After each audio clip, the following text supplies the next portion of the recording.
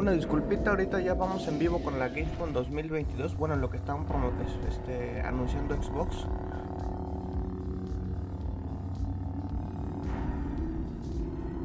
Simplemente tuve unos problemas con el micrófono, pero ya casi está todo resuelto. Entonces, a ver, ya casi están preparados. Bueno, sí, ya creo que ya están preparados. Anyway, bueno, vamos. Muy buenos días, por cierto. Es que, hoy de veras que ha sido un día. Bueno, no ha sido un día, está empezando, ¿no? Pero pues vamos a ver qué nos tiene Xbox. Well, I love celebrations. I love everything that is free. So I can't wait to hit the skies with this 40th anniversary edition of Flight Simulator. Thank you so much, Jörg. Thank you so much, Sebastian, for coming here. And as you always say at the end of your trailers, the sky is calling. Yeah, see you in the skies. Thank you so much. Bueno, por lo que estamos viendo acaban de terminar de hablar, creo que de Flight Simulator. Creo que ese fue el juego que jugaron. Por lo menos un juego que tiene que ver con los aviones. In this uniquely macabre mystery, you inhabit the bootstraps of a dashing detective investigating a chilling murder with a demon as your partner. It's the classic kind of good cop, demon cop routine. It has full of puzzles, an eye-catching art style, great action gameplay, and a plot that will have you at the end of your seat check out the new trailer for this wonderful, unique-looking adventure. It is the last case of Benedict Fox. A ver, vamos a ver.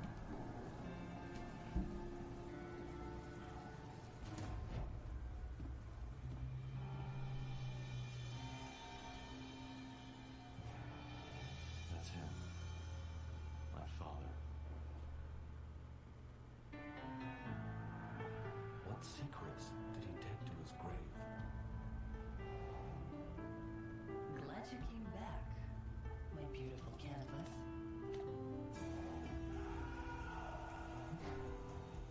Es un juego, creo que indie, creo que se le llama así. Así, una disculpa, hoy no está Luis, él está en clase, así que me levanté yo, a reemplazarlo, a hacer su chamba por hoy. By the way.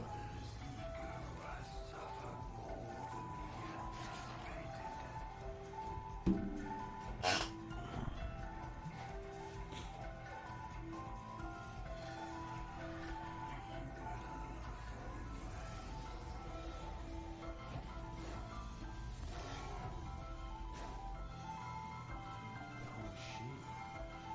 Answer the question for yourself.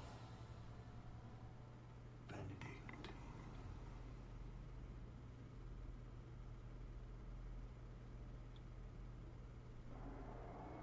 Coming up next is Plague Tale Weekrim, but first, Charlie is standing by with our very own Aaron Greenberg. And I have a very special question for Aaron. Can you show us your nails?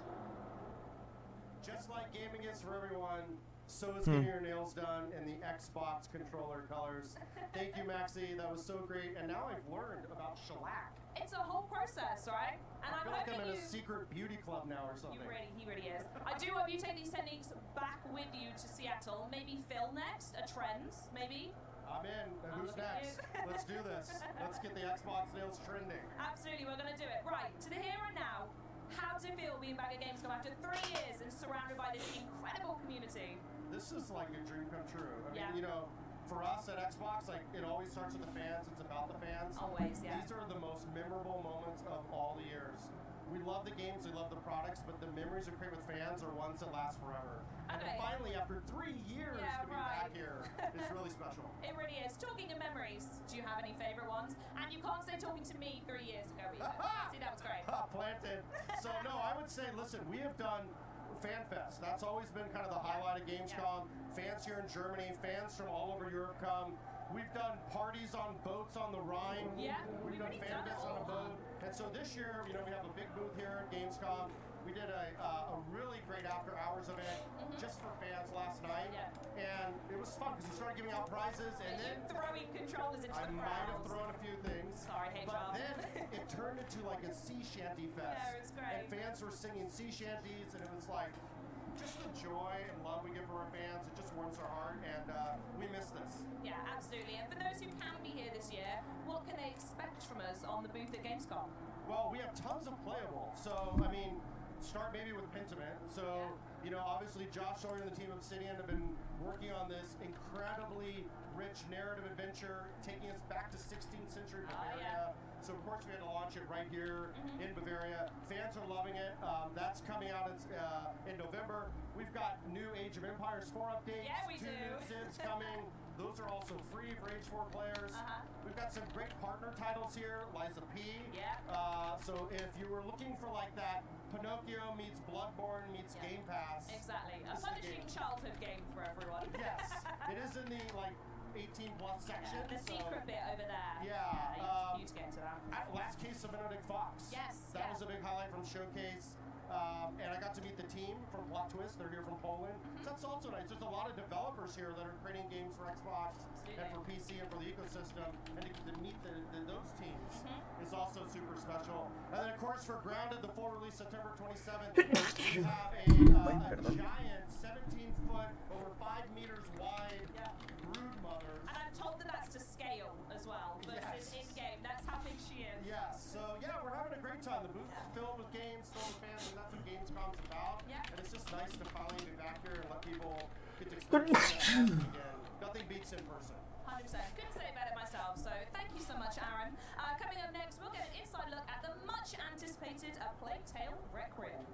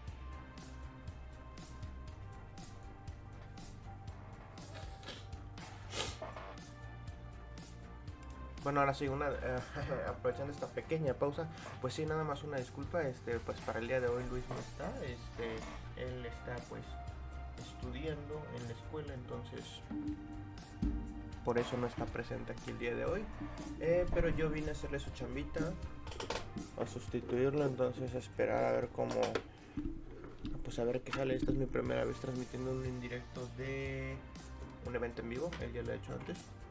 Entonces, pues no sé. Bueno, o sea, aquí voy a ver qué puedo hacer. Veamos qué más nos presenta Xbox esta tarde. Para el que no me conozca de aquí de YouTube, los lunes en Twitch, en el canal de Twitch de Esos Marginados, teníamos los lunes de Age. Ahorita probablemente se va a cambiar, estamos viendo para qué día. Pero son días en los que se juega la campaña de Age o partidas en vivo, en línea. Entonces, pues a ver qué vamos a hacer más adelante.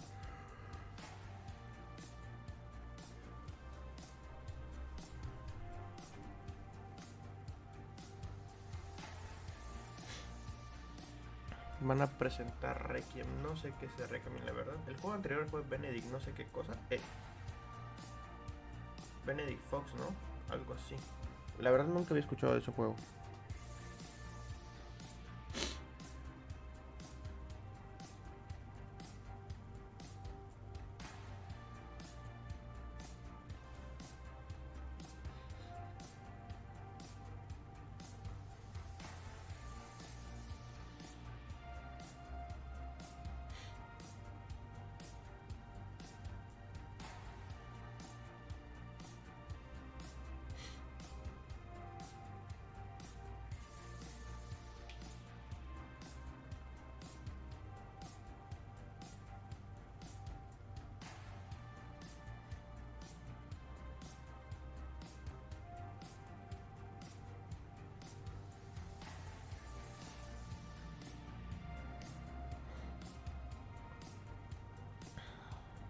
Si hay alguien viendo el video, por favor comente, puede preguntar, no sé, algo y chateamos y platicamos un rato en lo que esto empieza. Digo, para que sea un poquito más dinámico y entretenido, ¿no?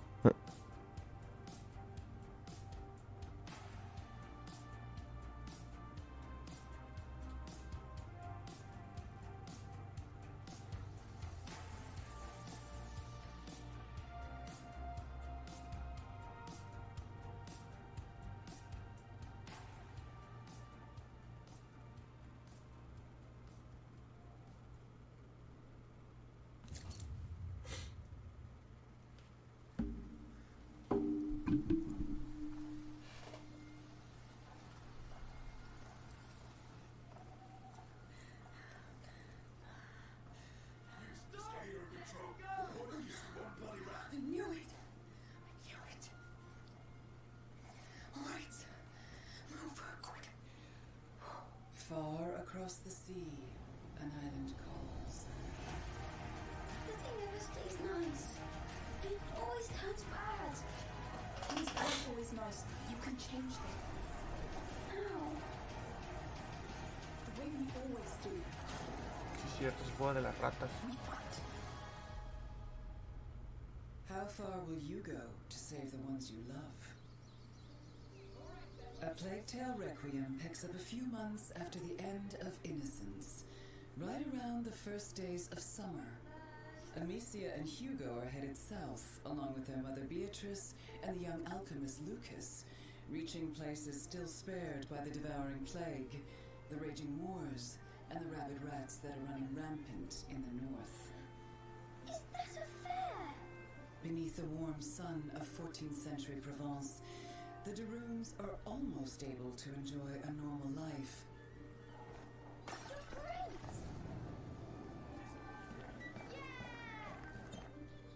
But for a recurrent dream that Hugo has been having of a mysterious island that calls him. These look like teeth. It's a two-teeth island. How come nobody noticed that disappearance? Maybe nobody cares. Maybe. One day, the macular illness that's been dormant inside Hugo awakens, and the dreaded living nightmare begins again. Changos. In the wake, Amicia finds herself with no other choice but to trust her brother's dreams and head further south towards the elusive island before he's consumed by the terrible macular affliction. The bite, yes. They take the ring down. They let them die here. Starting all over again. Her mind is made up. She will find a cure in what dreams and prophecy may hold. Get used to it. With almost no one they can trust, This is your life now. Amicia and Hugo must traverse land and water as restless forces stand against them. Alicia. Right. After the events of last winter, Amicia is hardened, experienced, and when backed against the wall, can be surprisingly resourceful. With several new tricks up her sleeve, she is now able to freely choose between striking from the shadows or unleashing hell with a variety of equipment and tools.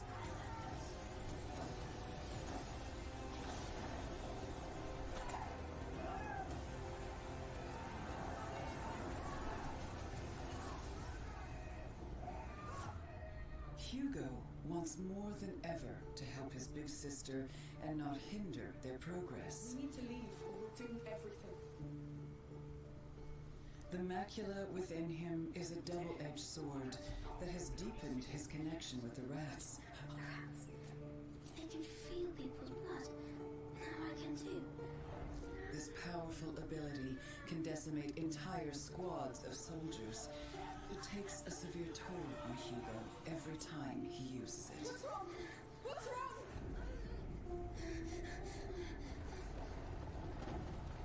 Thankfully, their journey brings not only hardship, but also unexpected friends. These colorful characters help the Daruns carry their terrible burden. It's not my first time. While offering No he jugado el unique 1, así que no skills sé si and también usar resources ese to bring poder el them niño. closer to their elusive goal. As soon as he's gone, Amicia and Hugo, the road ahead will test the limits of what they can endure on all levels, and just how far they're willing to go. Reaching the island is only the first step to truly understanding the terrible affliction that's stricken their family, as the lines between reality, fantasy, and fate dissolve. Keeping it together and finding a cure to save Hugo will be nothing short of a miracle. But Amicia has hope, and hope is the last thing lost. Others are burned in it. If you kill, be ready to be killed.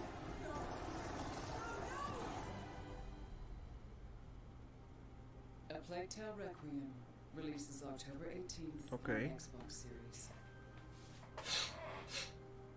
La imagen está muy chida, me gustó mucho.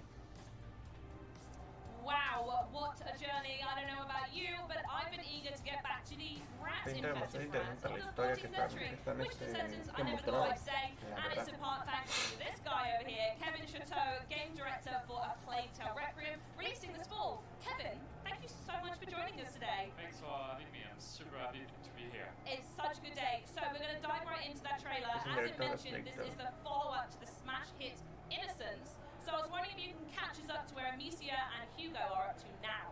So the game takes place in the 14th century south-west France. They came from the southwest, but they had to flee because of the event of the first one.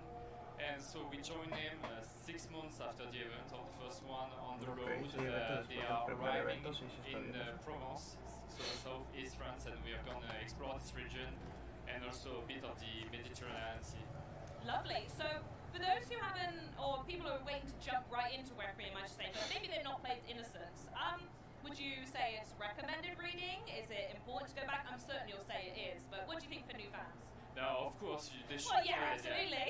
No, it's we have not rebooted, but rethink everything in the game. So it's a brand new game. We have done everything to onboard everyone joining a Plague Tale universe. So even if you haven't played the first one, you can jump in. It will be good for you. Absolutely. So I was actually wondering if you could talk a little bit about the sort of accessibility and the onboarding that you've done and what you had in mind during development. What are some of the key changes coming to Requiem, especially for those who loved the original as well? So there's a lot of new things. Of course, you've seen it in the trailer. In terms of gameplay, it's much more wider, bigger, much more open than the first one was. Yeah, I picked up on that actually, yeah. Yeah, it was quite narrow, the first one, so we were able to open it even further and offer new tools to Amicia, like the deadly crossbow she has now, or the knife she can use. Quite the arsenal she's got with her now, yeah. Yeah, and it's quite different for her because now she's using war weapon. It was not something she was doing in the first one, so she's ready to deal with death much more than. Very ready. Deal with death and deal out death by the looks of the trailer. So you mentioned the word new a lot, and I think it's important to point out that this is the new console generation that we're working with at the moment. So what kind of shiny current gen features can we expect to see in Requiem? So there's many things. Again, the first one that come into my mind is we have pushed the facial expression, the mocap even further. It was a brand new thing for us. We had no mocap on the first one, so we built up our studio. We've learned new ways to work, so we've improved this aspect of the game, and visually it's much more stunning than the first one was. We wanted a larger game, as I was saying, but we needed then more light, because light is a key element of our gameplay. I love the way every new thing brings its own problems that you had to overcome, So we had a much more wider area, so it means more light. Light is very expensive in terms of performances for the game, so it was a big challenge, but also, of course, wider space needs Gotta more fill it with rats. something. Yeah. So we jump up from 5,000 to 300,000 rats on the screen. That's a lot of rats to begin with. So sorry, say that one more time. That's 5,000 to 300,000 rats. Hay más ratas, vemos Are movimiento you en la not okay? pantalla. That's a lot of rats to put in a video game. Well, I was going to say, well, thanks to all of those rats, it does mean that when we say that Amicia and Hugo have been through quite a lot, especially now. And at the end of the day, they're actually still children. If there are anyone out there who didn't know that much background from the story. So how do you go about showing their relationship in an authentic way after everything that they've been through together?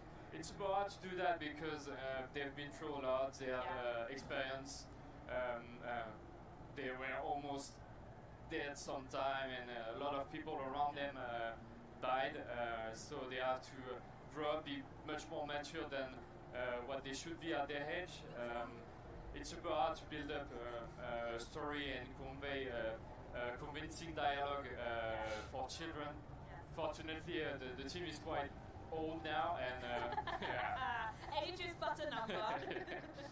But and we a lot of us have children, so we can be inspired by them and try to feel the best way to convey children emotion to the players. It must be a very difficult one to do though. As a parent myself, I can only reasonably say that I hope I never see my children go through what happens in that game. So what's that sort of like to go, yeah, we're reflecting the childlike experience in the game, but also committing terrors to them? Yeah, it's this is something we have no inspiration from to take from, because again we you don't want to be inspired by that too. Of course not. Yeah, well, fair enough. We're going to focus a little bit now specifically on Amicia. As in Innocence, we saw her wielding a crossbow. She's way more prepared, she's way more confident, dangerous, and all round. I think you'll agree. Están hablando sobre la sobre el personaje principal, la chica. No me acuerdo el nombre. Pero sí es cierto que según lo que anuncian en el juego es que se con más experiencia y pues con más herramientas para ayudar, para defender a su hermano y para escapar de las ratas. But she's not forced to, so the player can choose the way he will approach things. Oh, interesting, okay. So he can go full stealth if you want, he can go full combat. Everything is still there from the first one, so but right now you can choose to approach a situation the way you want. So it's not that only the space that is wider, but also the way you will approach things. Yeah, and by full combat you mean, I mean we saw some stuff from the trailer, like you all-out combat, right? Yeah, you can burn people, you can use the crossbow to kill them instantaneously, or you can use the knife to silently kill them. It's all there.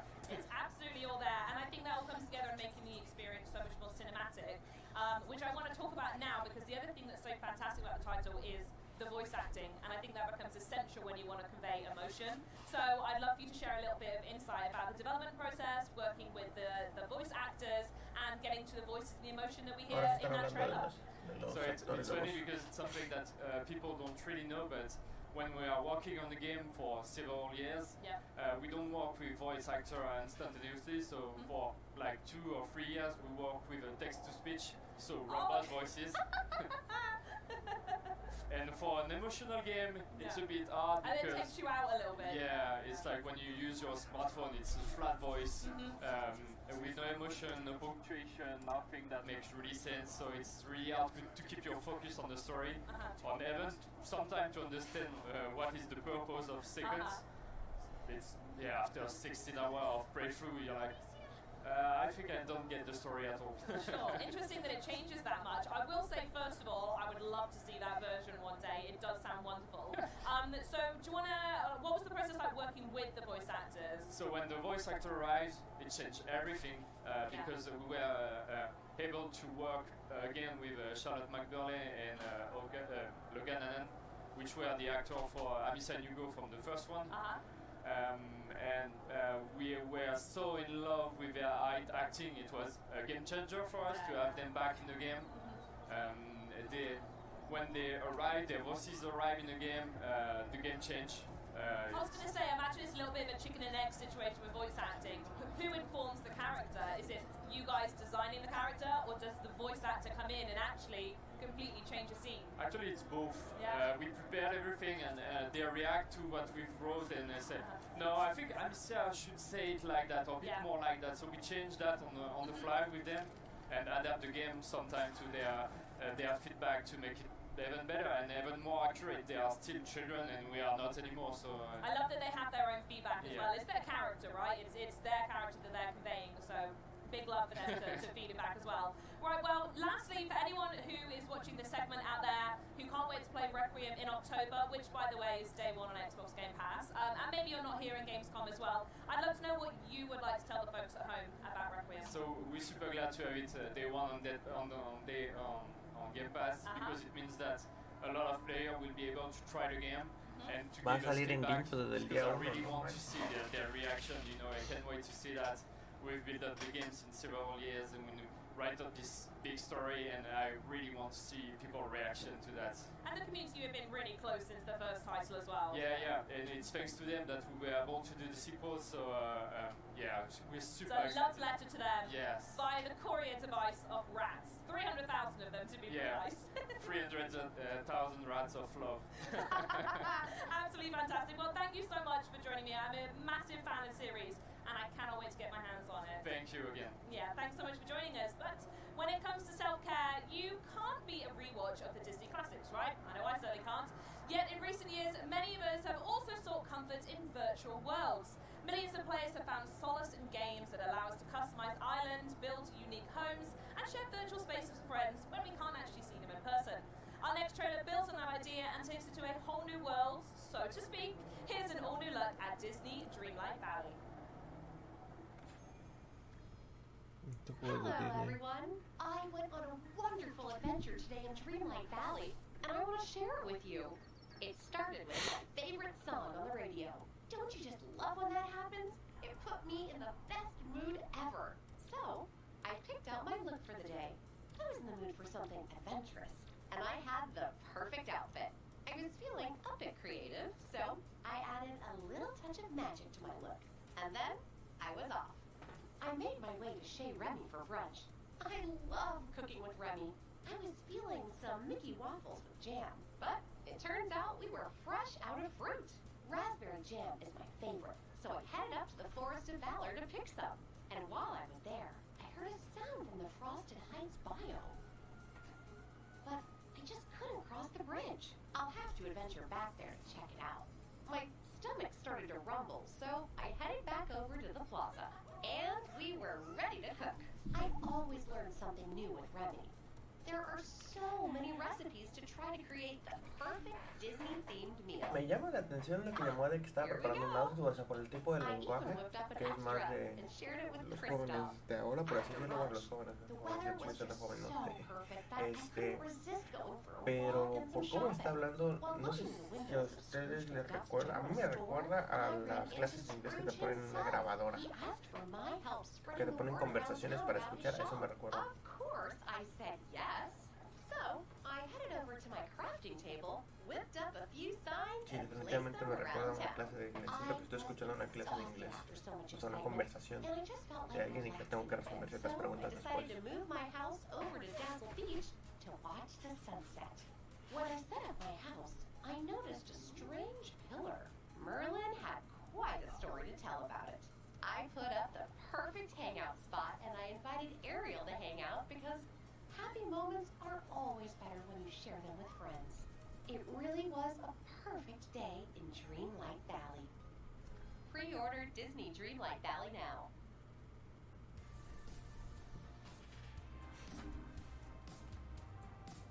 Bueno, eso fue todo por esta presentación.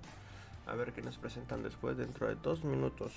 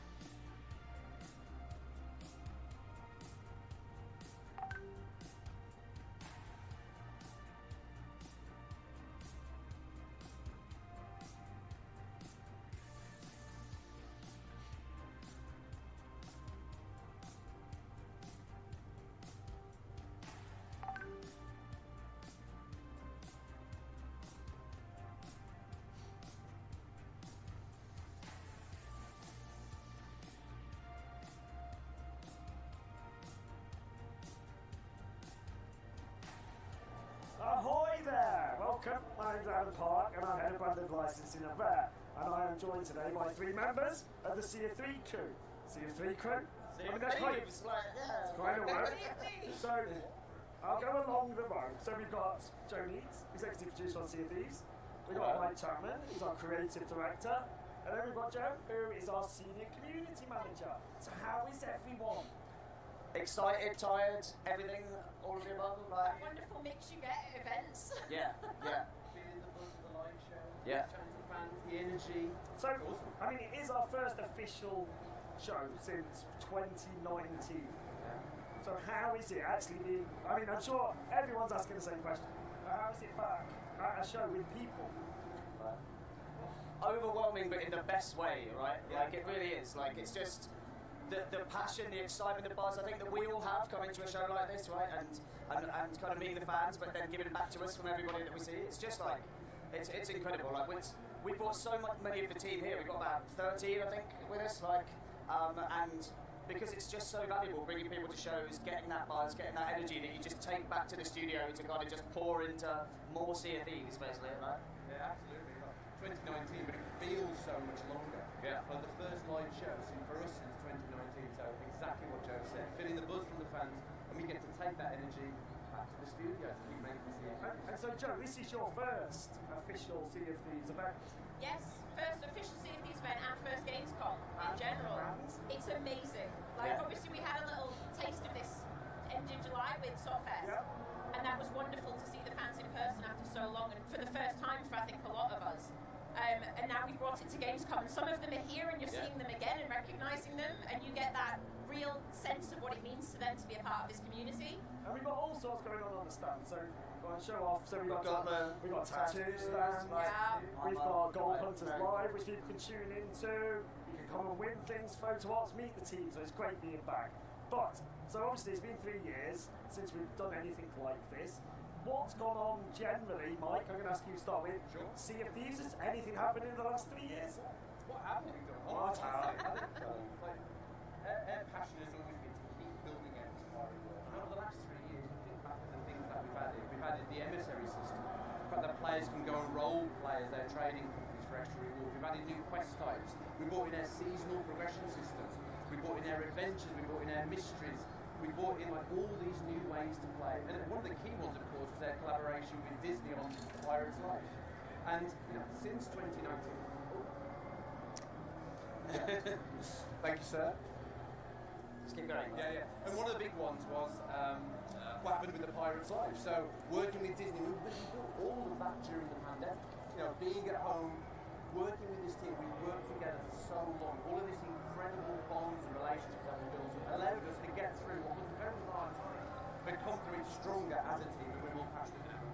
And obviously, Joe, you joined Sea of Thieves during the pandemic. How has it been, like that dynamic of actually coming into the studio? It's the best thing. Like, you get a real sense since day one of how closely the team works together and how approachable everyone is. There's no one that you can't just drop a message to, but that translates over to the studio where we've got such a wonderful, creative, nurturing environment, but you can go and knock on the door of anyone or bump into them into the corridor and conversations spark from that. It's such a wonderful thing to now have that. Everyone's not just behind a screen anymore.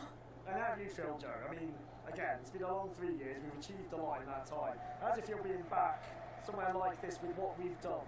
Well, honestly, like, I think we were talking about this kind of earlier, right? Like you were talking about during the pandemic, the team's all separated, but being back in the studio, you just get that energy that you feed off each other, you feed off kind of the team and the people around you.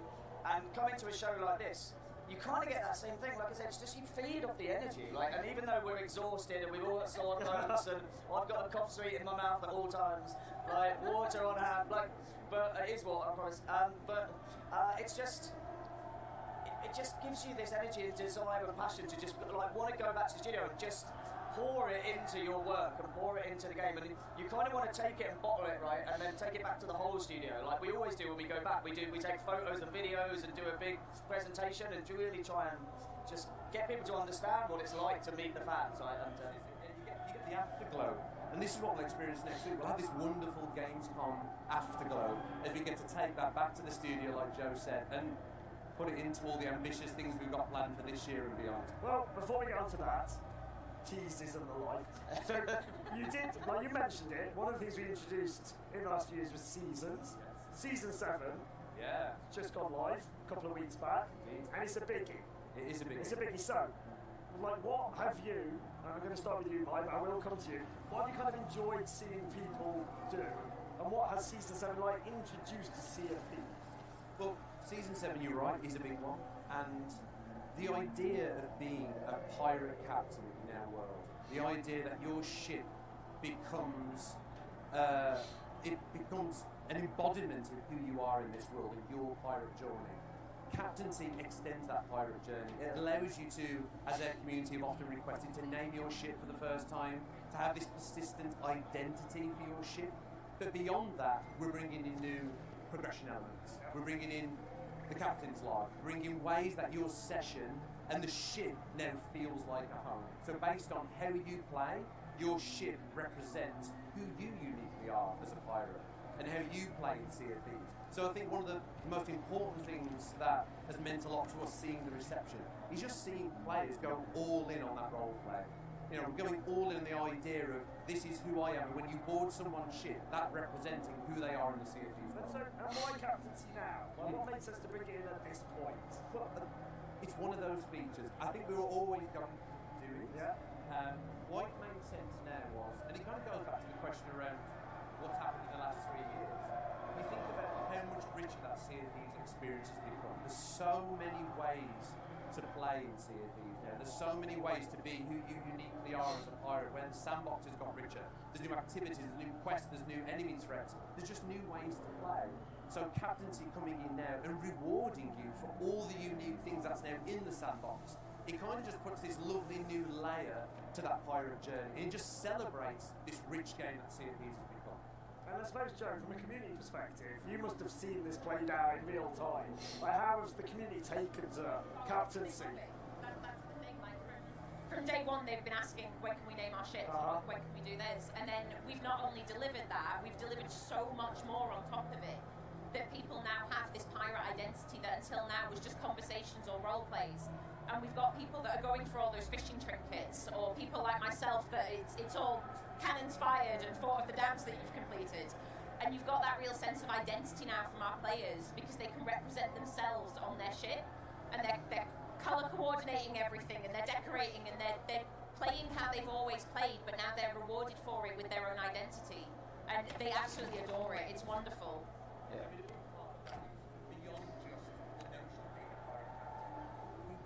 The idea that pirate captains in a world like ours would become the VIPs. They become the rock stars of the world.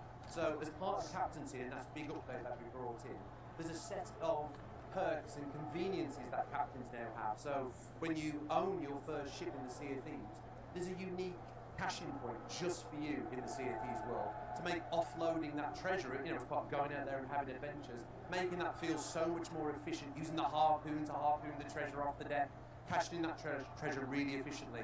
But alongside that as well, you've got the new trinket system. So this new progression system that allows you to unlock these trophies that represent who you are. There's the captain's voyages, so you can select exactly what you want to do and store all of the voyages that you could do on this bookcase immersively in the captain's cabin. As part of that as well, you can go to the shipwrights and you can purchase resources right there from the outpost and have them delivered to your barrels. So the idea that if you are a ship captain in the Sea of Thieves, you can get your ship ready quickly, you can pick the adventure you're going to go on, and you can just walk straight on that ship and have your adventures. And then that adventure be persistent. There's that sense of consequence for your actions. Your ship showing the battle scars of all your adventures. You choosing to, maybe you want to keep that, maybe you want to role play with this kind of battle scarred ship, or you can pay a small amount of gold to make the hull pristine again. So it really strengthens and really amplifies everything that's already unique about Sea of Thieves. That second option is me. I have to pay to get it redone. I get in too many fights. I love that though. I love the way it just allows players to be more uniquely who they are. Yeah. And like being out on the waves and looking through the spyglass and seeing all these ship names and how players have chosen to represent themselves. I mean, that's the magic, and it's enriched the sandbox of Sea of Thieves, and that's what we always want to do. So, I'm going to go now. So we mentioned ship names. It's a biggie, a big part of captaincy. You don't have to tell me, but I'm going to ask a couple of you this. what did you name your ships? I'm going to start with you, Joe. So I named my sloop is Littlefoot. Yeah. My rare loadout brig is Get Red. Nice. And my galleon, which is the one that we use the most. So if you see it on the seas, come and say hello.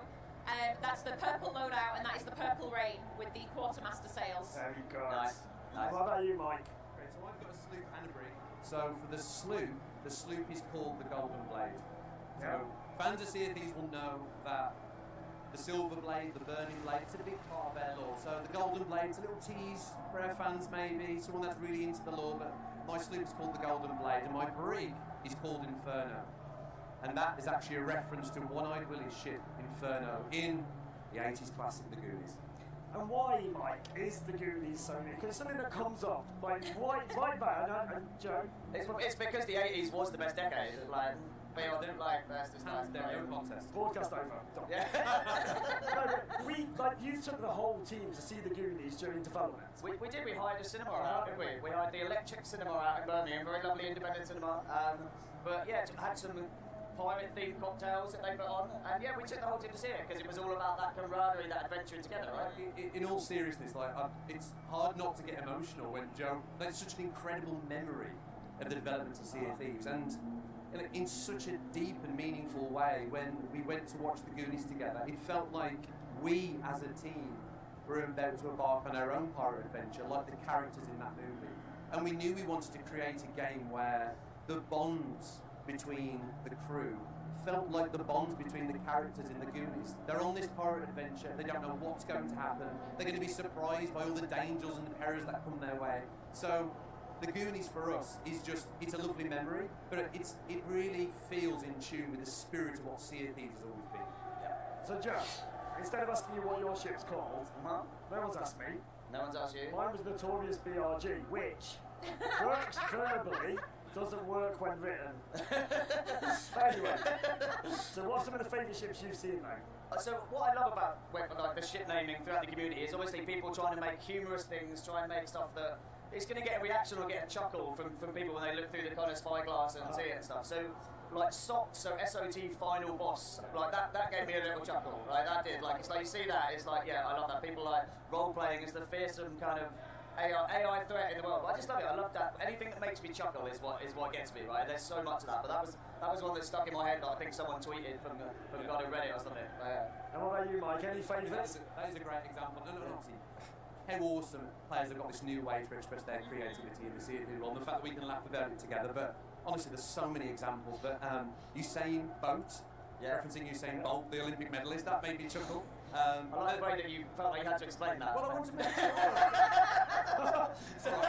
The world-renowned, world-known Olympic medalist. But one that I just can't forget. It's a little bit dark, but she kept the house.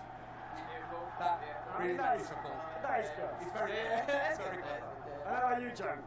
Honestly, the really obvious ones are the ones that make me giggle. I ran across a galleon that was just, this boat is big. Yeah. I was like, yeah. yes, A little salute. On your way. It is. Yeah. And it's those ones that I like, but you see them when you say you've got the role-playing ones where they've gone for some variation on something we've got in game, or you've got just the funny puns that we've seen as well. And it's that creativity that you see, and you're like, you can almost judge what kind of pirate they are. Yeah. But not all the time, and I love that. Yeah, no, you're right actually, because if someone's got a humorous like this boat is big thing, you can imagine approaching them maybe and like having a laugh with them, right, and speak to them over, using the speaker choppy or something. Yeah. Yeah. So yeah, you're right actually. It really adds a kind of different sort of feeling, doesn't it, to encountering other ships. So I do actually have the top 10 boat names. Oh, okay. This is where we would have Top of the Pops music. Okay. For people of a certain vintage. Go on. Right. Did you actually, prep them to like? Okay. Well, actually, does anyone want to guess? See if anyone can guess what number one is. I just flashed it at the camera. Like a Tory. You do that. I am a conservative MP. I would say knowing our fans, knowing our community, and the role play of the world, and generally how things go down, I would predict something like The Black Pearl. And you would be quite right, mate. Yeah. And collect your gift. There's a lot of black pearls out there, and how awesome is that? And that's that original creativity and humour that we love to see for players. Yeah. Come on, let people role play. Let people role play. Is what the game's all about. Any go on, Joe. There's black pearls in there. Yes. There's got to be a Flying Dutchman. You would be quite right. Top 3? No, actually, it's number 7. Oh.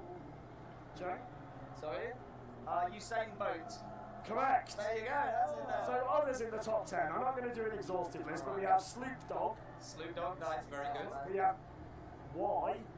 Why? The letter Y. I don't want an existential crisis while I'm sailing. Why? Why? Is this just what they want? Just like why? Don't come at me with those difficult questions. Yeah, look at that. You look really troubled by that. I am troubled. I don't understand that one. No. And then, so, If your ship's named Y, get in touch. actually, yes, let us know why. Please. We hope it's not rude. Yeah. So we've also got Unsinkable 2. Okay. Oh, I've got to be Titanic in there. Jackdaw. Jackdaw? Yes. Thousand Sunny. Oh yeah, Right, okay, yeah. Going Merry and Queen Anne's Revenge. Of course. Right. So, yeah. Right, so moving on then. Well, any of those CFTs, there's no. We're just getting to that section. Yeah. Yeah. Everyone just like, "Ooh." So, Adventure 6 then. So, it's live right now. People are playing it as we speak. So, can you, Mike, probably best, give us an overview of where this fits within the lore and the story? Where are we? Yeah, so we're in a really interesting time in the Sea of Thieves now in our storytelling, where it's set against the backdrop of these emerging factions in the Sea of Thieves. And our players will know that last year, as part of the Pirates' Life, the Dark Brethren emerged, working with Davy Jones, and of course Davy Jones got defeated because of the valiant efforts of our players, but the Dark Brethren are still around, with Amaranta, their new member, who's an ex-Sea Dog, and we've got everybody's favourite, Duke. So there's the Dark Brethren, there's of course the one and only Pirate Lord and his pirate legends. Our players are often part of that. And we've got the third area of that, third faction, which is of course Captain Flameheart. So Captain Flameheart and the Reaper's Bones and the Servant of the Flame. So what you're seeing now at this point in Sea of Thieves history is this factional war between these pirate groups that have all got their own vision for the pirate's life and the way they want the pirate's life to be in the Sea of Thieves. And unfortunately, Paul Merrick has got himself ensnared in the middle of that. And in Adventure 6, players are recruited by the Pirate Lord to go on this daring rescue mission into the Sea of the Damned, to the new hideout of the Dark Brethren, which is the Twisted Sea Dog Tavern, a memory of that iconic Sea Dogs Tavern from the main world. And you work together with crews to save Merrick. But one of the big things that players who played it will already realise is this actually brings a chapter of Merrick's story that began with the Hungering Deep, continued with the Shrouded Deep, to the Forsaken Hunter, where Merrick was unfortunately killed and went to the Sea of the Damned, to now in Hunter's Cry. It brings this chapter of Merrick's story to a touching conclusion. The story's not over, but it brings this part of the story to a conclusion. So definitely worth experiencing that story, because it's going to have important ramifications for the rest of it. So I met someone yesterday, and they were a massive fan of Merrick, and they wanted to talk to you about that. Literally, they came to this down there, with the cutlass. But like, they were like, they wanted to talk to you. They had some questions. Deals can always be struck, and I'm open to ideas, but it's Merrick or Shelley. Shelley the Crown. That's what it's going to come down to. Is this a decision? That's next decision. It's the new Daddy or Chips, isn't it? It's like, You can't do that! Daddy or Chips? It's a deep cut, that is. Place your bet. Place your bet. So, you're still chuckling at your own jokes, Joe? that's what I do. That's what I see. So, how far are the adventures planned? And like, and without teasing anything or giving anything away, like, how far out are we looking? In terms of where do you know the story is, how far out? Really far. So I think... What's really? Really far. Well, I'm saying, like, thematically, like, where we want to go and the direction we're heading into and how we want to represent the pirate's life in all these different ways in the Sea of Thieves. That is planned out multiple years' worth at a high level. In terms of absolute specifics of what the story beats are and exactly which characters are involved and in what way, That's planned out. I mean, it's probably a year and a half's worth of storytelling and adventures that we've got planned out. And we need to do that because that's the way that you make things meaningful and make it feel authentic to the Sea of Thieves. When we know what's going to happen to a character in a year and a half's time, we can start seeding things early. Start bringing players organically into that storytelling. We love to do that because it makes everything feel more meaningful. And how do you think the community engage with the lore? Is it, because obviously it's not a prerequisite to playing the game, but those who love lore. Oh yes, they do. I was going to say you have to get those specifics right, because if one thread is out of place, if one character is in the right look, they're going to notice, and they're going to tag Mike on Twitter until he answers for his lore crimes. they know their stuff, that's the thing, because they've been so invested since day one, and we've now stepped it up with the amount of lore we're delivering. And I know across our social channels and on Discord, we've got separate channels, and we had to separate out the lore section, because we've got mysteries and adventures and then general lore, and they're all over it, and they're sharing theories, and they're swapping stories, and they thoroughly embrace that side of the storytelling that we've got now. No, I love that. I mean, that to me shows that a lot of our community are invested in the world and they care about our world. And you're right. Of course, it's not a prerequisite to play Sea of Thieves. Sea of Thieves is this wonderful sandbox adventure game where you get to choose your own adventures. But we've always believed that the more meaning and purpose we can put into the world, the deeper we can make that world feel. The easier it is to immerse yourself in those adventures and that role play. So it's there, waiting, full of surprises for players that want it, but it's not a prerequisite for Sea of Thieves. And how do we bring in an expanded universe into this? Again, with the planning, we need to know what's coming, but say the most recent novel. We planned that, was it 2 years ago? We had the first pricing. Quite a long time ago, wasn't it? Yeah, so how do you kind of keep all of this? Is there a big board with lots of... We do have a lore Bible, which is quite high level. If it was too detailed, it would get hundreds, thousands of pages probably. But it's a lot of meetings, it's a lot of discussion, it's a lot of building up that knowledge together as a team. I mean, you're right, everything in the EU is canon to our story. So what players have seen before with the Tales of the Sea of Thieves lore book, the 2 novels that we've now got out, the RPGs and the expansion, all of those stories are canon to our world. And there's a huge responsibility that comes with that. Experiencing any of those materials should be just another window into the Sea of Thieves world, and when you play the game, it should strengthen and vice versa, both of those elements. So we have to get it right. Every time. That's the pressure. That's the pressure. Yeah, it's the pressure. So we had our first decision point adventure, where the community effectively decided... Wrongly. Come on now. Can we edit this out? It's actually today. So the community were able to decide the fates of the world. So we're going to start asking, what side were you all on? So I was ruined Golden Sands. And you even have that? How about yourself? Don't remind me, Joe. I'd actually forgotten that you were on that side. No. Save Golden Sands. You're surrounded. All the way. I'm snared in the savage of the reefs. Okay. Ready for sound. No, I think... As we've seen today, interacting with people here at Gamescom, Merrick is such a beloved character, and what Merrick stands for, and he's a salty pirate that's lived his life in the Sea of Thieves, and people love that character. And I think for me, it's a more interesting story, and it's unbelievable that the community chose to go that way. The fact that they bonded together to take this positive action to defend Golden Sands. So which side are you, Joe? I think we can guess. We're in Golden Sands, absolutely. And obviously all on the side of Sea of Thieves. So I'm going to move away from that. I was going to make a Sunak trust. No, let's not do that. But we won't do that. that would be the most effective thing you could ever do. To me. But, alright, moving on quickly, did we have the result you expected? Genuinely? No. It was, I couldn't predict. I kept watching the conversations happening, and we'd made all these fun things across our Discord servers so that people showed their allegiance rather than anything else. And the Reaper's hideout was just burning stuff. Yeah. Merrick's was coordinating loot, and I had no way of knowing which way it was going to go.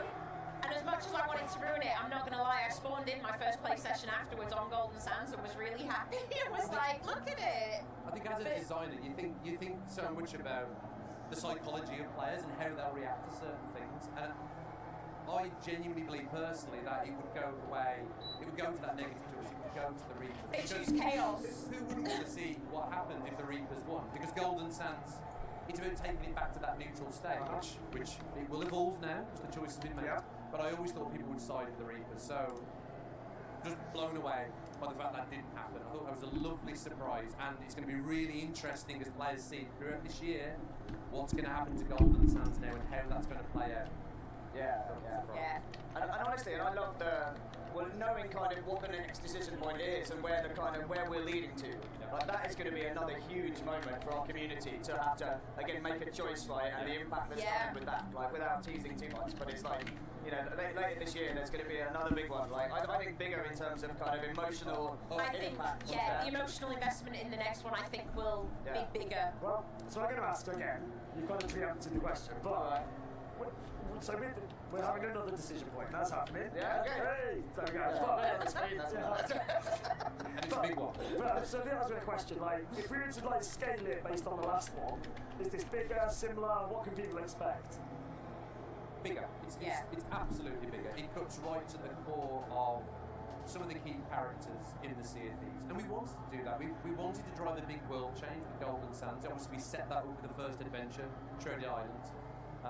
And picking Golden Sands because it was a beloved outpost, beautiful palm trees, it's paradise. We knew that would trigger an emotional response for our players, but we've done that now. We've seen how players interact with it. We've learned some lessons about how to set up these type of live storytelling events, and now we're going to go even further. We're going to be even more ambitious with the second choice this year, so look out for that. And also mechanically, again, without spoiling it, but you've learned a lot from how we designed the first one and the activities people were doing, and how we're going to be kind of like, I love what we've got planned there in terms of like just the activities people are going to be doing, and how that's going to play out, and how it's just, I think, going to make the whole Sea of Thieves feel so different during that time period. Yes. It'll be a real moment in time, and Joe's right. We've deliberately in Adventures so far done very different things. One's more focused on the pure gameplay, one's more focused on the storytelling. All these different set pieces, because we're learning, and we're going to take those learnings into the future adventures that we've planned out. We're already doing that. You've touched on it slightly there, but how is it planned? Like in terms of production, as executive producer. In terms of production, as design director, like how do you kind of prepare for that decision point though? Like, you know, do we have both tracks ready to go, or is it more a case of, well, we assume this will happen, or we have a more neutral state? That genuinely is probably one of the most complex things we've ever done. Well, you've got like on 2 minutes. I'll keep it brief. But you've got to plan for both outcomes. We deliberately don't start building the bigger things, because that would be an incredible waste of the team's time, and we could put more valuable things. But we have to plan out a junction point. So earlier on, when I was talking about the fact that we've got adventures planned out for the next year and a half, there's almost a fork in the roads there, where there's almost option A and there's option B, based on some of these community choices that we're planning. So it makes a complex job even more complex, but like so worthwhile. So worthwhile to see that play out with the community. And Joe, just kind of, we're going to wrap up in a moment, but like from what you know of the next decision point, like do you think we're going to see that kind of groundswell from the community? Yes. I think they're going to go wild for the next one. I think it's really exciting, and with that other decision point, they've seen how they can alter the world that they're playing in, and that most of them spend a lot of their time in, and I think this next one really is going to step it up, and I think we will see that resurgence of the passion that we saw in the last decision point, and then some. So to wrap up then, we're here for a couple more days. What can people expect, like, from us at Gamescom? Just come to the stand, basically. Like, there's always going to be Sea of Thieves crew at the stand, right? And each day we have there's a meet and greet slot that we've tweeted out. I don't know when, but it's 5 o'clock today, 5 p.m. today? 5 o'clock today. And then 1 o'clock, I think, every other day, I think. But, and then, you can come play, you can win the medallions, like, you can watch the stream, but the whole point we're here is just to chat and meet with fans, right? That's why we brought so many people here. That's the energy we want. Come and give my feedback and questions. Specifically on Merrick. Yeah, specifically on Merrick. I love it.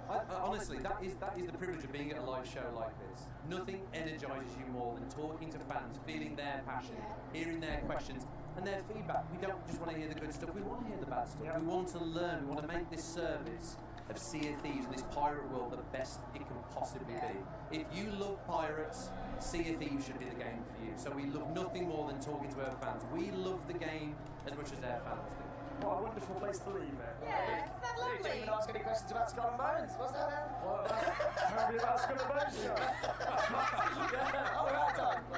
Well, no, so thank you. But this has been great. So thank you ever so much. And as Joe says, if you are here, do come down and see us. Please do, honestly. But if not, we'll see you on the seas. Indeed, yes. Thank you very much. Bye.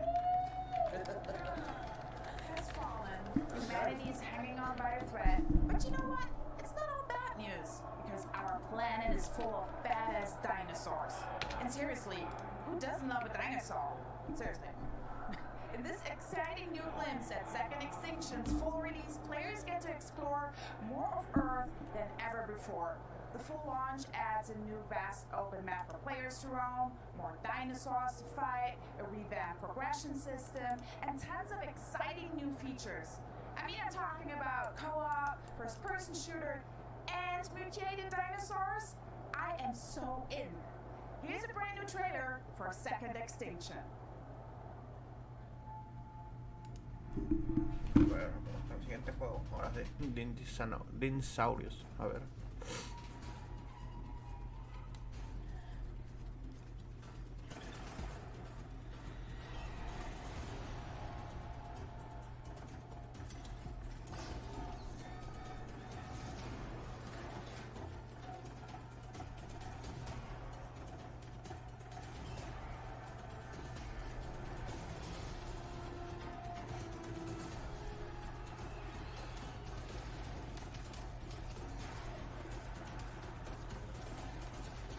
Un mundo posapocalíptico lleno de dinosaurios.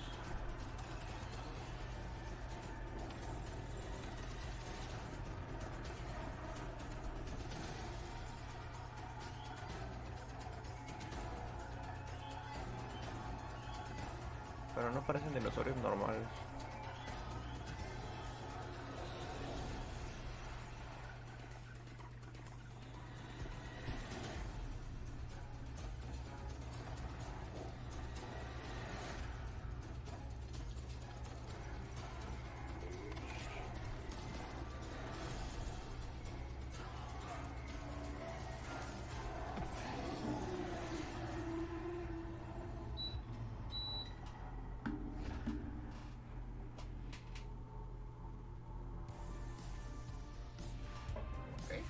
A ver qué es lo que tienen preparado para este juego.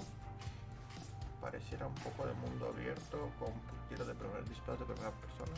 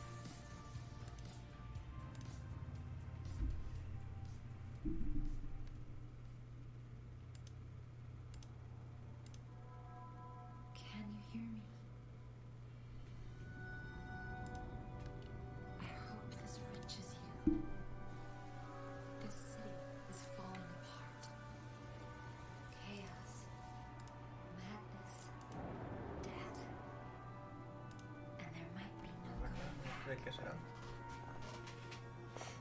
But you can change that. It depends on the choice you make. Truth Uy. or lie.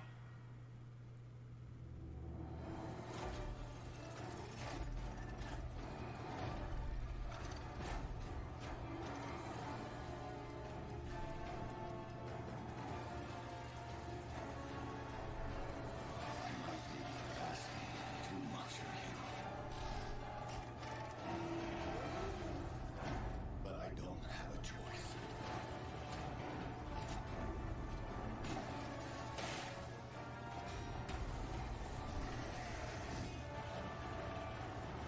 Only you can do this. Please, help me.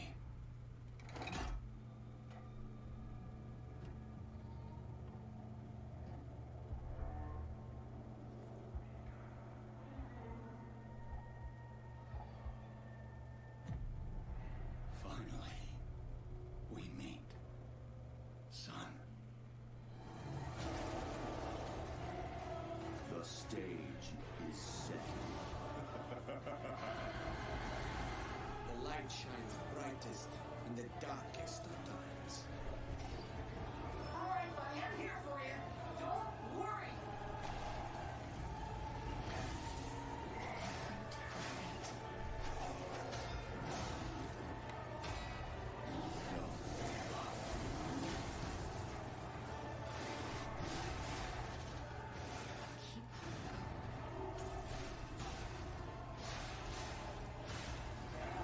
You can leave on me if you want.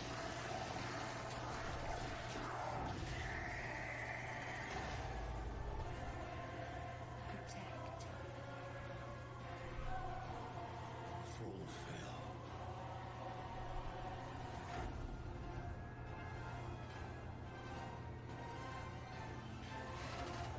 Your destiny. Lies of P.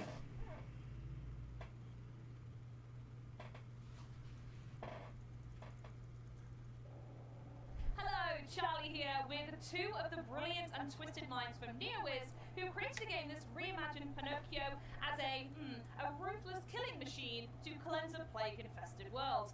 Made by the studio behind beloved fantasy MMO Blessed Unleashed and coming from a team of developers who worked on the absolutely awesome Monster Hunter world, I am super excited about this one. Please welcome Ji-won Choi and Jason Park.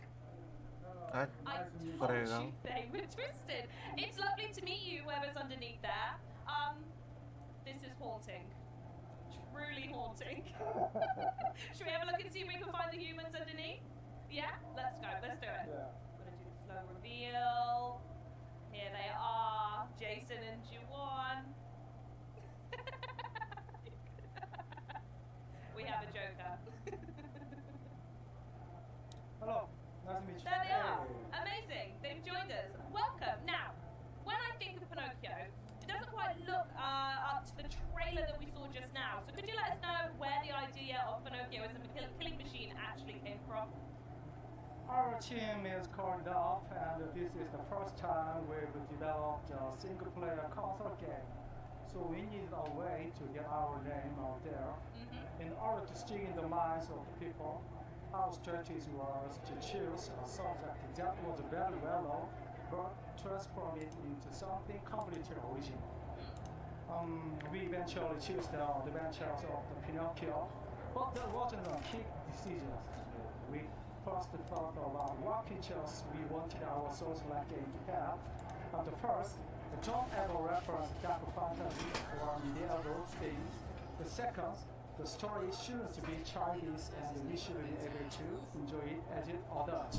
And last, the game should be full of adventures and unforgettable characters. This is natural led us to Pinocchio because it matched the conditions we set. I had learned Pinocchio when I was a child, but I was shocked when I read it again more carefully recently. The adventures of the Pinocchio is definitely not a story for children, but rather like on our way to the movie for adults. It was a real pleasure to take the fantastic source material and create our own original story. Totally free. I bet it is, and now we're at Gamescom showing it off to the world. Yeah. So when you brought up the initial idea of making a game based on the story of Pinocchio, honestly, I was not convinced at all. I was thinking that Pinocchio is a story just for kids, not sure for online like games. However, even though I read Pinocchio story a long time ago, I remember it vaguely, so I went to the bookstore, bought the book, and read it again. And what I've learned is that Pinocchio is not just a fairy tale. It's more like a reflection of human nature, and filled with a lot of unique and attractive characters. That's when I realized this is something we have to do, revitalizing this amazing story as a game. I think it sounds like I might need a reread of Pinocchio then. But until then, do you want to give us a bit of a deep dive of the story and the world that your Pinocchio inhabits? As you already know, Lies of P is based on the original story of Pinocchio, which is actually quite brutal. No, perdón, la vida de Peno, de las mentiras, todo y error de traducción brutal. Error mío de traducción. Terrible error mío de traducción. Where petrification disease is spreading and causing a lot of conflict. And while you met a lot of familiar characters from Pinocchio, they want to be anything like you remember. We introduced the Black Rabbit Brotherhood before, but I'd also like to tell you about Antonia, who appears at the beginning of the trailer. In the original story, Antonia is actually Antonio, Geppetto's friend. That is all I can leave it today, though. I will save the rest for the future. I was going to say, I definitely don't remember these masks from my childhood, it's got to be said. Yeah, so me too. My parents is Black Rabbit Brotherhood. There was sí serían mentiras, ¿no? Serían mentiras de Black Rabbit holding a puppy on their shoulders. Chinga.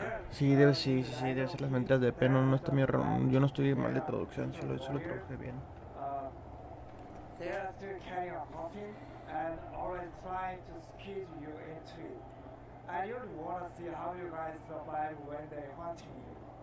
So, in order to go up against them, I have seen from the trailer so far that there are some ridiculous weapons, and you can even take some enemies to the wood shop with them, if I saw that correctly. So talk us through the combat we can expect from Lies of P, and how similar is it to the Souls-like games we've been seeing recently? I can confidently say that Lies of P is full of unique and one-of-a-kind battle system. The first system I'd like to talk about is the weapon combination system. Weapons are divided into two parts, the blade and the handle, and can be combined in countless ways. Each blade and handle have their own weight, motions, pictures, and special skills called flavor art. So players are free to mix and match and create the perfect weapon for them.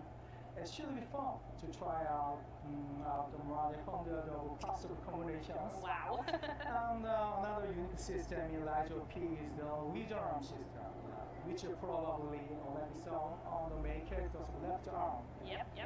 Here's actually body of perfect, so it's possible to modify it with the parts and use your special skills. They are particularly flex and dynamic and can also be strengthened. It'll be fun to choose the right Legion arm for the situation you are in. Now, I had a chance to play it earlier, by the way, I'm just going to say, and it is so difficult. So I just want to let anyone know out there that this game is so difficult, you are going to absolutely love it. But to answer the elephant in the room, obviously the original Pinocchio game had a big emphasis on his nose growing with every single line. So I have to ask, does this element of the Pinocchio story play into Lies of P at all? Yeah. First of all, I think that lying is the most important aspect of the original story. When you really think about it, humans are capable of lying, and that can also be fruitful for their humanity. This also means that we approach the concept of line in a completely different way than the original. Think about it. Is there any more human than using lies to achieve something? Yeah. We think that in order to become real human, one has to lie, and that is reflected in the game by players experiencing a variety of events by lie. The choices they make will also affect the ending. Yeah. As for what this might do to his nose, I can spoil it for you. And you need to find it out for yourself. But I can guarantee you will not expect anything. I tell you what, when the full game comes out, then the first thing I'm testing is the lying. Yeah, in the game you can lie if you're a human, but always remember the Black Rabbit Brotherhood is always looking for a chance to put all liars into the coffin. Right, okay, moving swiftly onwards from that then. There had to be a ton of people putting a lot of time into Liza P to pull the strings, pun intended, to get a game like this off the ground. So can you talk about the development process, and were there any difficulties actually getting people to buy into this reimagining? Actually, in Korea, the majority of games are online PC and mobile games. So there aren't many developers with expertise in single-player games for console. Oh, okay. Yeah. So we did a lot of trial and error and made a lot of mistakes, but this was unavoidable. Yeah. Despite these challenging circumstances, the fact that our team had a lot of developers who already had experience with console game projects was a major help. Yeah. Most of all, our team absolutely loves console games, so it was easy to get everyone on board with our visions for Liza P. Yeah. I would like to give all the credit to our team members, and they are the reason why Liza P could come this far. Yeah, and I'm really proud of our team. And I'm sure they are so proud of you both sat here today representing the game as well. So shout out to you two in particular. Yeah, it is the first time for us to make a single-player game. We all have a lot of experiences on developing action games, but only limited to online games. At first, I was thinking that making single-player games would be easier in terms of technical perspective, like no network sync issues, etc. But it didn't take long that I realized I underestimated. Yeah, our game needed a lot of features we haven't even imagined when we develop online games. Okay. We only have one playable character, which is easier to make because online games normally have more than 5. Very true. But this one playable character, I mean Pinocchio, requires, I guess, 10 times more animations than the online games. Makes sense, yeah. Yeah, Pinocchio uses a lot of different types of weapons, and each weapon requires total unique animations of, total set of total unique set of animations. So I have to admit, our initial plan was off in terms of estimating the cost of the animations. Yeah. So if you look at our studio, and probably you can see our animator artists and combat designers yelling at each other and arguing all the time. We are still in this chaos, but anyway, we are enjoying it, and definitely we will be better at planning it next time. Well, I really appreciate that you brought the chaos to us here in Germany, but before we run out of time, I do want to give you the floor to share anything you want with everyone out there about Liza P's before its release. Actually, we didn't expect Liza P to get this much interest and love from gamers. We really want to thank you all for the tremendous level of support. We'll do our absolute best, and are sure that you will be mesmerized by the city of cards. Take care, and see you in the Xbox Game Pass next year. Hell yeah! Yeah, for everybody at Gamescom, don't forget to visit our booth and play the demo. Enjoy it, and please share your experiences with us. Thank you for having us today, and enjoy Gamescom with Liza P. Guys, thanks again so much for joining me, but now, Dancing robots, creepy crash test dummies, and theme park rides you really don't want to visit are just some of the trippy treats crammed into this wonderfully weird next trailer. Set in an alternate 1955 where robotic technology has grown nail-bitingly powerful, it's up to one rogue agent to take a stand for humanity. And if he doesn't, well, let's just say that's not good for anybody. This is a brand new look at Atomic Heart.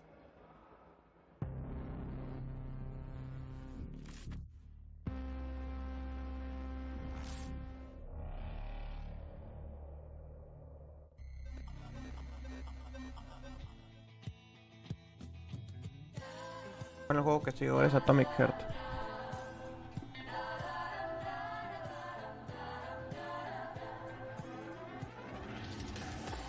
Ay, Dios.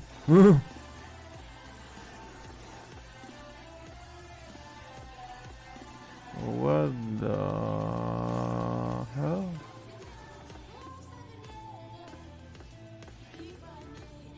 A la miércoles.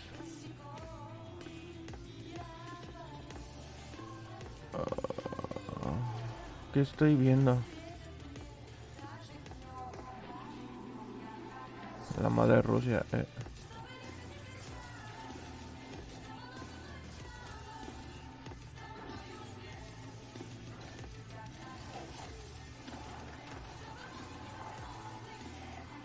¿Pero qué es esto? O sea, no lo estoy criticando de que sea malo. O sea, está interesante, pero no entiendo qué estoy viendo. Hola, miércoles. ¿Qué son esas cosas? ¡Hala! ¿Qué es esa bola?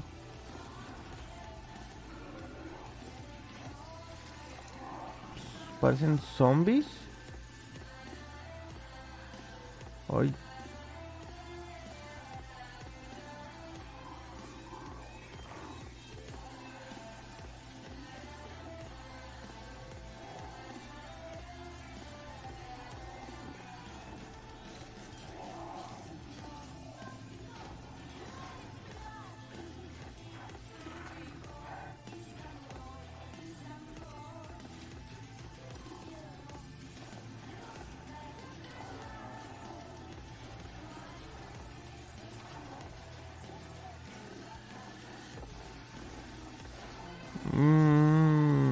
¿Qué?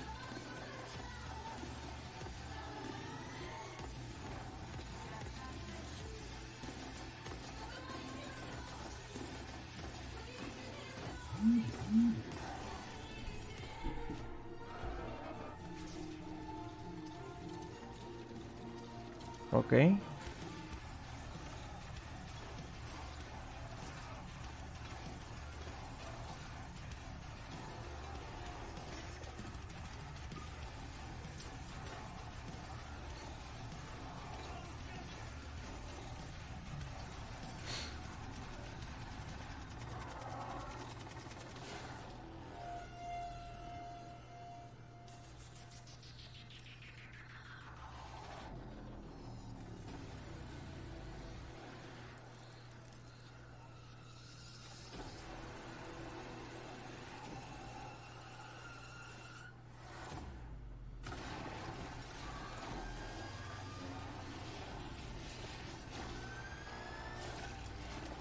A la miércoles.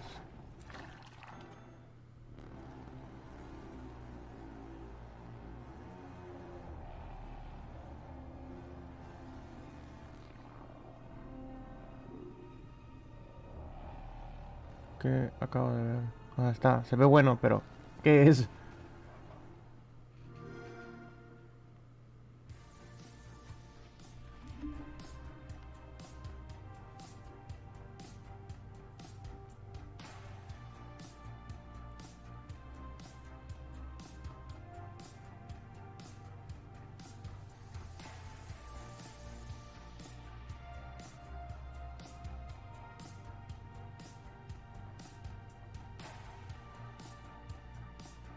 En serio, me tiene muy sorprendido, pero ¿qué era ese juego?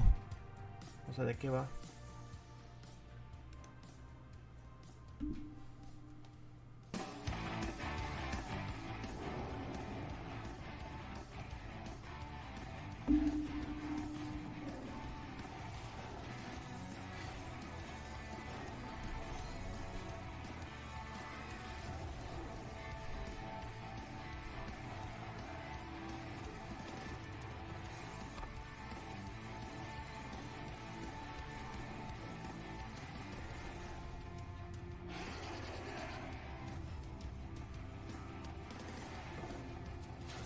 Este se ve más tranquilito. ¿Cómo pasamos de un juego tan... un poquito más movido, más violento, a un jueguito un poquito más relajado?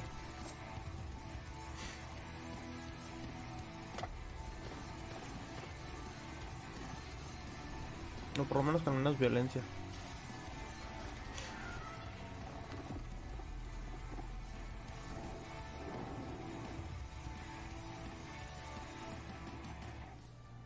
Hey, welcome back everyone. I'm here with Stephen Takowski from 505 Games to talk about all the Gunfire Reborn wildness we just saw in that trailer before its console, cloud and PC release on Game Pass on October 27th. Stephen, thank you for joining us. Thank you for having me. I really appreciate the opportunity. Listen, no problem at all. We appreciate it. And welcome to Gamescom. Thank you. I mean, I'm having a great time. Good to be back, right? Absolutely. Good. Okay, so Gunfire Reborn's been around for a little while now, right? Yeah. But it's coming to Xbox, console, and cloud for the very first time, which is great news. So give us an introduction to the game. Sure. So Gunfire Reborn is a level-based adventure game with FPS, roguelike, and RPG elements. And you pretty much play with several characters who will have various abilities, and you will go on adventures through 4 different environments, and in those environments there's unique levels, enemies, and bosses. Right, okay, you can see from the footage there, it's super bright, super colourful, super fast. Now, it's a roguelite as well, right? So, I'm right in thinking that every time you start a new run, it's going to be a different experience, yeah? Sure, yeah, it's a true roguelike. Each route is going to be different each time you play, so it'll always be different from one gameplay to the next. You don't know what drops you're getting, so you have to adjust to your environment because you really don't know what you're going to have. And, but you know, along the way you're going to find different weapons, you're going to find weapon inscriptions, which are, you know, different rarities of weapons. And you don't know what to expect, but, you know, you just got to be prepared, and, you know, you'll know there's going to be a boss at the end of each level, which is your typical roguelike experience. But, yeah, that's pretty much it. Excellent. And you saw from the trailer as well, you can play it solo, and you can play co-op, multiplayer, which is awesome. But let's talk about solo first, right? What is that roguelike Gunfire Reborn experience if you're just playing on your own? Well, the solo experience is great. You know, a lot of games, you want to play roguelike with, like, friends. This one, play solo. It's the best way to level up your character, unlock new characters, and upgrade your character. So solo experience is more like an RPG, and you know, there's 4 environments that you have to go through. It can be challenging because you only get 1 revive for the entire experience. Right. And so in solo play, you're essentially, yeah, as you say, you're leveling up, you're unlocking new characters, you're working on your profile basically to then take it to multiplayer. Is that right? That's correct. And you know, multiplayer is super fun with Gunfire Reborn. You can play 4-player co-op, and it's just a great experience. It's such, you know, clean combat. It's really exciting to see it on, you know, Xbox Game Pass because you go play with your friends on Xbox, and it's just a really smooth combat, and you know, you really learn to play with your friends. You have to have unique strategies with your friends. And, you know, everyone picks a hero based on how you want to go into it, but you don't know what you're going to get. You don't know what weapons you're going to have, and so you do have to adjust on the fly, even with a group of friends. Excellent. I love that. Let's talk about those heroes then. I think we got a sense of them from the trailer, right? We've got a really colourful cast of animal heroes. Yeah. Talk us through them and pick out your favourite for us as well. Sure. So we have a cat, we have a dog, you know, we have a bird, we have a snow leopard, we have a rabbit, we have a turtle. They all have their unique abilities and perks. You know, some of them are optimal for like elemental damage, some of them are great for delivery, you know, melee damage or crits. So, you know, you do have to spend some time. I mean, the game has a lot there. So if you want to spend the time and drill down and learn the game, you will be rewarded. It's an excellent game that you can really spend like hundreds of hours on, and we have a massive community online who really appreciate it. You see guides everywhere on, you know, optimal builds. You'll see tier lists for everything, and it's just a really popular game, and you have to decide which hero is best for you. You know, for me, you know, I would say getting started, the Crown Prince is a very well-balanced character. Definitely recommend it.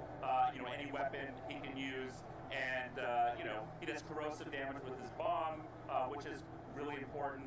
And then, you know, you have, you know, each character has an optimal strategy. You just got to decide which one's best for you. Nice, okay. You mentioned the community. I want to come back to that because there is this incredible community already built around Gunfire Reborn.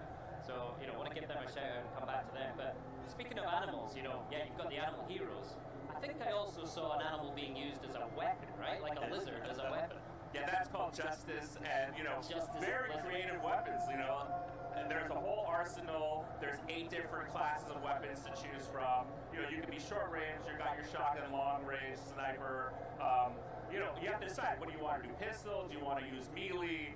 And based on your strategy, based on your class, your hero, you can decide.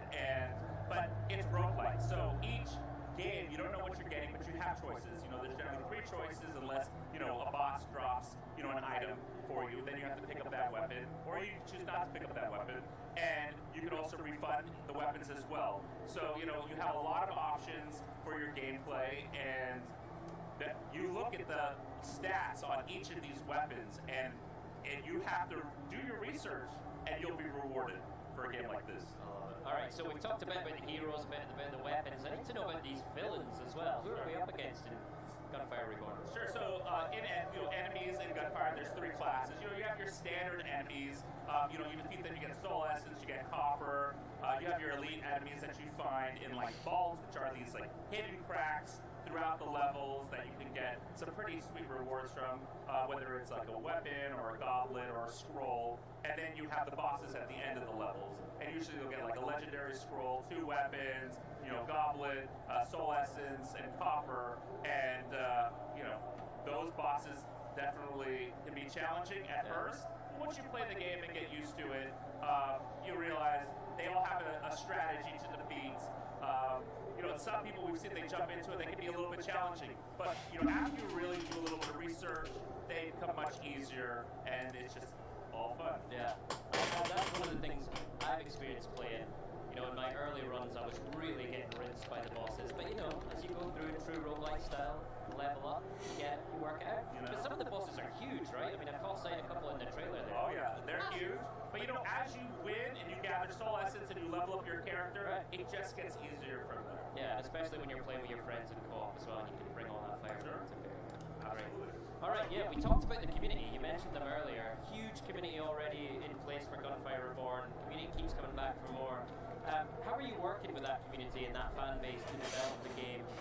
And, what can we expect in the future for Gunfire Reborn? Sure, so we're always listening to the community. People write guides and make videos, and the game is constantly getting balanced in order to deliver an amazing experience.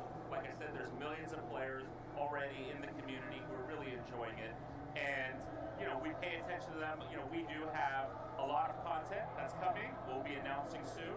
But, we take in community feedback in order to create an optimal experience, because we want them to keep playing.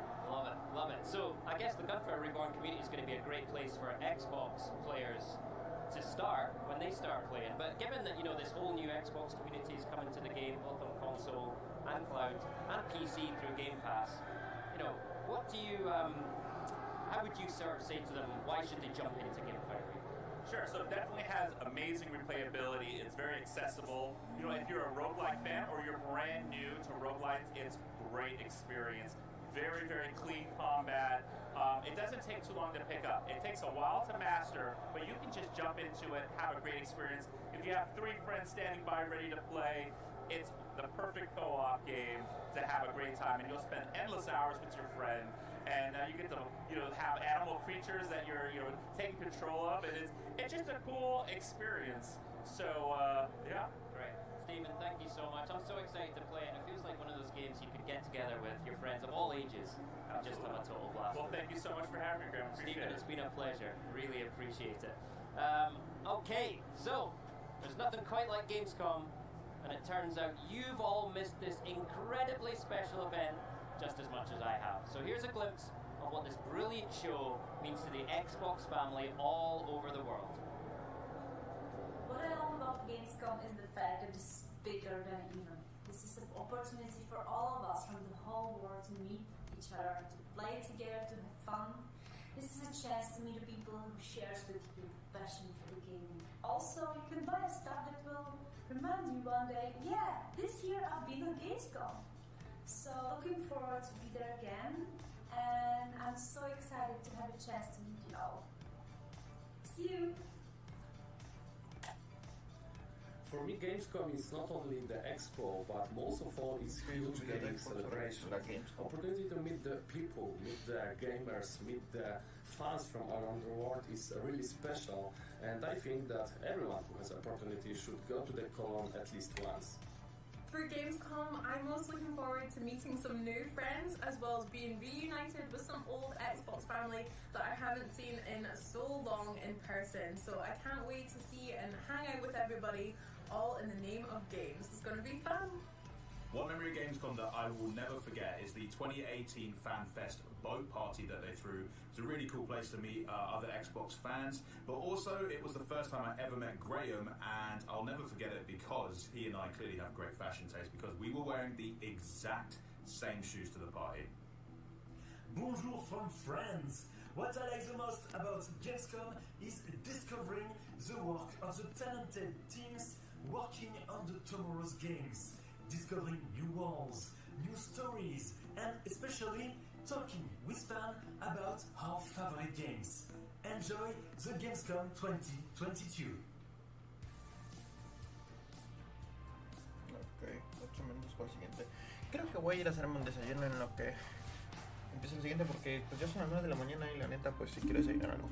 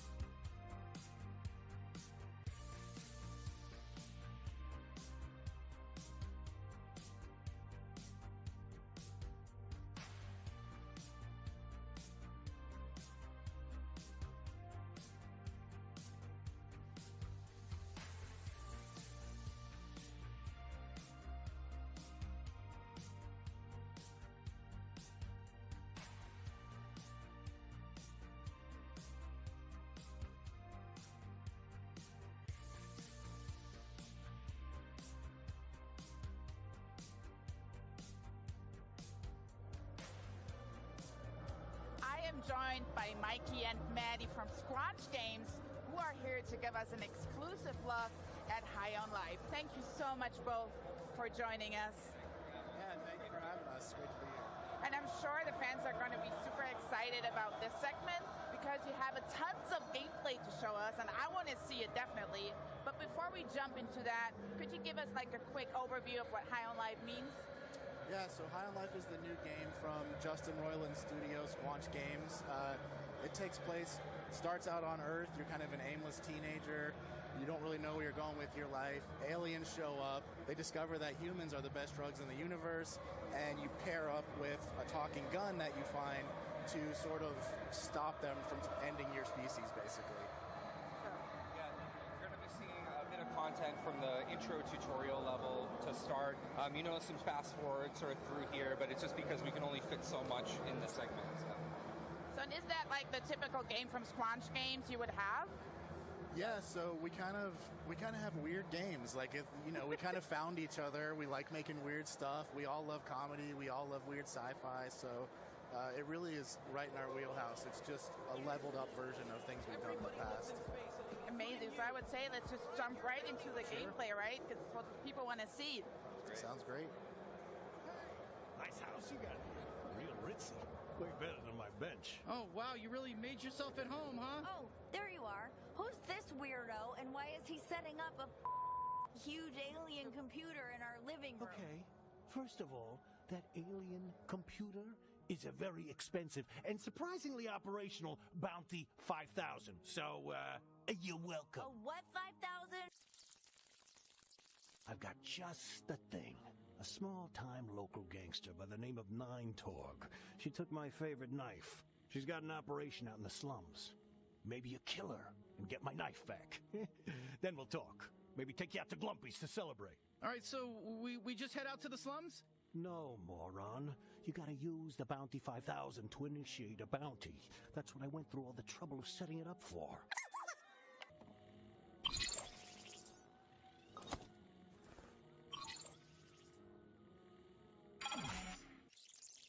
My knife! We're looking for the gateway to the slums, I guess? Look, it shouldn't be too far. Listen, just follow the waypoint. So I just noticed it's a little forward. Like, is that the usual demo? Is that a cut through?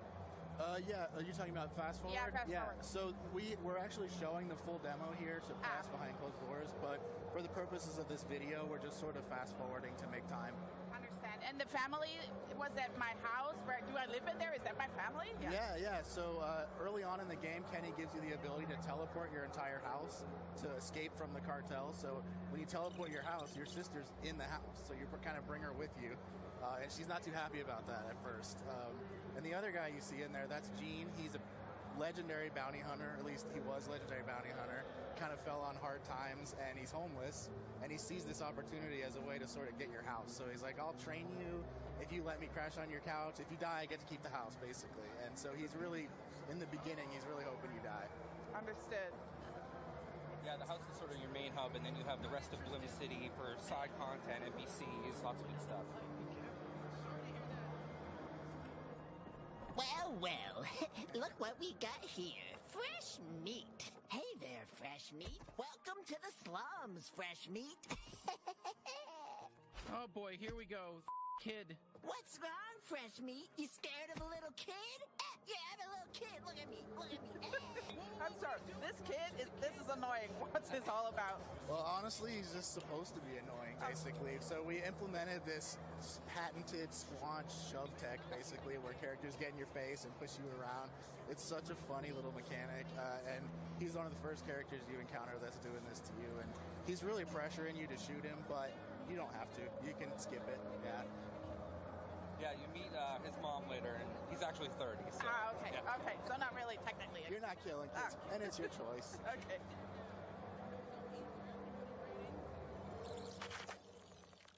Hey, you can't pass through here. It's Nine Torg's turn. Jesus, enough with everyone getting in our way. We just want to kill Nine Torg. Yeah, right. You kill Nine Torg, get lost, heel. So this is exciting. We're in our first combat. Yeah, who are we fighting? And this Kenny's primary ability? Yeah, so this is the first time you're really getting to use Kenny. And these aren't the main enemies you're fighting. These are sort of a lower level set of goons. And they actually think they're the strongest enemies in the game, but they find out by the end of this mission that they're really not, and they're just the ones in the first level. It's really funny. It's a really funny sequence. And for Kenny, you're seeing basically his primary fire right now. This is early in the game, so you're learning how to use them. But throughout the game, he'll get alternate abilities. Each gun kind of has 3 modes. One of them is always going to affect traversal. And then on top of that, there's mods for each gun.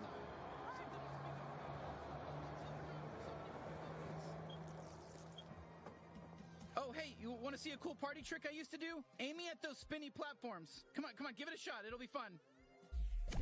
Yeah, I told you. Did you see how fun that was? I call it my glob shot. It comes out of my trick hole. Okay. I'm afraid to ask this question. What is a trick hole? Is that just an American thing? I'm sorry. I thought that was worldwide, the trick hole, but apparently not. So all the guns in the game have 3 separate abilities, so primary, secondary, as we mentioned, and then there's an ability fire. What you're seeing here, it can be used in combat, but it can also be used to open up new traversal areas. And each gun in the game will sort of open up new areas. You can go back to areas that you were before and kind of explore, find content, collectibles, and also get new NPC interactions. Yeah, we're really trying to push that light Metroidvania feel, so the levels are really dense. You! I'm sick of this! I want to tear through someone's guts! Oh, I think they're talking about Gene's knife. You! Got it, freak. We've had enough of your bullshit. Yeah, it's your fault Stebulax is dead. I was in love with him. Did you know that? I loved him. And now his head's cut off. Just the way it should be. F*** him. Hey, guess what? I have another secret trick you can use. The power of negotiation. Let's try reasoning with these guys. Knock on the door. Tell me how you want to play this. You insufferable when I'm loose. Who's there? Who are you? Hey. Hello there, friends. Oh, I think it's the buyer. Hey, are you the buyer?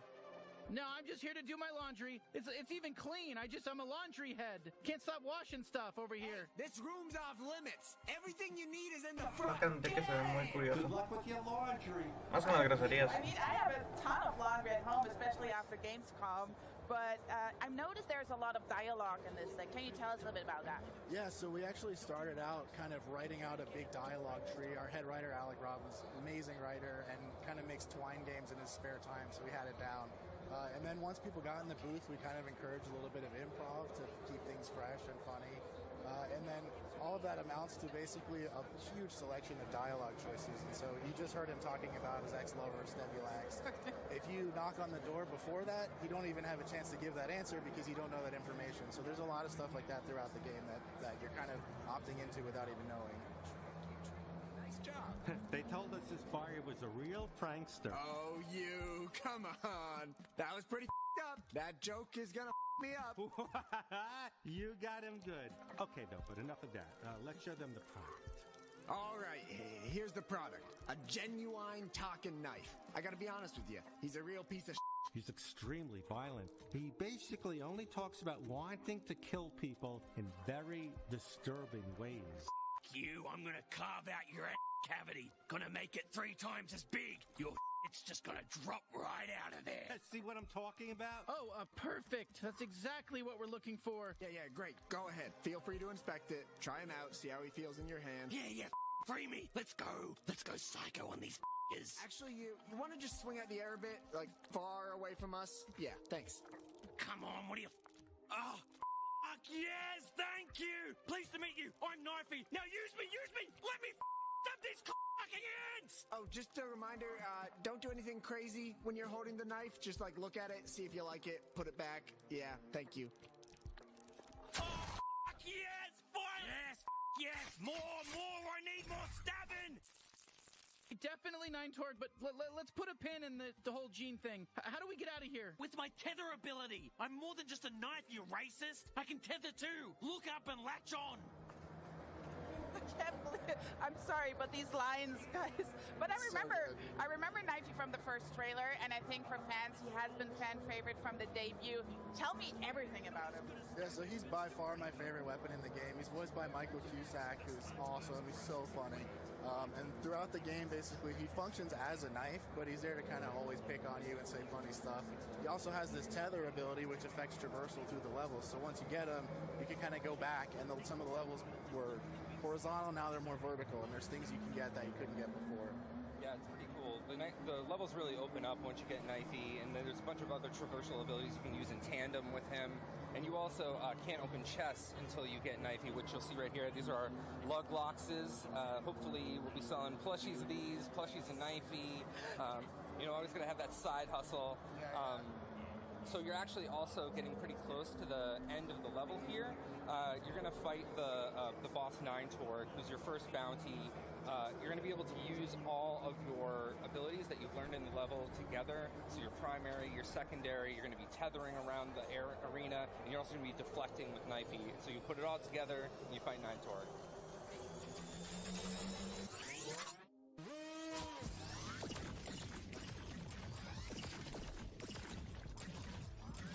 Come on, admit it, we're hurting you. No, f*** you. That was cool.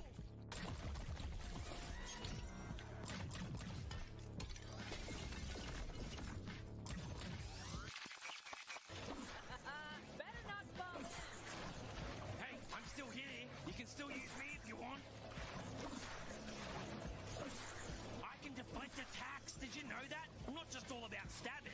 Well, I'm mostly all about stabbing and tethering, but I can also deflect attacks. I'll slice them the gap. I'll cut their heads off. I'll rip their limbs off. Do everything. I'm gonna cut right into them.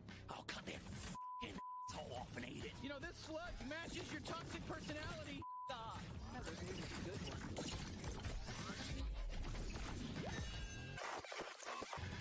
Hey, it's me, Montour! Kill my clone! I'm rooting for you! Oh, incoming laser! Laser just for you! I'm taking you with me! Stay alive! I think she's basically done for. Oh, how does it end? I want to see more. Is that it? Is that it? Are you sharing that's anything? the whole game. Are you sharing anything else at Gamescom? Yeah. So actually, we're showing this full playthrough of what is essentially the first bounty you get. So we're showing that behind closed doors to press. There should be full videos online of the whole playthrough for people to check out, and we're just so excited to finally get it in people's hands and see their reactions. And it's been a real labor of love for us and the team. Amazing. Well, I can say this is a glooby globby blast, right? But when can people get their hands on the game? So December 13th, it's going to come out. We're really excited for everybody to check it out. We're working really hard on it. Yeah, seriously, please check it out. Like, this is really, really a special game to us, and we really hope you guys like it. Well, Mikey, Maddie, I have to say, first of all, thank you so much for us letting us bleep in your game. I really appreciate it. And yeah, thanks for having us at the show, and enjoy the rest of Gamescom. Thank you so much for having us. And now we are going to take a look at a game set in the Warhammer 40k universe. So just a little change of pace here. I don't know about you, but nothing signals the end of summer like a good co-op shooter. And just as the darkness starts creeping in, we have the perfect slice of shooty socializing for you. Set in the city of Tertium, play as one of 4 types of recently released prisoners as a last resort to protect the city. It's time for the rejects to rise. This is Darktide.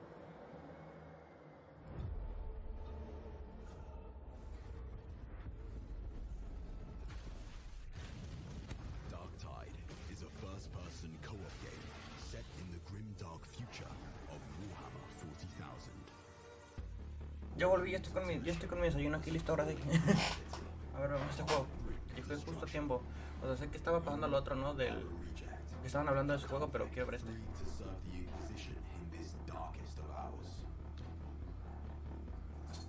Un RPG.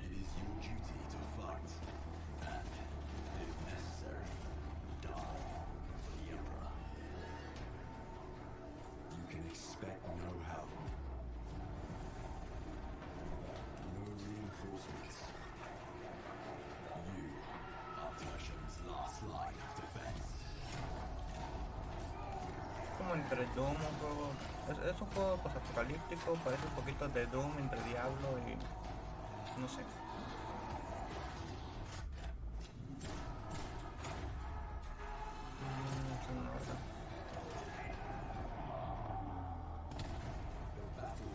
Ok, es como tipo... ¿cómo se llama este? Back 4 Blood.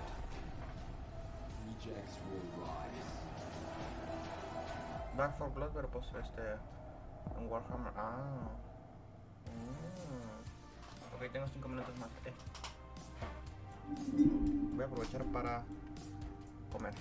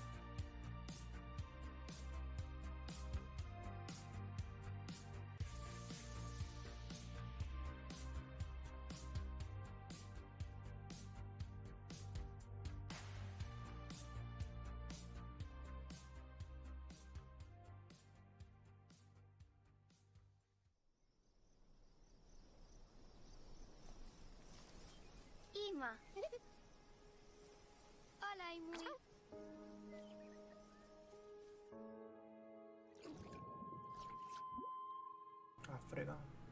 Recuerda que es Planet of Lana. Ay, güey.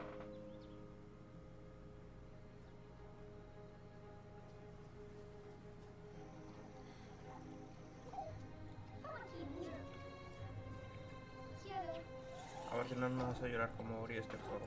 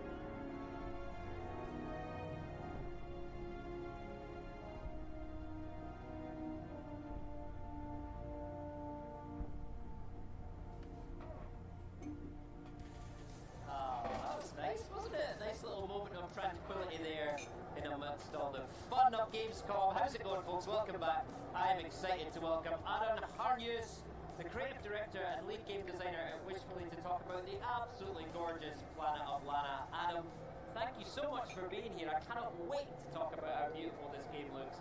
But first of all, right, give us an intro to Planet of Lana. We just saw the trailer. What should we expect? Yeah, so Planet of Lana is a side-scrolling sci-fi puzzle adventure, right?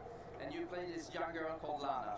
And at your side you have this little cute creature companion. Yeah. And together you go out on this epic adventure, you know, through the world of this planet that's set far away in a galaxy. And you're going on a rescue mission to try and save Lana's big sister that's been taken away by an invading global army. Yeah, that's the gist of it. So super exciting for everyone attending Gamescom here this year, and for you as well, personally, I'm sure, is that you can actually play Planet of Lana for the first time here, right? Yeah, so excited about that. You can play Planet of Lana here in the Xbox booth, as well as in the Thunderful booth here in Hall 8. So very excited about that. And this is actually the first time we're showing the game to media. So very excited about that. So what's in the demo? Like, what can we expect from it? Yeah, so the demo is quite an early part of the game, right? So it's actually the first part where you just met Mui. So it's the first part where you get to play with her at your side. So it's like an introduction, and you can think of Mui kind of like a dog. So you can tell her to go places and tell her to stop and follow you. She's really a valuable companion on this epic journey that you get to experience in Planet of Lana. Wicked. What kind of feedback are you getting from people that play it? I mean, we've gotten incredible feedback like yesterday and today, and it's just a big queue over at the Thunderful booth, so it's just been absolutely unreal. You know, 5 years in the making now, this game, and yesterday was the first day that we showed it to players and media for the first time, so yeah, excited. Right, let's talk about Mui, because she is so cute, and I can see her on screen here just now, waking up Lana. Tell us about Mui and what she brings to the party, Planet of Lana. So, Mui, what she brings to the party, as I said before, you know, Lana is this, like, you don't have any weapons in this game, right? You're playing as this 11-year-old girl, and this creature companion that you meet and that you befriend, she's quite agile, so she can jump higher than you and reach places that you cannot. But she can also, like, bite off cables and do things like that, push down things for you to reach. And then she also has this hypnotic ability that you might have seen in our in the gameplay trailer intro we had just there. So you gain that a little bit later in the game, and then Mui actually can hypnotize like these weird creatures that you come across that has the same like glowing white eyes that she has, and that opens up just a whole set of possibilities of how to interact with the creatures of this world, which is a lot of fun. Yeah, great. I played the demo myself, and one thing that really struck me was the way that Mui's abilities kind of, you discover them slowly and they kind of build on each other, and the puzzles become more complex. That must have been a really fun thing to work out as you designed the game. Yeah, I think it's a super important thing as well, you know. We've been focusing a lot on like having a good ramp up of the game, you know. Yeah. We want this game to like reach a really, really broad audience, but it's also important, you know, in this kind of games where you have logical puzzles, because everyone is at a different level and have different abilities of solving these kind of puzzles. So, you know, it can't be too easy, because that will get really boring. It can't be it can't be frustrating either. You just have to, you know, balance that challenge of just right, I think. So, yeah, and that is a challenge in itself, but I think we've done a really good job. Did you ever consider like a co-op mode where two people can, you know, play as Lana and Mui and solve those puzzles together? I mean, a lot of people asked us that, like, throughout development, but it was a very conscious, creative decision from the, like, core idea from the get-go that we shouldn't have that, because, I mean, we're going for this relationship with Lana and Mui that you kind of have in real life with a dog, like the relationship with a human and a dog. So, and if we would, like, have another controller and put that in the hands of a friend to control Mui, you will lose that kind of magic, you know, that we feel, because Mui is very much her own creature with her own personality, you know. So, yeah, and I think that really comes through in the relationship you see and hear between Lana and Mui. It's so like adorable the way they communicate to each other. Like, tell us how you like did that through sound design and through the language in the game. Yeah. So we're telling the story without words, right? And that's something we want to do from the beginning. But then my co-director and also the scriptwriter for the game, Claes Eriksson, he invented this language for the inhabitants of this planet, of Novo. And it just adds so much. It adds that extra layer of like a way for the characters to be able to express emotions, you know. And also since Lana and Mui is constantly communicating with each other, so it's just it's details that I think really makes, you know, world building so fun, and that's something that we really focused on in this game. I love it. For sure. Yeah, I mean, it's a new language, but you totally get what's happening. Like the way they talk to each other, communicate, the little chirps. It's exactly. So it's a mix of the body language and the language and everything. Yeah. All right. So we talked about Lana and our faithful companion Mui. But tell us about the overall story here, because one of the things I've noticed, you know, in the trailers, you've got these really beautiful contemplative moments, but then some moments with real like drama and speed and, you know, these big robots as well. So what's the overall kind of story you're telling? Yeah, so what you can expect playing our game is really an epic story that would unfold over like 5-6 hours when playing the game, and we're really going for, that's what I think sets us apart a little bit in the genre. Like, we're bringing these companion-based mechanics, but also we're really focusing on telling quite a classical saga, this story of this unlikely hero, of this 11-year-old girl, and Mui going through this incredible journey through the planet on this rescue mission to try and save her sister. And you come across so many environments. We have like this old shipwrecks that's been buried in this swamp for several hundred years that you get to explore, and you get like pieces of information that like the players that have more attention to detail will get more out of the rich like backstory that we've created for this world and the lore of the world. So that's really exciting. And then also all players will get an answer to why humans are living on this planet and why the robots have come and why they've invaded the planet and so forth. So yeah, it's really a classic like epic adventure that you get to experience with a lot of twists and turns as well that I won't spoil right now. Love that. And we've got to talk about the art style. It just looks so special. Tell me about your inspirations and how that art style has evolved over the 5 years you've been working on the game. I mean, there's just so much inspirations. I mean, I grew up with games like Another World and Flashback and Oddworld as well. And there's definitely a bit of Another World in the game, as you can see. And then just, you know, Studio Ghibli films, especially Miyazaki's film like Spirited Away and Ponyo on those, and like modern games like Inside. But really, it's just like going for, like, at the start, the game actually started like with these concept images of the game that was like beautifully hand-painted.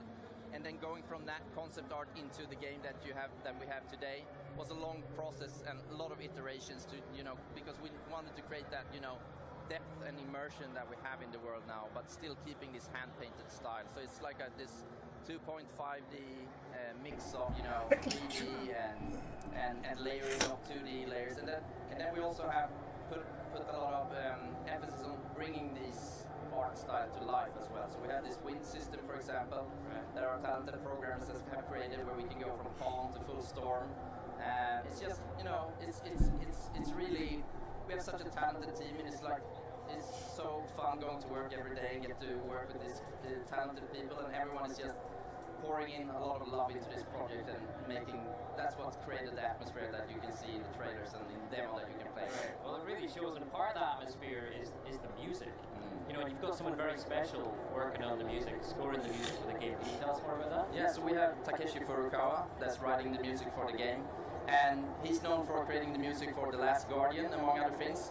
And he's just like a prolific composer, and it's just been unreal to have him on the project. I mean, it was very unreal from the beginning, but we just get along so good creatively. And I mean, it's also, from the get-go, we've decided, that we also want the sound of this planet to speak its own language, and then have music come in to emphasize special scenes to emphasize emotions, and music also plays a pivotal part, actually, both in the gameplay and in the story. So it's just been so great having him on board, and he's just doing an amazing job, I think.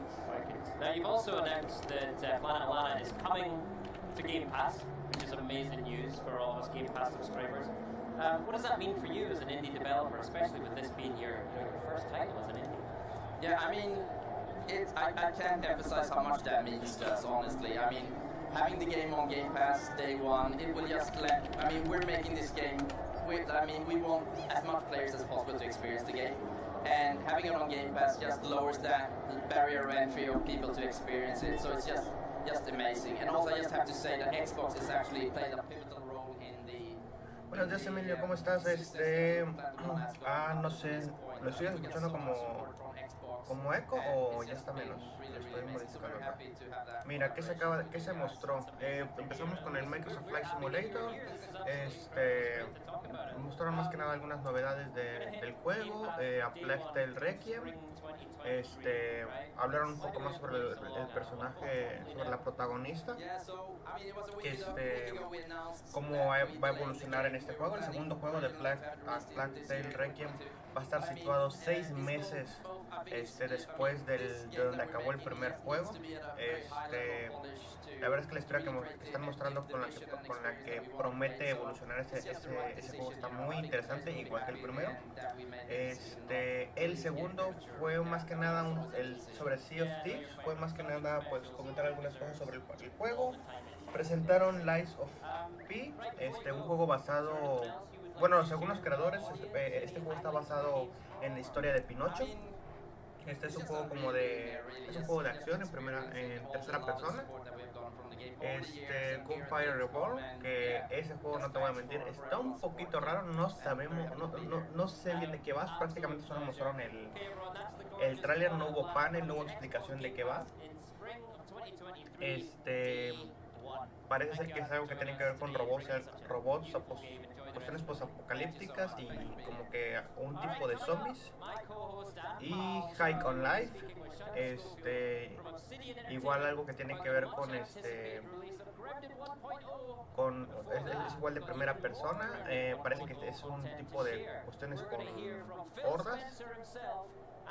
Y ahorita están hablando sobre Planet of Lana, que es un juego tipo indie, como el Ori. So what I like most about Gamescom is that I come together with different people from around the world that I usually don't really see very often because we don't live in the same city or country, and Gamescom is the perfect opportunity for me to finally meet them and to enjoy video games to its fullest. What I like the most about Gamescom, without a doubt, is the close community atmosphere. The best thing is to be able to see each other again and enjoy in person, side by side, what we are passionate about, gaming and video games. And of course, it's amazing to be part of it and enjoy everything that Xbox has prepared for this event. Thank you and enjoy the Gamescom. Hi everyone. I have been at Gamescom twice, one as a journalist about 10 years ago, and one with the Xbox team in 2019. And it has always been very special for me. I had so much fun there. And I think it's really great to have in Europe a beginning moment like Gamescom, where gamers can meet and enjoy video games together, as well as discover new titles or even make new friends. This year I will not be able to attend, but I cannot wait to see what's announced at Gamescom and hope everybody enjoy it. My favorite thing to do at Gamescom is to be just outside of the booth right when the gates open on Saturday morning, and you have this crush of people. You really start to feel how big Gamescom is, because it is like the running of the bulls, but like with more gamers and less injuries. But it just shows the dedication and the commitment of gamers in Germany and throughout Europe, and definitely missing that this year. I miss Gamescom. I'm not there this year. I miss walking around the show floor. The show floor. También mostraron un juego llamado Second Extinction, que aparentemente es algo de algo posapocalíptico con dinosaurios. Es un mundo posapocalíptico en el que peleas contra dinosaurios en primera persona también. I miss the Currywurst.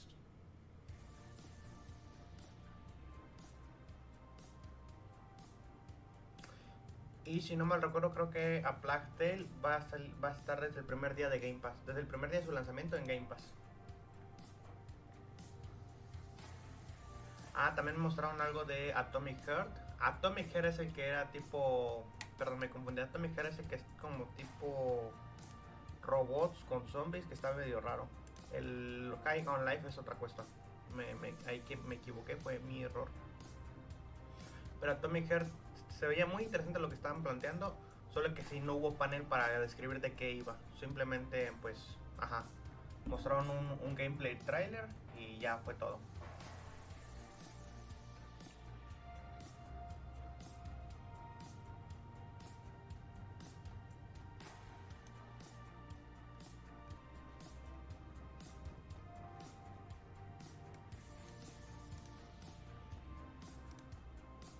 Pues entre las cosas que se supone que van a mostrar también ahorita, bueno, por lo menos en las próximas horas, tenemos que se supone que van a hablar sobre Grounded, Pentiment, Under the Waves, Minecraft Legends y Age of Empires 4, que sería con el panel con el que cierren.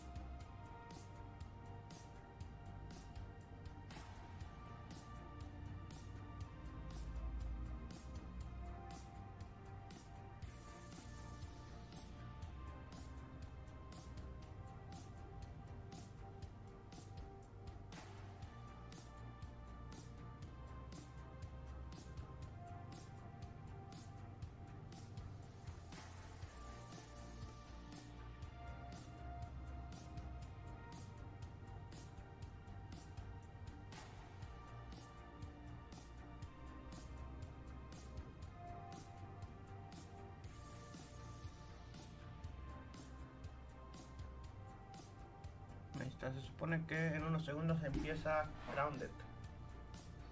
Más información sobre este juego.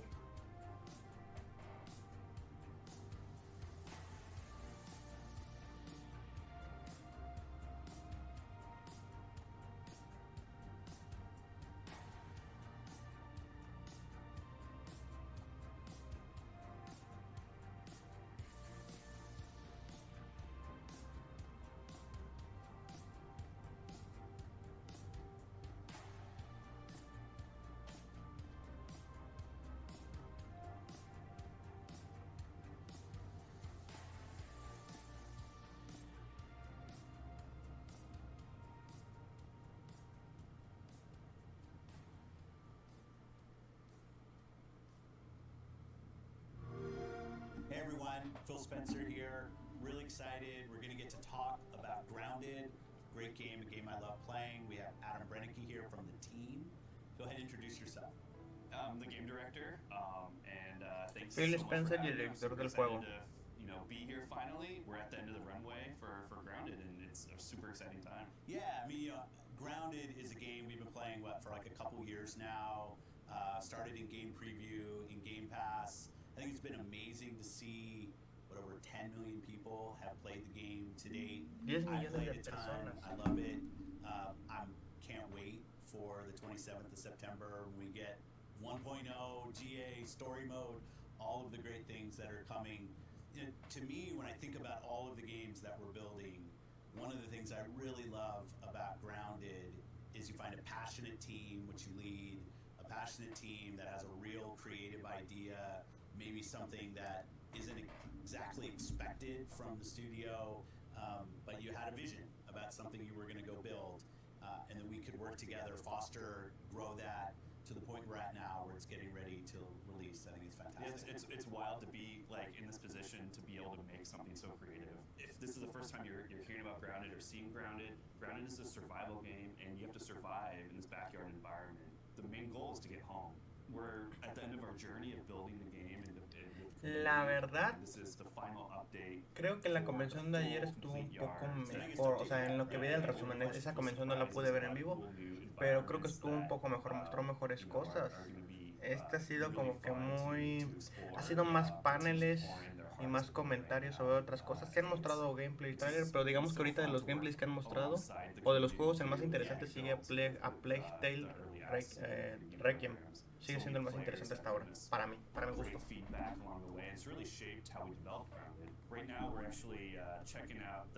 Pero pues a ver qué más muestran, igual y muestran algo más. You're shrunk down to, the size of an ant. Yeah. And actually, I think the ants are bigger than you are. They're a little bit bigger, right? Yeah. The players right now are going through this hedge maze, and it's nestled on the side of the house. You're trying to figure out how you got here and how you're going to get home. Part of the adventure is exploring all these cool areas and environments of the yard. Well, one thing that we're really proud of for our final 1.0 release is our story. Yeah. I think that's one thing that really separates us from most survival games, and we spent a lot of time world building, adding a lot of characters and storylines to the world. Yeah, I think there's, for me, I played in game preview, Game Pass. It was a great co-op game because we get together as our friends. One of the fantastic ways to go play, build our base. I happened to go visit right around the Xbox Bethesda showcase. It was fun to come out to the studio, you and I getting together. Got me re-energized, so I went back into the game, but so much had changed. And now I'm so waiting for that story mode, the setting, because the story, it's a great setting for a story, kind of have a guided beginning of the game, and then the sandbox will obviously just... Ok, va a salir el modo historia sobre el juego. How will you deal with Ok, esto pinta bastante bien para Grounded. Returning of the 10 million people who have played. De por sí es un juego muy bueno, muy interesante. Es como Minecraft pero con insectos gigantes y sin píxeles. Yeah, so I think the one thing that we want to invite all the players that have tried Grounded, even 2 years ago, we want them to come back and try it again and experience the full story, experience the full yard, because there's so much content in this yard. It's a big open world. There's so many cool environments, cool creatures to find. But I also for the brand new player, it's a survival game first and foremost, but it's definitely a different twist on a survival game. There's one thing that we're really proud of is the accessibility and approachability. So even just right now, we're looking at the Broodmother fight. So this is one of our boss fights in the game. We fight this giant spider in her spider den. It looks kind of funny because we have arachnophobia mode. And that's one thing that's really important to us is making the game accessible for all different types of players. We have tons of game options. So even if survival seems, that might be a hardcore genre of game, we're trying to bring in a huge audience with a lot of options to play the game how you want to play. I think that's really important to us. And we saw that in the community. Certain people just focused on the base building and building, frankly, almost levels or bases that took over the whole size of the lake, which was awesome. I think you're going to get a lot of people who want story. I think the boss battles and the kind of the circle of collecting items, building up your crew so you can go in and take down different parts of the game. Awesome. People built huge fortresses and spent an enormous amount of time building these crazy, huge forts. And then that gave us ideas of adding more. Yeah. So we added mushroom bricks, and we want to add more building materials in the future. Well, and that loop that you're commenting on now, I don't think that it's not always recognized how important that is. Is like a team has a vision, that vision meets reality through Game Pass and preview, 10 million people play and continue to play, and then they're going to give you feedback, and that will actually change your production schedule, right? Because you're going to listen and watch what people do. Yeah, even as simple as like sitting in chairs. I know that was a fun one that we put in like a year ago. Yeah. That was a huge ask. Just like people just want to lounge around in their base, right? They built this huge, chill. Yeah, it's to chill, right?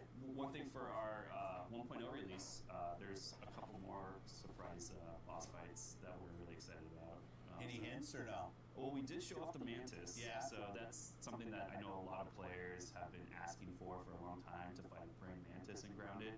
So we are delivering that experience, and we got a couple more surprises. That's awesome. Well, congrats to the team on getting to this point. We're not quite there yet. 27th September. Thank you. A partir del 27 de septiembre. Myself included, I just love the craftsmanship and passion that clearly the team has in putting together such an amazing game. That's a great game to play either by yourself or with your friends.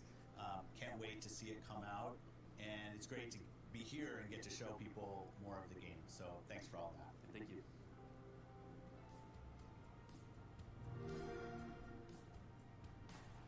Here to continue the conversation on Grounded, we have Shyla Scoburn with us from Obsidian Entertainment to give us all the backyard dirt on the upcoming 1.0 update, which releases on September 27th. Shyla, welcome to the stream. How are you feeling being here at Gamescom? I am so excited.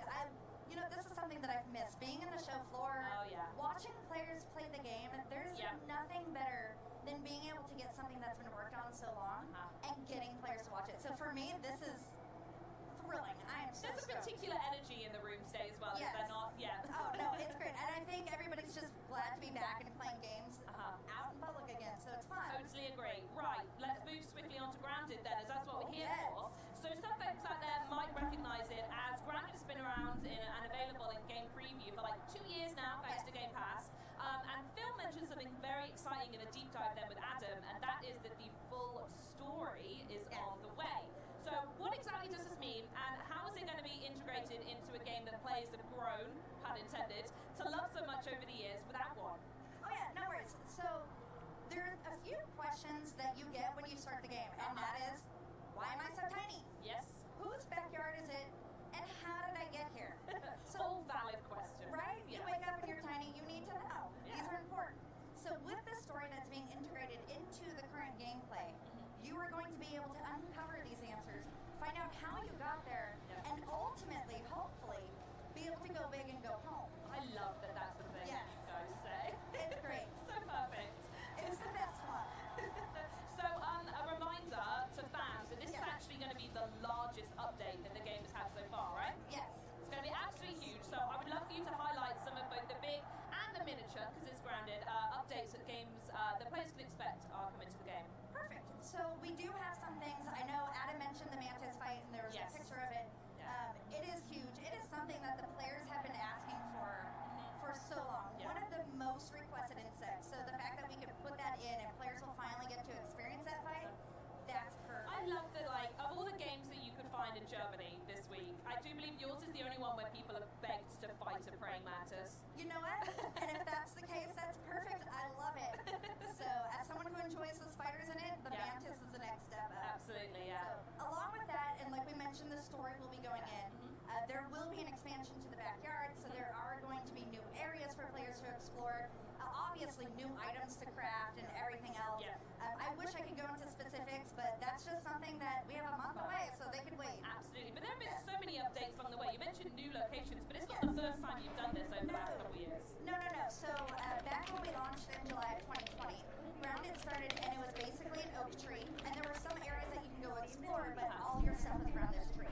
Over the years, we've expanded to a koi pond, where we have a giant koi fish named Trudy II, who, if you look at her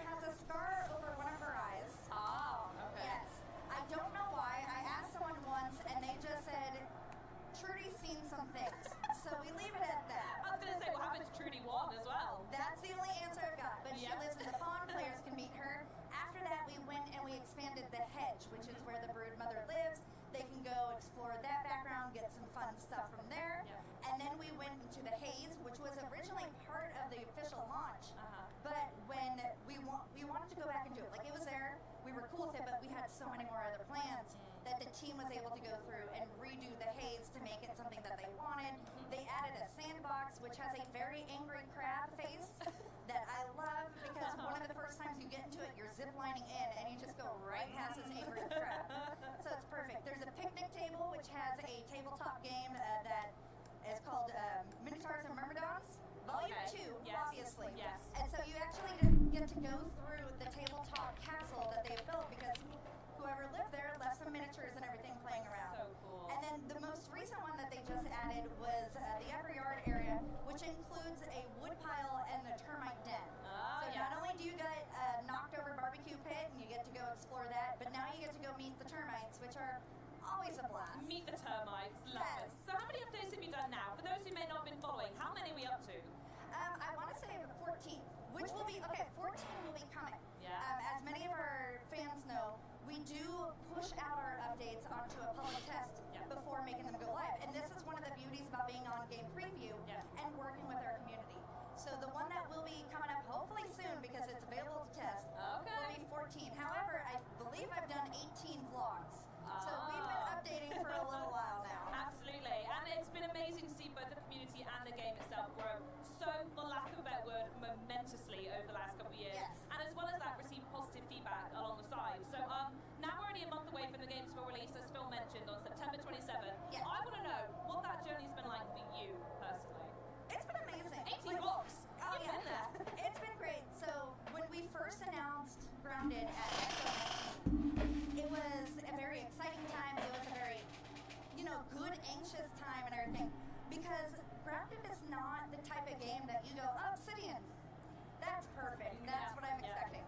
And so to bring it to EXO and get a first-hand glimpse at not only the announcement, but players actually playing it for the first time, that was just great. And so to see it go from those few who were at that convention, grow to 1 million in the first 48 hours, 5 million in the first 3, and then recently we hit 10 million. To just watch this grow and to watch the team work with the community to build this game, it's impressive. Like, it makes me happy every time I think about it. I'm just so proud of what this game has become to not just the team, but the community and players. Oh, absolutely. And talking about all 10 million of those players, I've got to say, you must get a ton of feedback and a lot of requests. So, two-part question here. Number one, how on earth do you go through all of that and work through all the feedback? Yes, so our team is very dedicated to knowing what the community wants. And so when I say they read everything, they read everything. Oh, everything is read. Everything. They are on the Reddit constantly, seeing what players are posting, what kind of bases or information that they're sharing with others. They are on our Discord, seeing what's being talked about there. Twitter, Facebook, any place that people are talking about Grounded streams, they're there to see what ideas people are suggesting and what they can put into the game. And so in order to have that and have a way that we can parse through everything, we have an official Discord where we encourage players to go and join the Discord and join the suggestion channel. That's a great idea. It is, and it's very, what's nice is it's very community-focused type of way of getting suggestions in, because they can go and suggest something, and then the community can vote. So if it's something people really want, they can vote it up. If it's not something that they really care about, they can just leave it alone. And once these suggestions reach a certain limitation, then they're put onto an Excel file, and then they're brought in front of the game director and the QA lead, and our community manager and player support specialist, bless their hearts, they go through everything with them, and they make sure that the community is being heard in front of the dev team. Fantastic. So my follow-up question on that then is, I'd love to know how the community has actually shaped Grounded over the years, and if you can give any in-game examples that actually only exist because people have shouted so loud about it. Yes, so one of the ones, like Adam mentioned, sitting. Well, yeah, we saw it just then in that clip. Who'd have thought sitting is what people want in their games? Right, but it makes sense because we introduced chairs and stuff, and so people were able to decorate their bases and decorate them they did. But then it would just be like, come to my base, but we can't sit. Don't you dare sit down. No. So we went ahead and we were able to bring sitting to the game, and so now people can lounge around. That was one thing that without the community, without how often they requested it, wouldn't probably be possible. Ladders are another one, because people are building giant houses, they're building bases,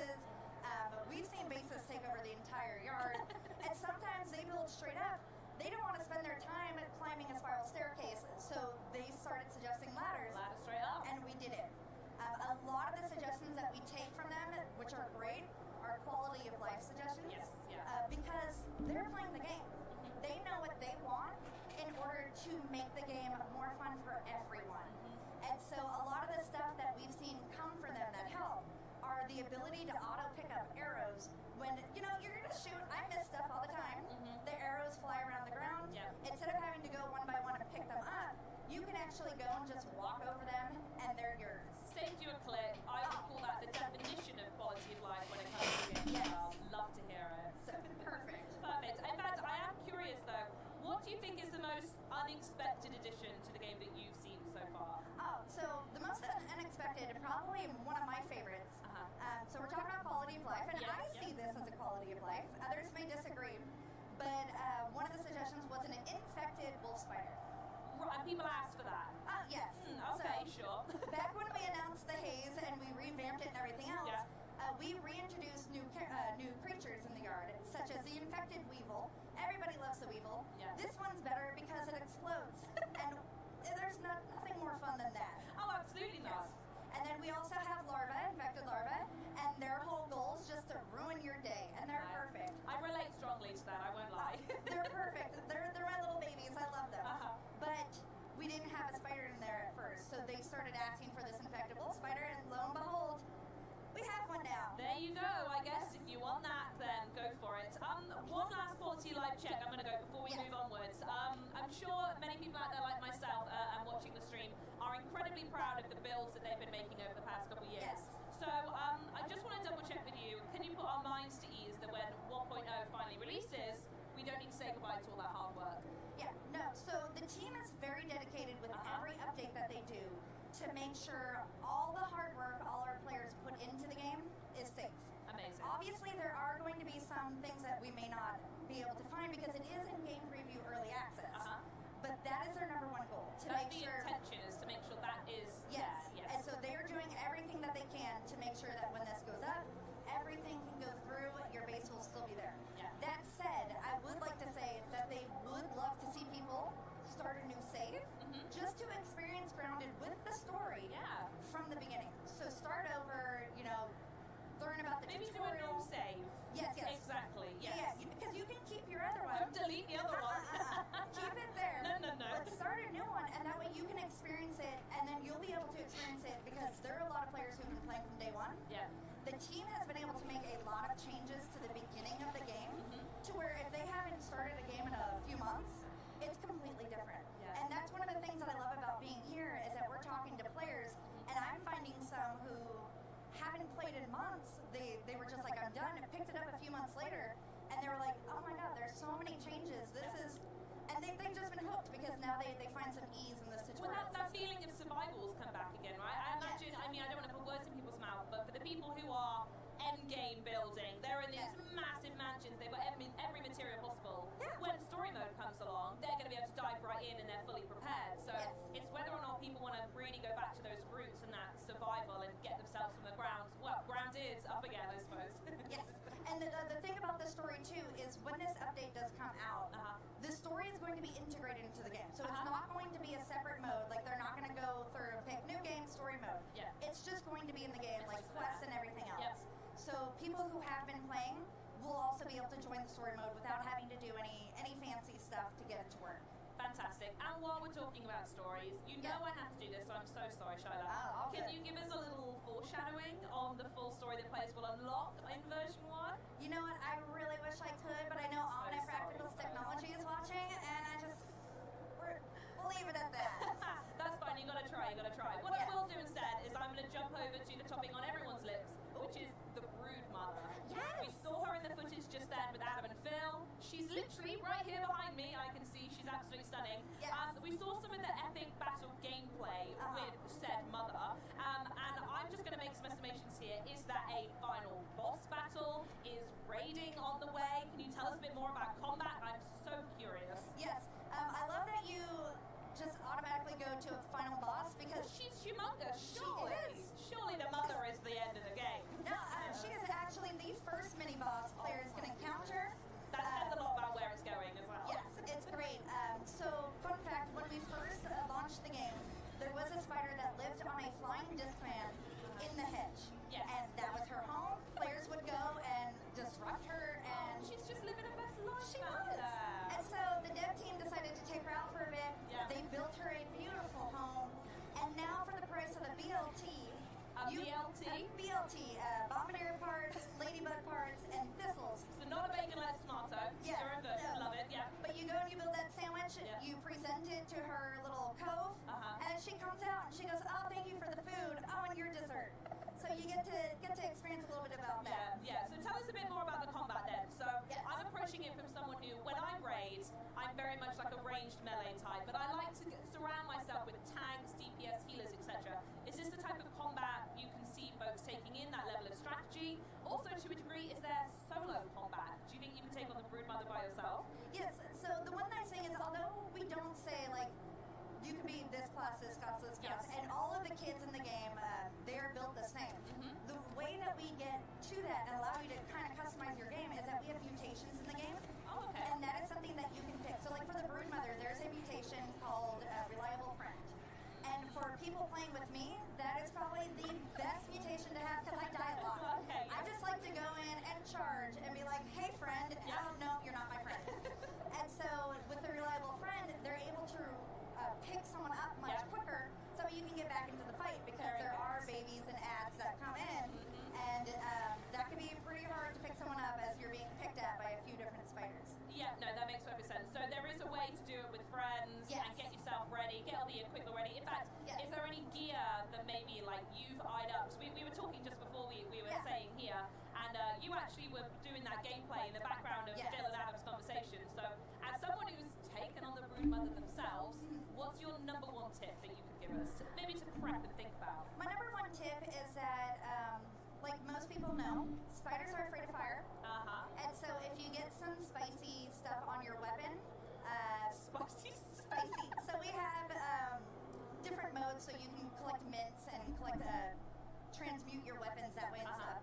My favorite is the spicy, which adds a burning effect to it. And spiders do not take well to that, so that is probably the best weapon you can have. And for a ranged player like you, we do have arrows that are equipped with the spicy tip, so that way you can use that to fight and you'll be good. Perfect, and then I can just run around the map, pick them all up again? Yep. Keep your view, off I go again. You're great. Stunning, I love this. Right, the one thing that is really amazing about Grounded in particular is about that we can talk about the full release is coming in a month, as a reminder, September 27th. But like I said, the amazing thing is that you can go play it right now, right this second. So I want to ask you, for both new and returning fans, remind people where they can go play Grounded right now. Yes, so Grounded is currently available on the Xbox Game Pass, which I do say I subscribe to, and it is, I call it the subscription we're subscribing to. I call it theft, so I'm glad we have different words for it. You know, but we mean the same thing. It is we really too good to be true. The value is phenomenal. And the fact that there are so many day one games, just like Grounded. Yeah. And so many of the shows we have, the games even we spoke about today as well. What more Game Pass? Oh, no, it's great. So that is like the easiest way that I recommend people, because then if they're done with Grounded, there's so many other games that they can go and explore. Absolutely, and that's perfectly fine. We're all gamers. We all want to see what's out there. If they don't want to do Xbox Game Pass, it is currently available on the Windows Store and on Steam, so you can purchase it now. This is the early access game preview price. We have announced that the price will be going up. So for people who are waiting for story mode before they actually go out and play, I would suggest if you want to own it, buy it now, take advantage of this price.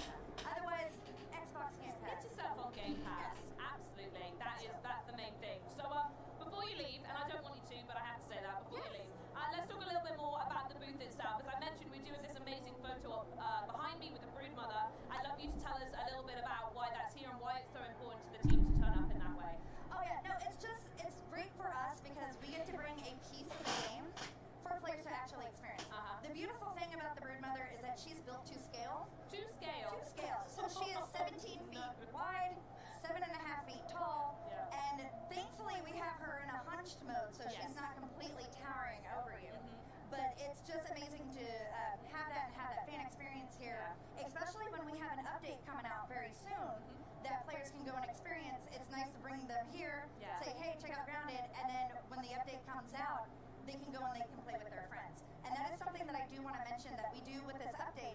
We have something else that players have been asking for. And although it's not out in the public, it's out on the test flight, and that is shared worlds. Okay, interesting. What's and that means, so if you and I want to play a game, woo! We will, by the way. We will. Yes. And you're like, you know what, I have stuff to do, and I'm like, you know, I want to keep playing. You can share your world with me. We log off, you leave, and then I can pick up by playing myself. And then when you come back on, you join my game. And all the progress I've made is saved. And it's just a way that the team has been able to get players to continue to play with their friends and keep that momentum going. Because when you get you're like, okay, I hope I can remember what I wanted to back. Yeah, absolutely. And I think that rolls into the whole theme. We've spoke about it a fair bit, but the accessibility of the game. Yes. And I think, again, we saw the Broodmother is another element that's brought into accessibility. And there's a key word for it. You told me about it, and I would love for you to say the word yourself of what this is. The Danger Dumpling mode? Danger Dumpling. Yes. So back in the day, back in the Wii days when it first came out, we do have accessibility mode, and that is something that came about because we're able to work so close with Xbox and their teams.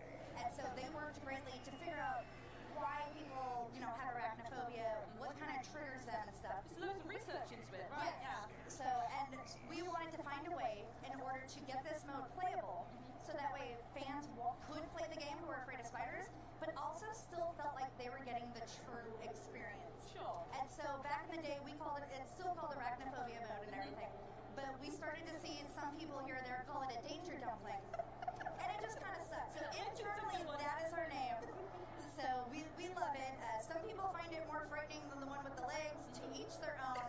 I personally love the one with the legs, but the danger dumpling mode is also perfectly fine. Just a big spider gal, aren't you? Oh, it's great. At some point I'll have a tarantula, but we're waiting on that. I love the goal. Manifest spider, it's going to happen. It's happening. Absolutely. Well, I know I need to get a picture with this lass, so if someone can just screenshot this right here, then maybe I've already done it today. But I did want to thank you so much for joining us today, Shiloh. It's been an absolute pleasure talking to you. And I hope you enjoyed the rest of the booths at Gamescom, though I have a feeling they're not as spider-infested as you want them to be. So thanks again, my darling. Yes, thanks for having me here. You're more than welcome. So, now that we've explored the backyard, coming up, we'll be taking a trip back in time to the 16th century to where my co-host Maxie chats with the folks behind Pentiment, the upcoming murder mystery adventure game set in Bavaria in the 1500s. But first, we have a video to share that might strike a little bit of a chord.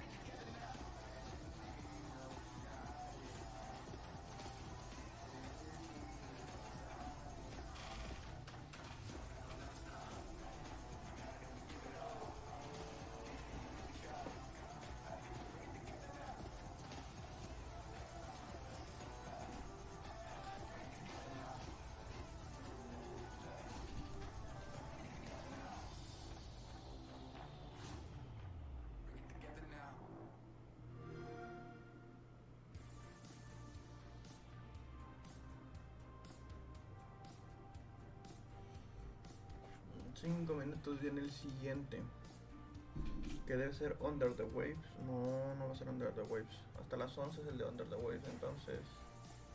Ah, no, perdón, Pentiment es el que viene, Pentiment es el que viene.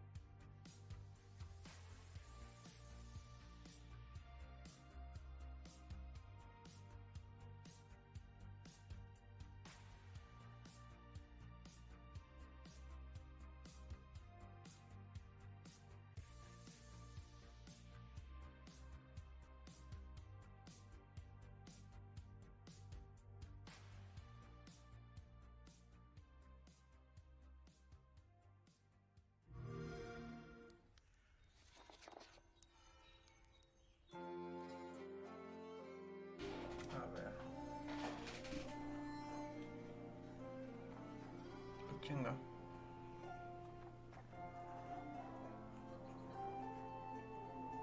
Se ve tan bonito y lindo que no sé por qué siento que todo se viera a la fregada.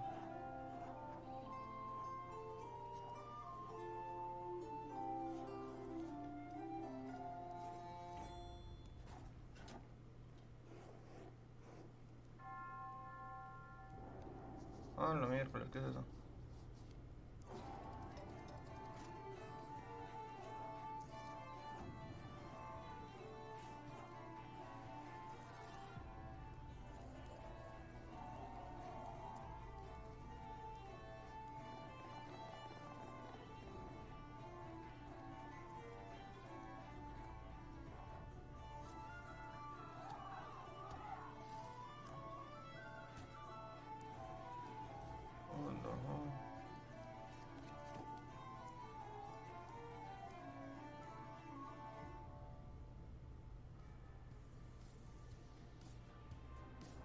No entendí nada. Joining us now are game director Josh Sire and art director Hannah Kennedy to talk to us about Obsidian's medieval narrative game, Pentiment.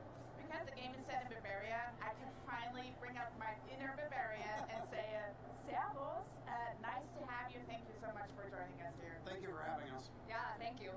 And I also want to call out that I really appreciate that you are the only two guests who have set a game in Germany. And Josh, du sprichst auch ein wenig Deutsch, oder? Ja, stimmt. Und wir freuen uns, hier zu sein. So he just gave you a race, basically. Wonderful. No, continue, please. He said nice to be here, but I think we would appreciate if we stick to English if you're okay. Natürlich. Okay, perfectly fine. So, now that the game is set in Bavaria, and I'm a little biased here because I live in Bavaria, I've had my share of Oktoberfest, but I think what's really interesting, why did you choose that region? I think my interest in Germany goes all the way back to my childhood. My grandmother was born in Kempten, the southwest part of Bavaria, and I started learning about my family history and our genealogy. When I went on to college, I studied German music, later German history, German language, continued studying German after I graduated. And then so I just had this interest in German culture and history, and I had an interest kind of in maybe exploring that someday through games. So now that we know where the game is set, could you tell us a little bit more about the when, the who, and give us an overview of what Pentiment is about? Sure. Pentiment is a narrative adventure game, and it is set in 16th century Bavaria, specifically Oberbayern, in the fictional Kearsau Abbey and the nearby community of Tassing. Kearsau Abbey is a Benedictine double abbey, very rare for the time, and also very rare for the time it's still producing illuminated manuscripts, which by the 16th century had mostly been taken over by groups like the Guild of St. Luke. You play a character named Andreas Mahler. Andreas is a journeyman artist who is completing his Wanderjahre, or wandering years. So he's been traveling around Europe, getting experience working with masters, but he's making a little bit of money at Kearsau Abbey before he returns to Nuremberg, and a murder happens. So that kind of throws a wrench into things. His friend at the Abbey is accused of the murder, and he basically is the only person in the position to try to prove that he didn't do it, but he has to figure out who actually did. So Andreas Mahler sounds like a friendly guy. He's going to save his friend. Is that his only like friendly trait, or can we learn a little bit more about him? No, so Andreas is a specific character. Obsidian is kind of known usually for making more blank slate or broad characters, but Andreas is a specific character in this place and time. So he comes from a family of artists in Nuremberg, hence the name Mahler. But his father was able to do a commission for the rector of the University of Erfurt, which gave Andreas the opportunity to get a university education, but he dropped out. So he has something of a university education that allows you to pick your backgrounds for Andreas, but he eventually goes back to the artist life, the family business, so to speak, and he's just trying to wrap things up before he becomes a master when this kind of throws a wrench in everything. And there are a few games that are set to play as one character for a 25-year lifespan. So I would imagine Andreas, as you just described, like it's a pretty interesting character, but could you tell us what the fans can expect in the 25-year journey? Yeah, I mean, I would say again, most Obsidian role-playing games will focus on a story that takes place over maybe a few months, maybe a year or so. It's pretty rare to have something that spans decades of time. And we really wanted to focus on seeing how a character like Andreas, who is coming into his adulthood, beginning his life as a master, how he changes over several decades. But not only him, also Kearsarge Abbey and Tassing, which are characters of their own, filled with actually hundreds of characters, interconnected families, the monks, the nuns, the peasants, the craftsmen, and just seeing how they change over time. But it isn't just narrative, it also has a lot of impact on how we portray that through the art. Yeah, so the art is reactive to this time that passes as well, and we really wanted to make sure that the characters didn't feel in isolation like they were growing while everything else was staying the same. So the scenes are updated as well as people growing and changing over time. Some people pass away. So that presented some challenges in that we wanted still these characters to feel recognizable, like you remember them from previous acts where they might have been babies or children or completely different people, but still be easily recognizable and still something that you can feel attached to. As well as with the scenes, different scene states change, as well as each of our acts is set in a different season, a different time of year. So we have updated weather effects, the landscape changes with the time, and so yeah, it impacted everything. We try to make that as thorough as possible. And I really love how the game that has set in this medieval look, and that you would see it in kind of, I would say, ancient text. How did that period, time, and location drive the art style of the game directly? Yeah, absolutely. The art style was really informed by this period of time and real existing art from that period. This is a historical game, so we had the opportunity to be as representative as possible, as well as this is a story that's being told from an artist's perspective. So we got to reference works from the time period, both to inform how we wanted the game to look, as well as be key points of reference for different information about the characters themselves, because this was a pre-photograph period of time. So, we looked at existing art from artists of the period to inform what people decorated their homes with, what types of things they cooked, what types of clothing they wore. This is all things that you can find reference information about through text, but when you're trying to represent how they look and find ways to adapt that art into the context of a game, it was really useful to look at paintings. One example is that Andreas Mailer is designed after specifically the self-portraits of Albert Dürer. That was not only a painting that showed what art at the time looked like, but also how the artist viewed himself, or at least wanted to present himself to the world at the time. Another really core piece that we used to reference for building the scenes themselves was the Nuremberg Chronicle. That was a really large book with lots of different woodcuts in it that showed landscapes and people, all sorts of things. So the woodcut style from that, we used that text really consistently throughout making the art for the game. And you can see that those details, they stand out. It's such a unique approach of the art style of the game, which is really great. And how does that gameplay work in that environment? Yeah, so laying out the scenes based off of that informed a few different things. Definitely how the character navigates the space. We had some experiments on what felt good, if it was going to be sort of open floor plane navigation versus navigating on paths. So figuring out how the scenes were going to be positioned and how the paths were going to work definitely informed how we were going to have the player navigate the space. One example was that we had some challenges with paths going straight up in the game felt really bad, and eventually we kind of figured out this is because all of the reference material that we were styling there after, they almost never show a character head on. They never walk into the scene space, they're always shown in three-quarter view. So identifying that that's what felt right within the art style definitely changed the design of the navigation and the locomotion within the game. And one definite style really stands out to me, and I think I saw some tattoos that also have this type of font, Josh. Like, what are the fonts that you are using in the game? Yeah, so fonts are a really big part of the game and the art that we wanted to have really custom made and bespoke for what we were doing here. So we worked with a partner studio to design a number of different custom fonts for the game, and we wanted them to be different for different types of people, both in different social classes, different cultural backgrounds. We have a peasant script, we have a special font that's just for the monks,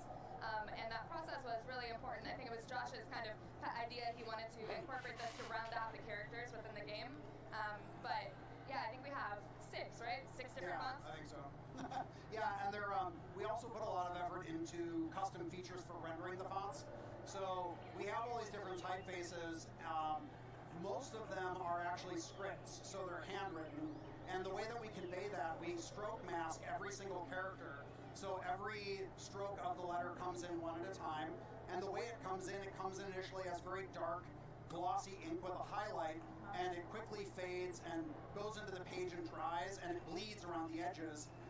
Additionally, people make mistakes, and they actually will make mistakes in real time, and you'll see them scratched out and redrawn. Also, even things like we use different special colors. This is found in a lot of illuminated manuscripts, for example. The word God. You'll see a piece of dialogue written out, but God will be written last in red ink, which was the way that they would do it.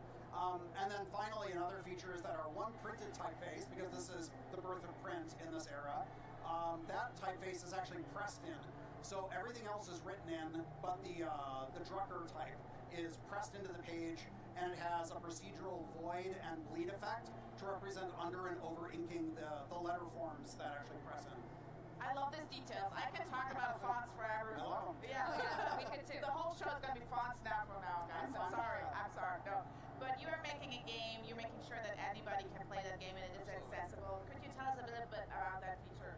Yeah, so I mean, one of the things that we found very early on is that because of all these special fonts, and also because we have a game with so much writing, people were being challenged by a lot of those fonts. I mean, they were hard. They even made jokes in that time period about how hard to read those handwriting forms were. So we have an easy read mode. So at the beginning of the game or any time in the game, you can say, I don't want the super complicated fancy fonts. I just want the easy read fonts. It replaces everything, makes it much easier to read. You can scale all the text up very large. We have a high contrast mode. We also have a text-to-speech option. That helps a ton. And then there are other features for like cognitive challenges, or even just if you don't know anything about history. So I think there are going to be a lot of people who see this, I hope, and they say, I love the art style, I like the idea of a narrative adventure, but I don't really know much about Germany or 16th century. So we have a glossary in-game. Anytime you see a term, Martin Luther. Who was Martin Luther? Erasmus. Who was Erasmus? You'll see it underlined, and you can go into the margin, get a quick definition, enough to understand the context and go back in. That goes into your journal so you can reference it at any time. And then because we have such a huge cast of characters, we also found that people were saying, I can't keep all these people straight. So when a character is not in the scene, but they're mentioned, their name is underlined, and you can go into the margin and see a picture of them and go like, oh, that's Brother Guy. Oh, that's Mother Cecilia. Now I remember. So we have all these features in there to make it easier for people who might be challenged by some of these things. I love that. That's like the doorway of approachability that you're opening right there. And thank you so much for thinking of that from the start in your games. So super excited to see those features as well. And when you decided to create this game and have it set in the 16th century, I must think you do a lot of research. I know you said you studied German history, but do you work with experts? How did that go, that process? Yeah, I contacted a number of people either that I knew because I did go to university for history, or people that I had read about. So Christopher DeHamel was a consultant for us for illuminated manuscripts. He's like world-renowned for his expertise in that. He was very helpful for understanding how a working artist was operating at this time period. Dr. Edmund Kern focuses, well, on a lot of stuff, but what we used him for was his expertise in sort of Austria and the Holy Roman Empire, and social structure and legal issues at the time. And then Dr. Winston Black, who specializes in medieval and early modern medicine. So we drew upon all of them to help give a lot more layers of authenticity to how we represented the time period. Amazing. So I'm going to expect a lot of details in there. I'm going to learn a lot. I feel like I'm going to learn a lot. So even though this is a very different type of game than the Obsidian is known for creating, are there any elements that you would say that continue the hallmarks of the Obsidian titles? Yeah, I mean, you know, we wanted to make something that was different and more approachable and sort of narrative focused, but we also wanted to give players some choice about how they define Andreas. One of the things that's nice about saying that Andreas went to university is that you can choose what he studied, or really what he was interested in. So, you know, you can say, I was a Latinist, I specialized in grammar. So he knows Latin, he knows things about the Roman Republic, and that can come in handy in his investigations. Casting is actually built on Roman ruins. We're in Cologne. This is a common thing in this region. He can also choose to say he studied the occult, because some people don't realize that in this time period, books on magic were largely circulated among the clergy who were in university settings. So this gives you the opportunity to unlock these aspects of his educational background or how he lives his life. For example, did you live as a hedonist, where you just indulge every pleasure? Or are you a businessman who focuses specifically on making connections and making money? All these things open up choices in conversation and how you can go through the mystery. But then also it's very important that you feel like you can shape the story. This is a personal story and the story of a community, but you need to be able to influence that. You need to ultimately decide who you think is actually guilty of these crimes. And that's a very ambiguous thing. We leave that open to you, and it's up to you to sort of see the consequences of it. So it's more than just a mystery in general, it's like really an open environment, right? Yeah, exactly. The reason why we don't call this like a detective game, even though there are elements to it, is it's a narrative adventure, but you are investigating a murder, but we want you to feel like there is ambiguity here. You're not a detective, there is no forensic science, so you are investigating a number of people who have motives, and it's up to you to really present the evidence that you feel is maybe the most compelling, but you don't have to. You could also just turn in the person that you don't want to be around anymore, the person you don't like as much, or it could be the person you think the community will miss the least.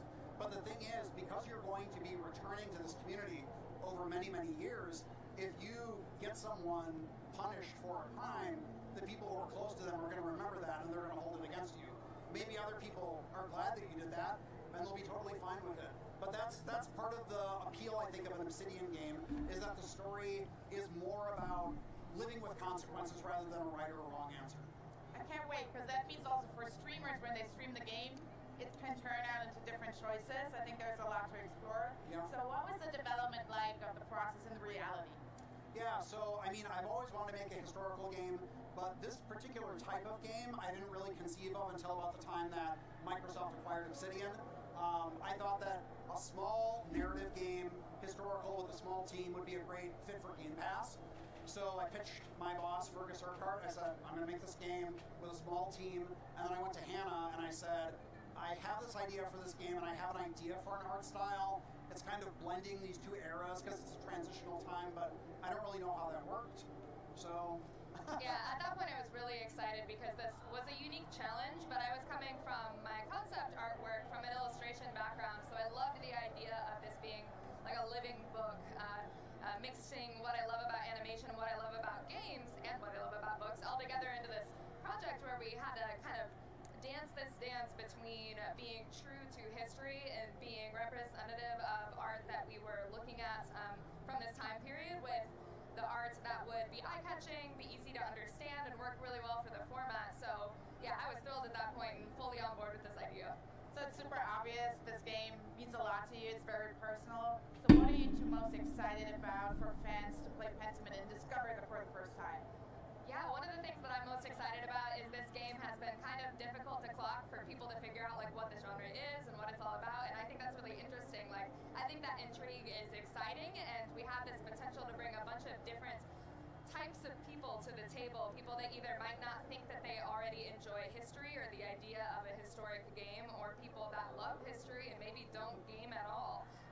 I think we have this potential to kind of have people learn something new in this context and maybe expand what they already know that they like. And for me, that's something that's really exciting about this project and games in particular. We're at this point now where there's so many games, so games that can do something new and a little bit unexpected or just kind of confuse people in a good way. I love that.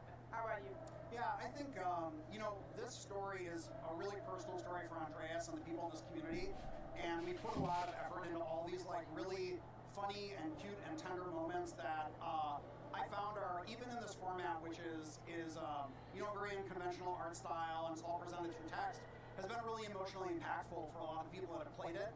And so I'm really excited to see how it resonates with people, because I just think it's a very cool story, and it's also, it feels like a very personal story, not only for Andreas, but also the choices that the player makes. And there's a lot of really cool reactivity that I'm excited for people to see.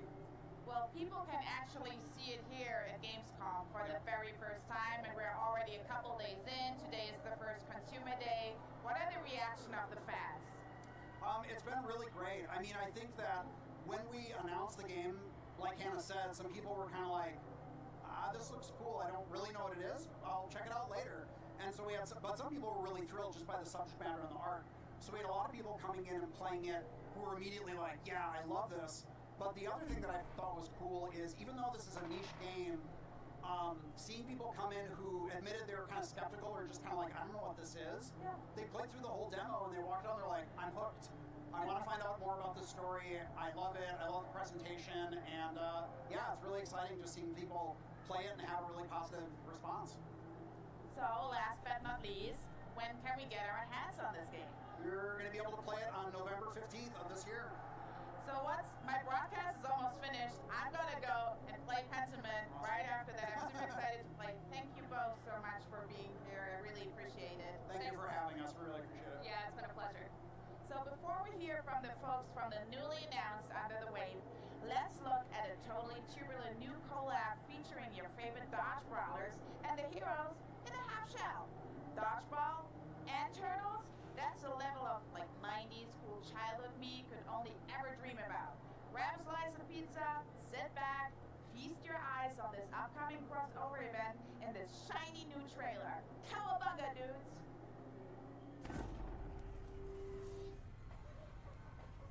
People of Knockout City, you've been lied to. We've been forced to live beneath your feet. It is time you saw the truth. We will live in the shadows no more. Go, go, go! It's time for us to step into the light. The Mutant Mutiny begins now.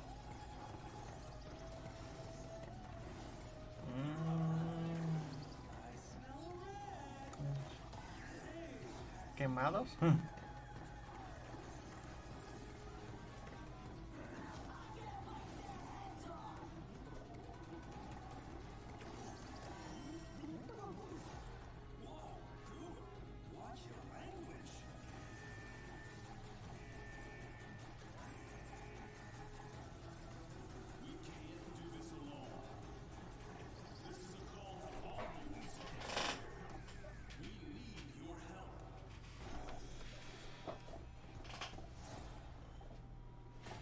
Okay.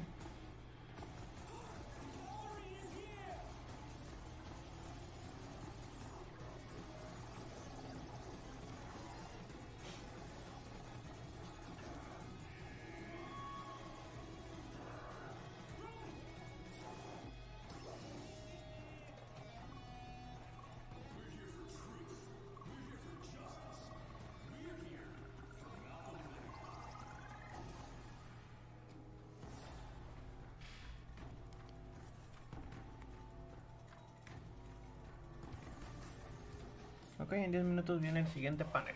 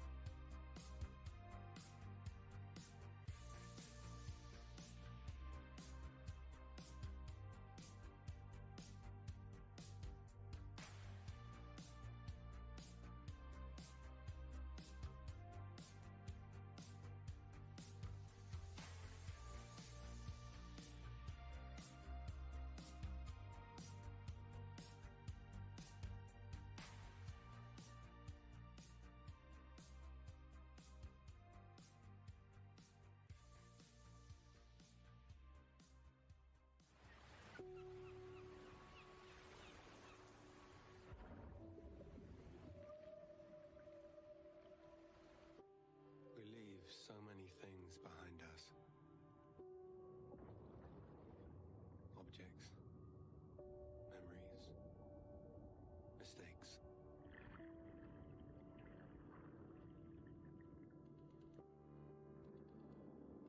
They sink in time, touch the bottom and go to sleep.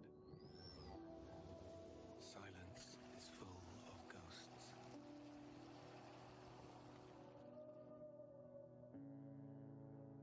And here, voices can only come from the deep. Deep under the waves.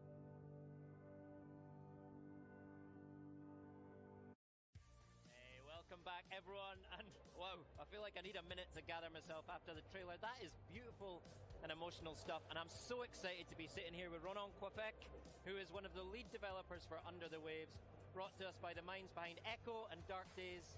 This is one I am super excited about. And before any questions, Ronan, let me just say a massive congratulations on the reveal. Must feel amazing for you and the team to finally have Under the Waves out there. Hi Graham, thanks a lot for your feedbacks. We were really happy to announce yesterday the trailer of Under the Waves, as we work a lot on this trailer. So yeah, all the team is really happy today. Fantastic. And we have also a lot of really good feedbacks so far. So yeah, everyone is happy. Good. It was a real standout moment, that trailer in Open Night Live, just really shone in that show. And after seeing the trailer, I've got a ton of questions I want to dive into. But let's start on the surface, okay? Give us the overall pitch for Under the Waves. Yeah, sure. So firstly, Under the Waves is a single-player, narrative-driven and adventure game. It takes place mainly underwater in the North Bay area and in the late 70s settings. You play as Stan, a professional diver who works for an oil company. Yeah. Excellent. Right. So I'm in, but let's dive a little deeper. My immediate reaction to the trailer there is that there's a real kind of emotional heart to the story here. Can you tell us more about that? Yeah, sure. So Stan has kept some grief from the surface. So firstly, he decided to walk underwater to find some rest from the surface, to think about his own life. So as the game has a lot of mature topics, we really work on the atmospheric side of the game and the emotional side of the game. So yeah, the main idea was to create a very emotional game. Yeah. Yeah, you really get a sense of that kind of escape and that isolation for Stan when he's under the waves. It looks amazing, but I also saw some pretty surreal imagery in that trailer as well, like things you wouldn't necessarily expect to see under the waves. Tell us more about that and how it'll play into the story. Yeah, sure. So Stan have a lot of grief from the surface and also a lot of memories to hide from the surface. And as a diver, you sometimes have some disease like narcose. And one day on a routine mission, Stan will be confronted to the first strange event. So at this moment, this will be already the beginning of a journey of Stan underwater. And as Stan will move on those kind of memories coming back from his past, all the game will fall into some sci-fi things and a lot of eerie things also. Yeah. It looks fascinating. Now, I've got to tell you, Ronan, this is really resonating with me because, I grew up in Aberdeen, Scotland, right on the North Sea. That North Sea setting is really talking to me. My dad worked in oil, in drilling. What was it that drew you personally to that North Sea setting? Yeah, it's funny because my father was a sailor, so I live mainly around the sea also. And for me it was a really great inspiration for me to talk about because Ok, están hablando un poquito más de este juego de Under the Waves. La neta es que no, el trailer que mostraron es muy corto, bueno, es más un teaser como para mostrar mucho. Para ver qué es lo que pasa. No reconocer. We really would like to create strong messages about ecological things, etc. We decided to set up the game here and confront Stan to that kind of things. Yeah. Awesome. And it's kind of a world we never see, right? Under the waves, literally. And I guess it gives you so much freedom to create an environment for players to explore. So how much will players be able to kind of, in an open world style, explore? So firstly, the game is really... Ok, parece que será mundo abierto debajo del agua. We really designed the game with very large area to explore. So basically, you live in underwater, but you are ready to swim under the sea. You will be able to drive a little submarine and in a very large area. So you can really move at your convenience in the world. but yeah, you have a main story to follow. And in the ocean, you will be able to find wrecks, to find caves. We really wanted to let the player be free in the ocean, to really create some also empathy with the ocean and with the sea life. And for us, it's really important to create this connection, also to fit our ecological message. Yeah. Love it. Something else I loved was this sort of 70s retro futuristic vibe you've got going on with the technology and the underwater technology. Why did you kind of choose that art style, and how are you bringing it to life? So it's all also come from my childhood. So when I was child, I visit a lot of boats with my father, and all the boats were in this kind of setup.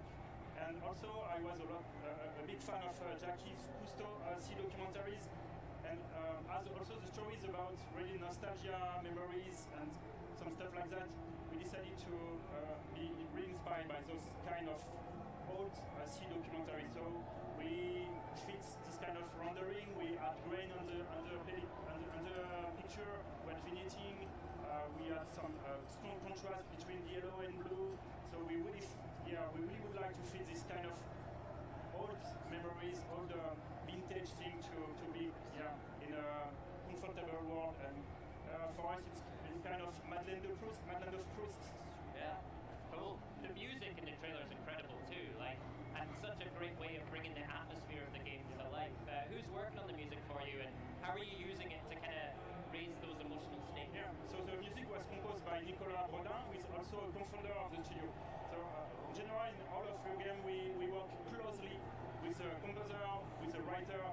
So the idea was really to work on emotional music to follow the stand stories through the game. So we work with all synthetism. We work a lot on sound design too. And the idea was really to be minimalistic and emotional in the music, and with also vibes from 70s. So with all the old scenes, etc. And our main reference were Sigur Rós or Radiohead, very nostalgic music too. Yeah. Cool.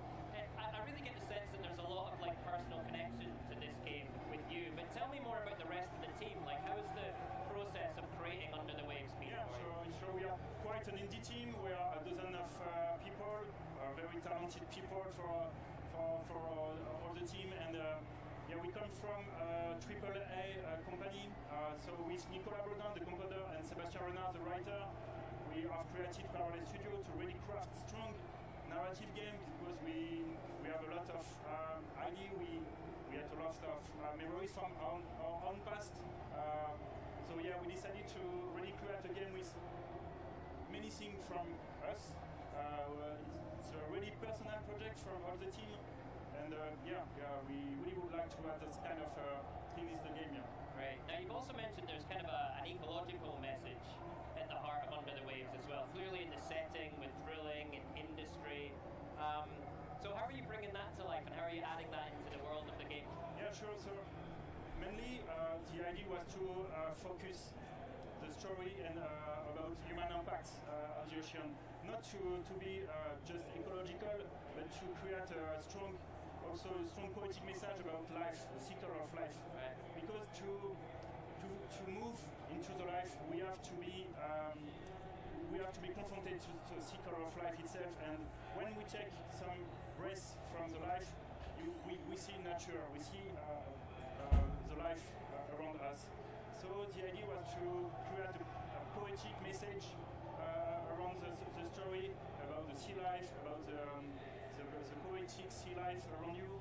And that's why we really decided to work on ecological strong messages in the game. So for example, you will be able to find some strong facts about plastic in the world. And of course, Stan will react about we have a lot of questions about his own impact as a worker in our company, and to enhance these messages, we decided to find a foundation, an association, non-governmental association. So we work now with Surfrider Foundation to really bring their messages also in the game and to fit this message very closely.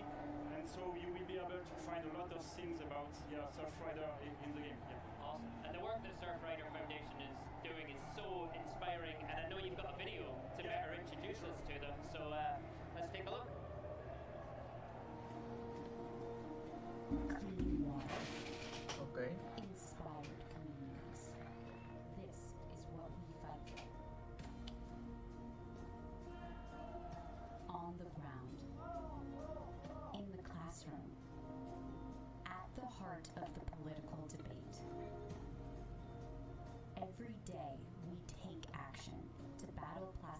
pollution, protect water quality, and reduce climate change.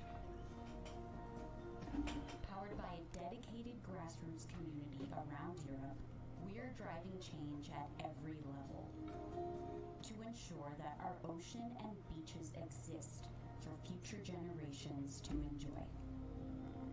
We protect what we love.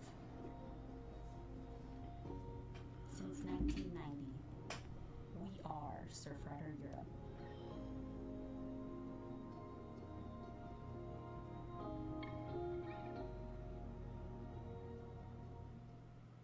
Hello everyone, I'm Remy from Surfrider Foundation Europe. All of us at Surfrider are very excited to announce that we are collaborating with Parallel Studio and Quantic Dream to amplify our actions of protecting the ocean and its users by bringing our messages to their upcoming game Under the Waves. As gamers ourselves, we really enjoy seeing how video games can carry meaningful messages. It's crucial for us to raise awareness of the richness of the ocean and its vulnerability. We are very pleased to do that in a whole new way thanks to Parallel Studio and Quantic Dream. Under the Waves message is about the beauty of the ocean and the necessity to protect it. We strongly believe in it at Surfrider, and we look forward to telling you more about this collaboration soon. So stay tuned to surfrider.eu for more information on our mission and underthewavegame.com for more information on the collaboration. Incredible stuff there, and such an important organization to support. So Ronald, tell us how Surfrider is working really closely with you on the actual development of the game. Sure. We done a lot of brainstorming, so we take a lot of facts from Surfrider, for example, quantity of plastic in the ocean, etc.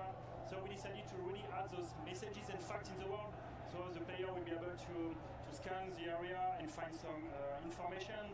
We'll be able to find more complicated, more precise facts through your logbook, and we have also done a really strong work on the backstory of the game. So one of the main characters is directly linked to the Surfrider, and we decided to work closely with them, not to just have an ecological message, but really to fit the narrative side, the poetic side, and the real experience side is about ecology and the beauty of the ocean. Right, and I think you've even got some Xbox achievements inspired by Surfrider, right? We have added a lot of achievements, for example, collecting a lot of plastic. So we think video games could be a really strong medium for that kind of messages, and for us it's really important to move with that idea. Totally agree, Ronald. Okay, when can we play Under the Waves?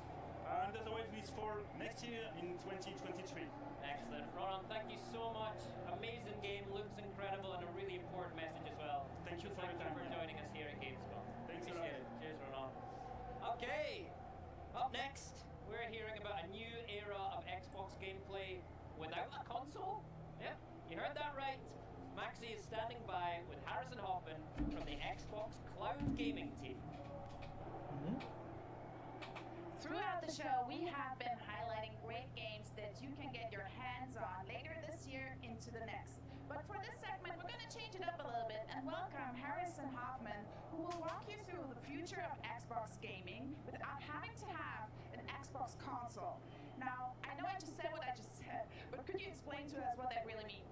Yeah, for sure. So what we're showing here today is the brand new Xbox app for Samsung Smart TVs. So this is an app that comes pre-installed on all 2022 Samsung Smart TVs. Nueva And aplicación all you have to do is de Xbox launch the app, para sign in jugar with en your la nube. Microsoft account, pair a Bluetooth controller. We actually support both Xbox as well as PlayStation, DualSense and DualShock 4 Y se puede jugar con controles de PlayStation también. You can just jump right into the game to play. Well, we're right here, right now. Could you walk us through a little bit what that app looks like? Yeah, for sure. So, right here, we're on the home screen of the app. So, the first thing that you'll notice when you come in here is we've filled the top of the screen with your recently played games. So, we know from our history with the console that the most common thing that people do when they come back to play is just jump right back into something that they were playing before. So, we made that really, really easy. Now, if you want to find something new to play, you can just kind of scroll down from here. So, you may have heard recently we made Fortnite free to play on Xbox Cloud Gaming. So again, all you need is that Microsoft account. You can just jump right in and play Fortnite. But if you have an Xbox Game Pass Ultimate subscription, that's when you unlock hundreds of high quality games that you can just play right here inside the app. So you can see some of the game selections that we curated for folks here.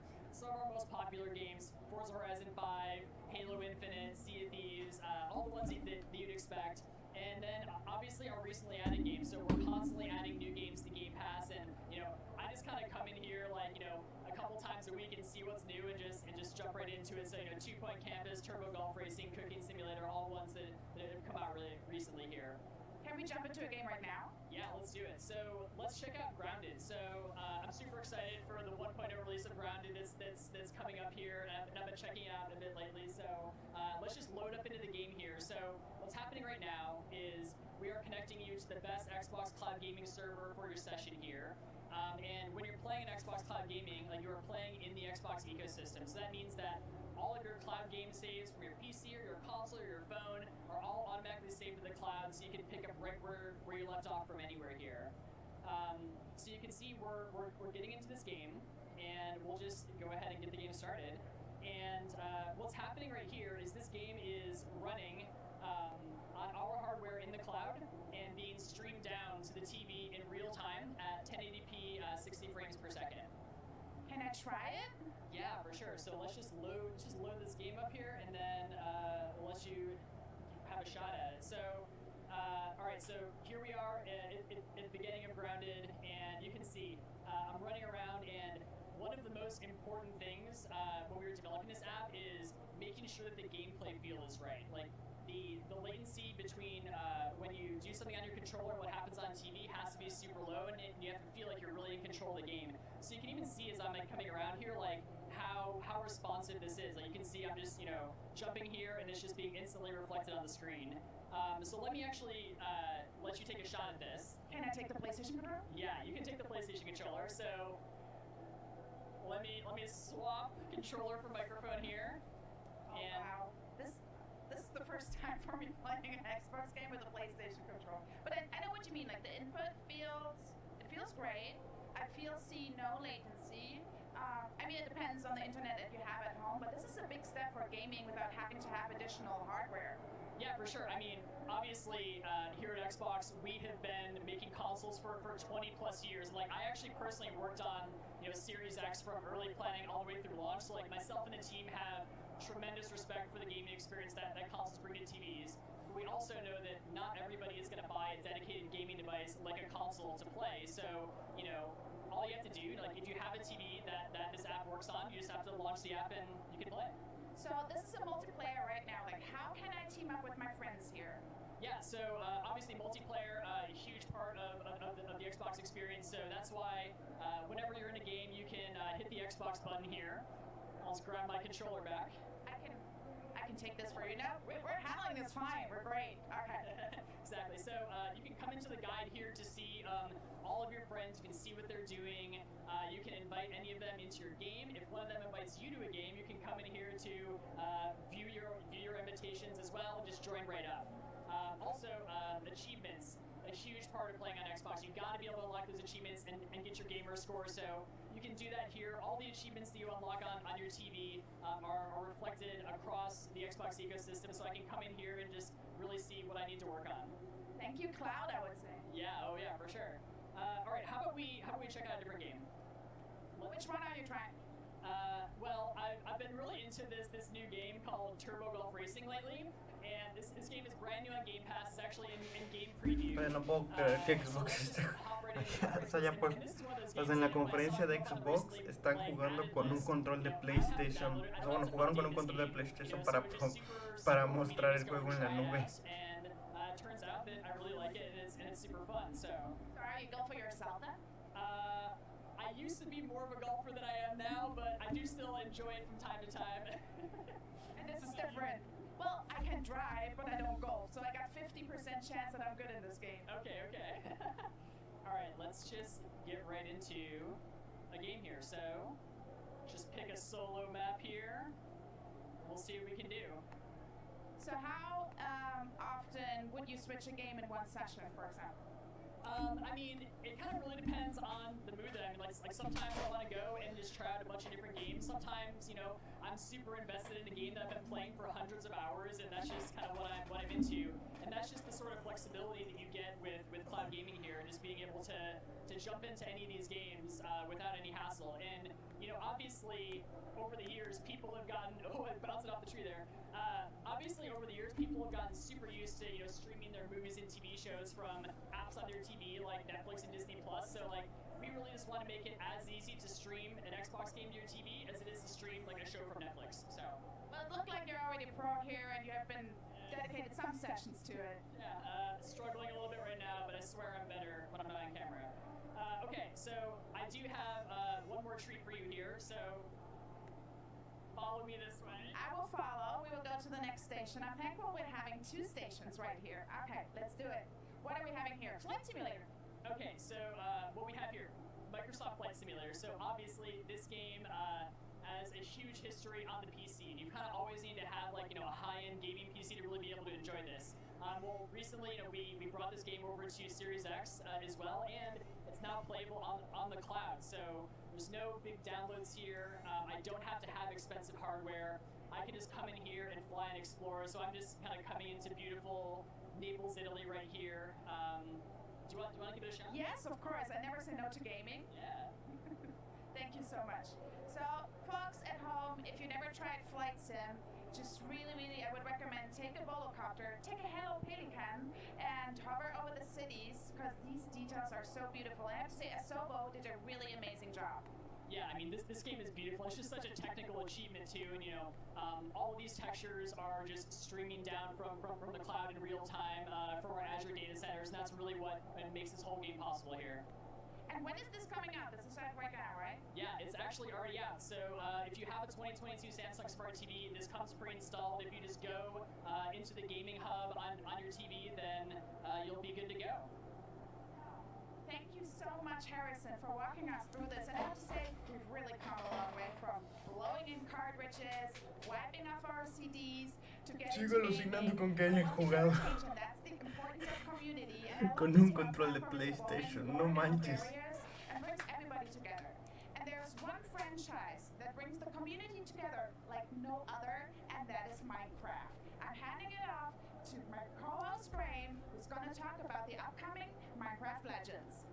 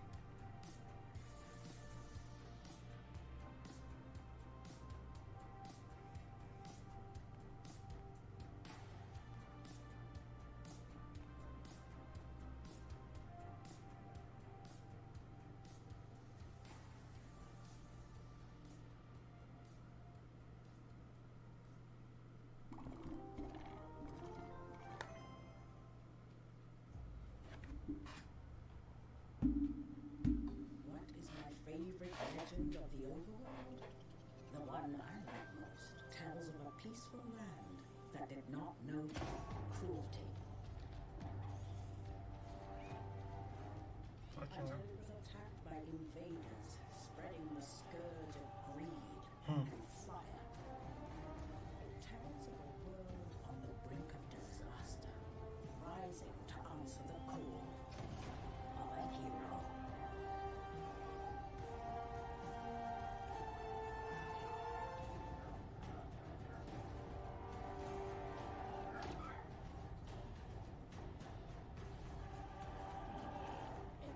of struggles and sacrifices.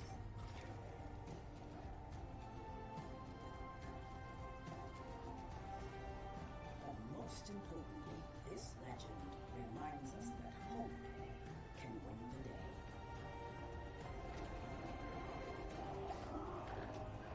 And that when fiery foes seem never-ending,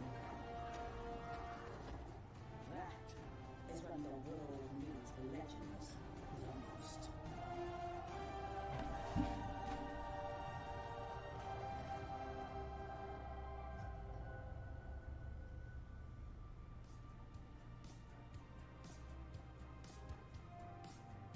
Watch out, everyone! The piglins are coming! And we're going to talk a lot about those wee guys. But before we do, I should introduce not piglins, but a couple of the team members responsible for the highly anticipated Minecraft Legends. Welcome to the game's executive producer, Dennis Reese. Welcome, Dennis. Thank you. And creative director, Magnus Nielfors. Yes. Welcome, Magnus. Thank you very for much. joining us today. Hey, welcome back to Gamescom. That's great. Feels It's good so to be back, exciting. right? No, it's nice to be back here in Germany with sausages and video games. That's excellent. All the good things at once. Those are a few of my favorite things. Yeah, Sausages exactly. and video games. Right, so you announced Minecraft Legends at our Xbox showcase back in June, right? So give us a reminder of what we should expect from Legends. Well, Legends is an action strategy game based in the Minecraft universe that really encourages you to go out and explore the world and use all of these resources that you gather to help defend the overworld, which is being invaded by these horrible piglins. And yeah, it's a lot of fun. I think players are really going to enjoy getting out and playing the game. Yeah, it's a new game that we're developing at Mojang. We're doing it together with Blackbird Interactive. It is a little bit of a different game because the easiest way to describe it is action and strategy. So it's a kind of a unique combination of gameplay. Nice. So it's not the same Minecraft that we're used to, but clearly still set in the Minecraft universe, still got all the things we know and love about Minecraft. But it must be so exciting to take that universe in a different direction, right? So why did you choose to do that with Minecraft Legends? Well, with Minecraft, we really like to, at Mojang, we really like to create games that we love to play. And we're really passionate about strategy games. And years ago, people are sitting around talking about how they could bring a strategy game into the Minecraft universe. And, the more talk, and it turned into something that we really wanted to do. It was passion, really, that drove us to this legend. Great. And it's kind of, within the Minecraft universe, you do kind of have this kind of blank slate, right? To create all these different experiences, right? Yeah, exactly. Must be fun to play with. Yeah, no, that's one of the great things, Minecraft is such a treat. It's like it's for everybody in so many ways. We do have, the original game that we usually call vanilla. We have done Minecraft Legend. No, sorry, we're doing that now. We have done Minecraft Dungeons. Yeah. And now we want to bring yet another game to broaden the experiences that player can experience within the Minecraft universe. So. Right. So once the idea or the sort of seed for Minecraft Legends developed, how did you build the team around it? Who did you bring together to work on the game? Well, we knew that when we started to go out and build this, there were a couple of problems we had to solve. Number one, Mojang isn't a strategy game developer. It's not something we do. And number two, as Magnus mentioned, a real Minecraft or original Minecraft is called vanilla to us. And for us, vanilla is really important, and the studio focuses mostly on vanilla. So we had to go find a partner, one who knew how to build strategy games, and one who really had a passion for Minecraft. And so we started looking around, and we uncovered Blackbird Interactive. Okay. They were known for making the strategy game called Deserts of Karak. And they were a pretty newly formed company at the time, but their experience ran deep with strategy games. And the more we looked at them, the more we realized how passionate they were also about the Minecraft universe. We really thought they could be a great partner for us. And so that's when we started moving forward. Right. And when we started to work with them, you said they were already passionate, but they were also eager to learn. What's the secret behind making a Minecraft game? So it's been super interesting to work on them, like their creative team, just, tossing ideas around. And could it be this? No. Could it be this? Yeah, great idea. And we can just throwing ideas back and forth, what's good for Minecraft and what's not good for Minecraft. Right. It must be great to bring new people, new ideas into that kind of Minecraft melting pot. That must be a ton of fun, right? Oh, so much fun. And actually, the team started very small. Just a few of us kind of getting going. And then once we had the good ideas to how we wanted to progress, it slowly got larger and larger. And then, new people with a lot of new experience came on board. And I remember Magnus, actually. Magnus came on, 2-3 years ago? And when he came on, his experience with open world games completely changed how we wanted to think about Legends. And we were able to take a lot of his experience and apply it to Legends to really create a better experience. And that's the story across the board with lots of the folks from the team as it grew. And I really enjoy it. It's been a great experience. Wow, Magnus. Yeah. Nice work. Yeah. Well, thank you.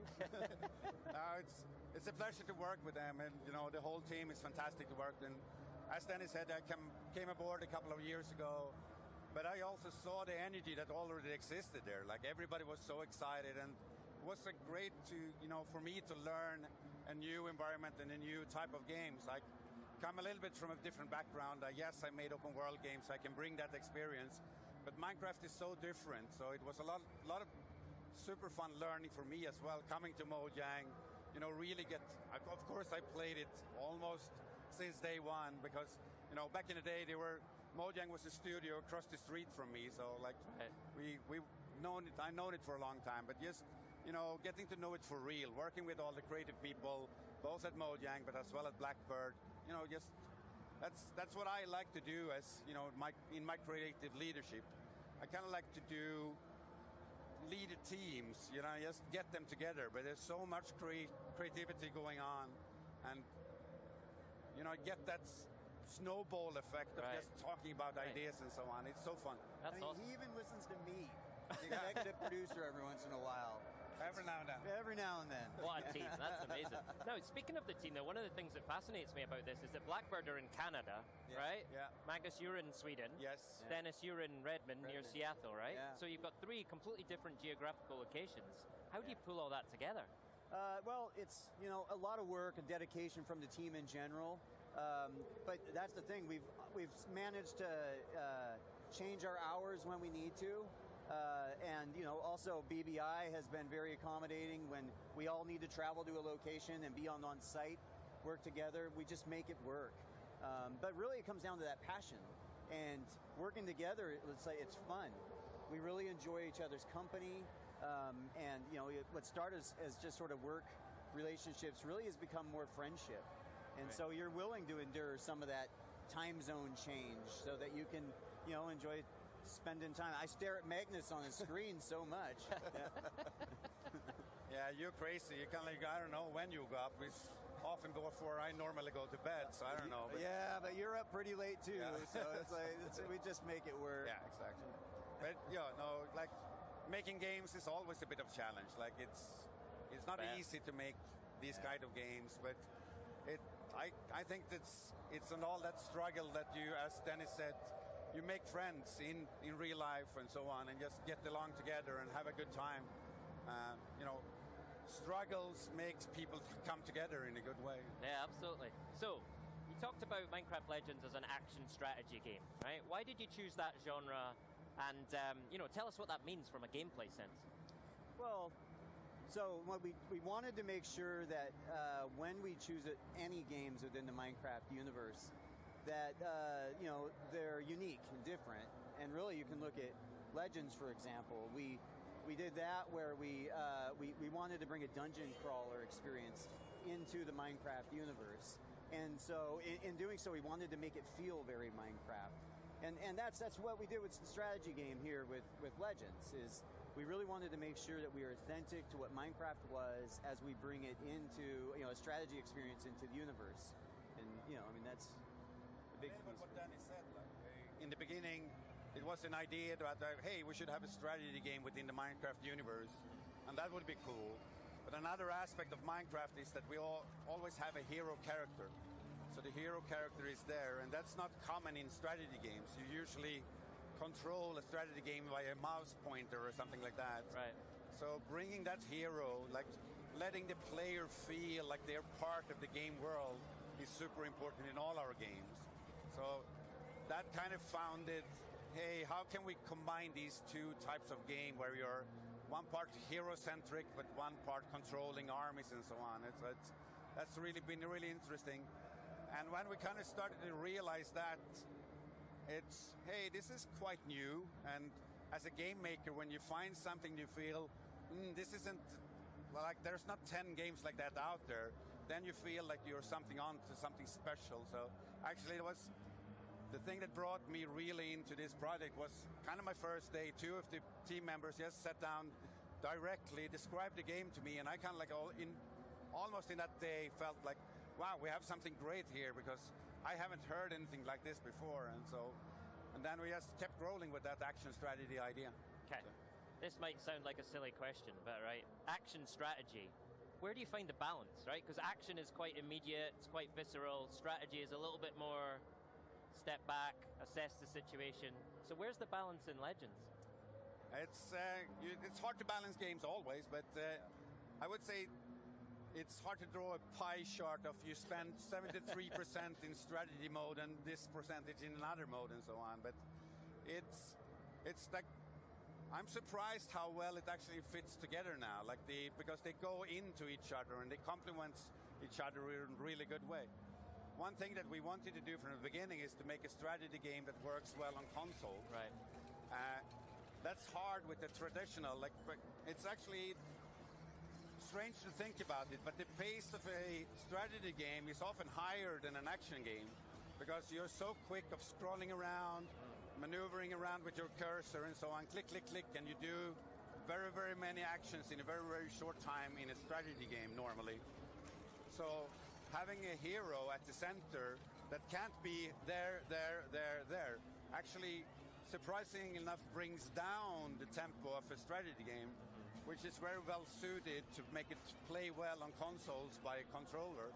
So like just adding those two types, it was kind of a surprise. I wish I could be smart and sit there and say, yeah, we thought about that from the beginning. But sometimes you need to be honest and say, it's just something that we discovered as we prototyped and developed the game. A wonderful discovery. Yeah, exactly.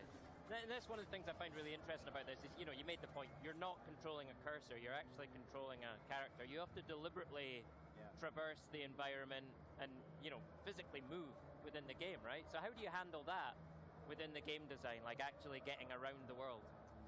Well, it was actually really great because it's easy to navigate as you go about and run through the world. You are on a horse within Minecraft. That's possible in vanilla, but here you're always on your horse. Right. So you're able to navigate all types of terrain quickly, get to where you need to, execute your commands. And then also there's other areas in the game that as you're running through the world, you'll uncover new elements. Like, for example, we have Speed Wheat, which gives you an instant speed rush, or actually mushrooms within the world, which allows you to jump extra high. And then you can use those abilities to access other areas of the world in quick or strategic ways. Oh, and given that you've gone in a slightly different direction here, a different genre, what inspirations did you pull from within, other things you've done within Minecraft as well, but then maybe some external influence as well, other games? Yeah, well, for me, I really look not to external games to make this reference, but more to internal.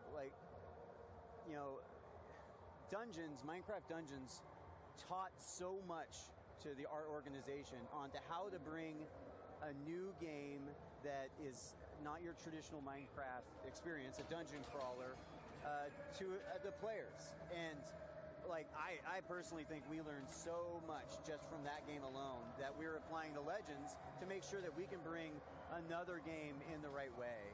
I would definitely say that's a great reference. Yeah.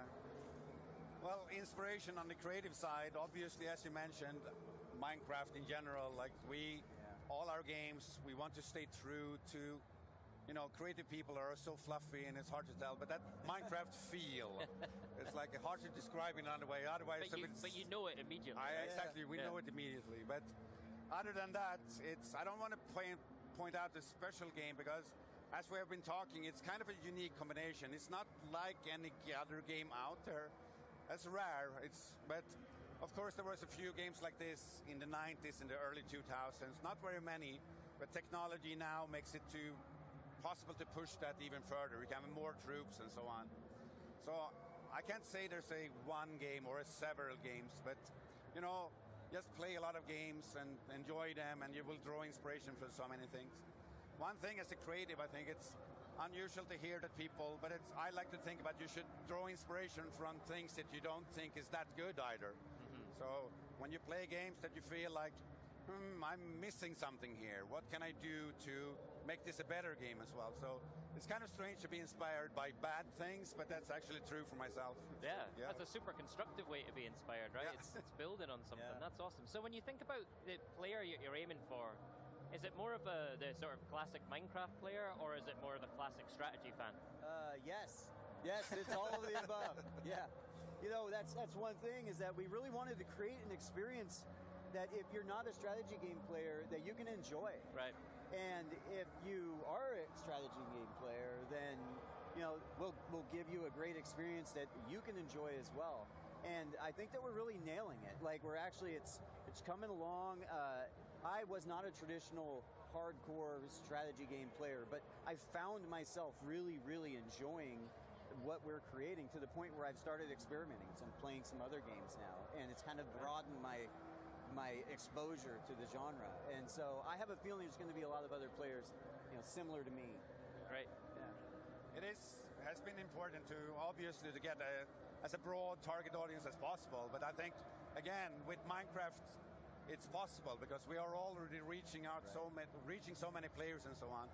So obviously, all the players who knows Minecraft now get a new way of enjoying Minecraft. But at the same time, it's super important to remember that even though a lot of players play Minecraft or have played it in the past and so on, this game is also totally possible. You don't need to have played Minecraft. You don't need to know what Minecraft is to enjoy this game. You can come in, and this game will help you to understand what the Minecraft universe is and bring you into the wonderful, thing we have going on there. Excellent. I want to talk more about the hero. We touched on the hero earlier. Yeah. I just find it really fascinating. Like, how did you center the experience and this idea of action strategy around that hero character? The hero coming into the world and that element of exploring, it's very Minecrafty, right? So applying it here was just something that we wanted to make sure we did. And I don't know, Magnus, you could probably touch on a little better than I could. As you say, the hero is important, but it's kind of like, because it's important in all our games. That's the center. We want that to be a extension of a player almost. Right. So the kind of like there is a story told about a hero coming into this legend and so on, but the game structure is relatively open, so you can play it however you want, in the order you want to, and so on. Yeah. And we'll push on the story depending on what actions you take with your hero. So you move through the story in the campaign. But at the same time, as we want that to be the core of the game, it's not in gameplay everything. It's so much more about that you are a character coming to this world and uniting everybody who is here against the threat that the piglins are. So you need to come here to make a lot of friends, and they will, together with you, help you to defeat the piglins. So it's not about getting stronger, or you're not getting a new arm or anything like that. Yeah. It's more or less make friends, play around with them, have a good time, and defeat the piglins together. It's a great message, though, isn't it? It's like It's almost like you're building connections, you're building alliances, you're uniting people against a common enemy. I didn't think about this, but I said before, it's kind of like game dev. I said, struggles makes you come together, and you're able to overcome obstacles. And that's kind of what you do in the game as well as the hero. There is a struggle, the piglins are attacking, we need to defend, so everybody comes together, and then we defeat the piglins. I love that. And it's with your team as well. Yeah, exactly. You're bringing this team together from lots of different places. Yeah. It's very, very, very cool. All right. It's time to talk piglins. Ah, yes. We want to talk piglins. What's their deal? And why did you choose them as the bad guys? What's up with them? What's up with the piglins? Piglins exist in vanilla. Yeah. And they were great for us to bring them out into Legends and expand on them. And so, there's sort of different versions of what Piglins exist in Legends compared to what they are in vanilla. But they're, these horrible, mean, kind of ugly, cute characters that look like they really stink. But it's just, they sort of invade, and they're just causing nothing but problems. And, here they are in the overworld, destroying it. And that's where you, the hero, comes to play to try to, unite that overworld and take them back. And yeah, that's definitely a big piece. Yeah, they, as you said, they are ugly cute, right? Yeah. So they're so charming, and we felt that from the beginning, like, of all the mobs that we have. We like all our mobs in the Minecraft universe, but the Pigling had such a potential to be kind of like the bad guys in a game, where it was easy to see, wow, we can make this version of a Pigling, we can that, like, so we have expanded the range of Piglins in many different ways. As you saw the trailer when we started up, many new types of Piglins within the game and so on. So it's pretty cool. So tell me about some of those different types of Piglins. I want to know what we're coming up against. Well, there's one of them we just debuted here in the trailer that you just saw. It's called the Pigmadillo. And it's the one that comes out of the portal and then kind of hunches up into like a cube and rolls at you. Very difficult to defeat, and one of the more fun ones. Another one is the Bruiser. It's another one you've seen in the trailer. It comes out and has like two kind of razor blades on its arms and does some really wicked moves as it comes and attacks you. But yeah, that's a very fun one too. There's lots of different types of Piglins. Yeah, we have expanded in so many ways. So that's a couple of like detailed units. Another thing that we have done is to kind of like build up almost like a society. Like we have different hordes, as we say. Here at Gamescom, so we have been presenting a horde of the Bastion. And so the different hordes differentiate both in look, but primarily in the game how they play, how you play against them and so on. So you need to think about how you engage in combat with the different hordes in different ways. So they look and feel different, and it's just fun to engage with them. Right. So what kind of units do you, as the hero player, then bring to bear against the Piglins? Well, I mean, for example, Magnus referenced how the Horde of the Bastion has a lot of structures. So one of the units you're going to want to use on your side is one called the Cobblestone Golem. That's very good against structures. So you can take the Cobblestone Golems and attack and get a lot more results, a lot better results. Another one is the Plank Golem. You saw a horrible demise of a Plank Golem in the trailer, actually.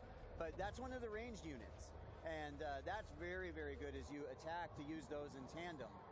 I don't know, any others you can think of? Well, I'm thinking more about the way that you need to engage with them, because as I said, the hordes are playing differently. The Horde of the Bastion, for example, it's almost hear it at the name, right? They like to build forts, they entrench themselves and so on. So you need to like grind your way into their bases and to defeat the portals at the center of it. While others are more open and so on. So it's how you think about your unit composition, which friends you bring with you in each fight and so on. And also the way you lead them. Like you can lead your friends into battle in so many different ways. Yeah. I love exploring the bases. Yeah. Like get to the high ground, look at the base, and evaluate what is the best way I want to attack this base. Yeah. And then use the tools, your units, as you see fit to go and do the best results possible. Yeah, it's good variation. So a lot of gameplay variation, a lot of different units. We will show more as we go along up until launch of the game. So great. As you're talking through there, it feels like, yes, you're taking the genre in a new direction, but it's also giving you a new direction to talk about the lore of Minecraft world and the mobs that we already know and maybe love, and finding out more about them. Is that right? Yeah, absolutely. Yeah. It's like part of that Minecraft feel I'm talking about. You could call that for lore, but we want to have a little bit of a mystery going on around what's going on in Minecraft and so on. And that's how we work with it. So we are kind of like doing things in the different games where you can find hints of what's going on in another game. And especially our community, they are so good at kind of like trying to figure out what we want them to figure out and so on. So we bring some secret messages and they try to decipher them all the time, and it's like. I want to be clear. When we announced the game, I mentioned that Jens had a shirt on, which was a hint as to what Badger became today. None of us are wearing any sort of hints about future games, so just letting you know. I've been very closely examining Magnus' t-shirt here, trying to figure out. Take a freeze frame of that, everyone. Yeah. or don't. Yeah. All right, amazing. Magnus, Dennis, thank you so much for your time. It's been great just to talk about Minecraft Legends. When can we see more? When can we hear more? Well, you can learn more by following us all our social channels, Twitter, so on. You can also at Minecraft.net follow up on a newsletter, so you will get that. Wow, that's loud. Yeah. I don't know. Something We're back at exciting Gamescom. happened. Yeah. Minecraft Live. All right, Minecraft Live. Yeah, later this year we will have Minecraft Live. Great, can't wait. We'll come there and tell quite a bit more about the game. So. Okay, more secrets to reveal. More secrets to reveal. Oh, fantastic. Hey, brilliant seeing you both. Welcome back to Gamescom. Thanks. It's been an absolute pleasure. It's a good one, gents. It's excellent. Thank you. Thank you. All right, before we close out the show with learning everything you want to know about Age of Empires, Maxie and I had a bit of fun walking around the booth earlier today. So let's take a look. It's so exciting to have a physical booth back. Graham, how do you feel? I love it. It's so good to be back. Well, 3 years away, but it's amazing. We're here. We're back at Gamescom. And the best thing is, community's all getting back together again. We're playing some games. It's great. And we want to show you that booth. So let's start here. What do we have right here? Well, yeah, I mean, lots have changed in the last 3 years, but Sea of Thieves is still here. Season 7 just released. So much good new stuff in there. And, of course, you can play it on the show floor here at our booth. But there's more as well, right? There is more, and we're going to check it out right now. Let's take a look. You can't be a proper pirate without some pirate ink. So welcome to the Sea of Thieves Tattoo Studio here. Oliver, how you doing, mate? Tell us what you're doing. Yeah, I'm doing pretty fine. Basically, we're doing airbrush tattoos, so you can choose any of the game designs, achievements, thingies, and have them spray painted onto your arms, heads, legs, wherever, shirts. Keep up the good work. And Maxie, I think you got one done earlier, right? Finally, I can brag off. It's amazing. It has glitter on it. I really recommend glitter. I don't think it's going to get any better than this, but let's check out the other stuff. Yeah, let's do it, Maxie.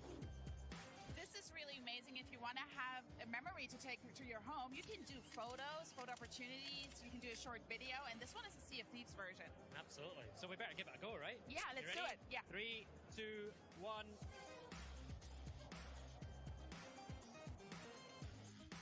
So this is a trigger warning. If you have arachnophobia, close your eyes right now. Absolutely. There's no danger dumplings here, folks. Say hello to the grounded brood mother. These guys don't look too scared, do they? Oh, it's totally fine. It's totally fine. So Grounded 1.0 is going to come out in full campaign mode with the first boss encounter, the Brood Mother, on the 27th of September. On Xbox Game Pass, right? Yeah, that's correct. Whoa. Oh my god, it just touched me. Graham! Come on, let's get out of here. Let's go. I like it. Now, one of the most exciting games on the booth, especially for the German crowd, is Pentiment, right, Maxie? Yeah, especially for me because the region is set in Bavaria, and Bavaria is my home state. I live in Munich, and it's Obsidian medieval narrative game, and you play Andreas Mahler over a 25-year lifespan and just solve mysteries. Great. But listen, there's even more to play. Let's take a look. You see? Told you there was more to play. It is. I see you suck at parking, like your Frontier, Planet of Lana, Incolinati. Amazing. It's great, isn't it? And in the 18-plus area over the back, we've got a Plague Tale Requiem, we've got Benedict Fox, and then, of course, the game that everyone's talking about, Lies of P, and that's coming day one to Game Pass, right? But that's not it. We even got more to play, so if you're here, super excited, and let's go on with the stream. It's great to be back, everyone. We'll see you soon.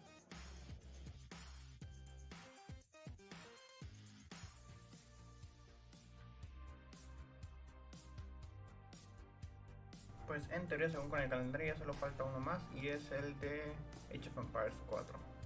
Con ese se debe cerrar el Gamescom 2022 de Microsoft. Xbox.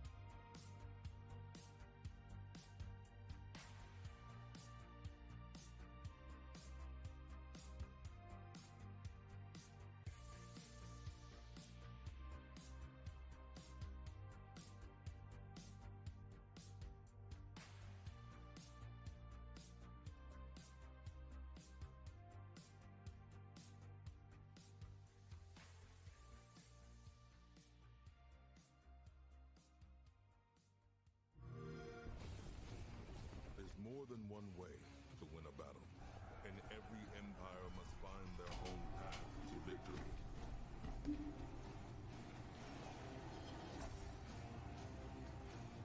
Nada, dos nuevas habilidades para Age 4.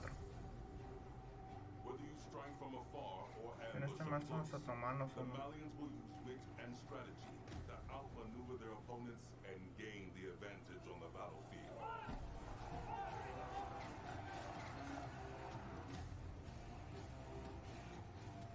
With powerful siege tools and the ability to rally large formations, the Ottomans can keep the pressure on to bring down their enemies' defenses.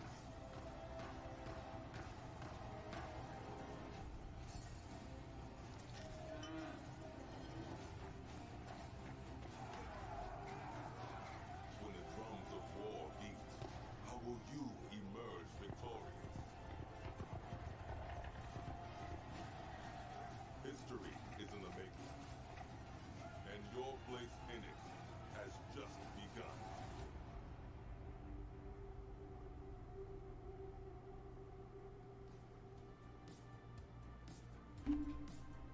I swear I could watch that trailer 3 more times at least, but alas, we are coming to the end of the show today, so we wanted to make sure we go out with a proper bang, or in our next guest case, an ancient battle.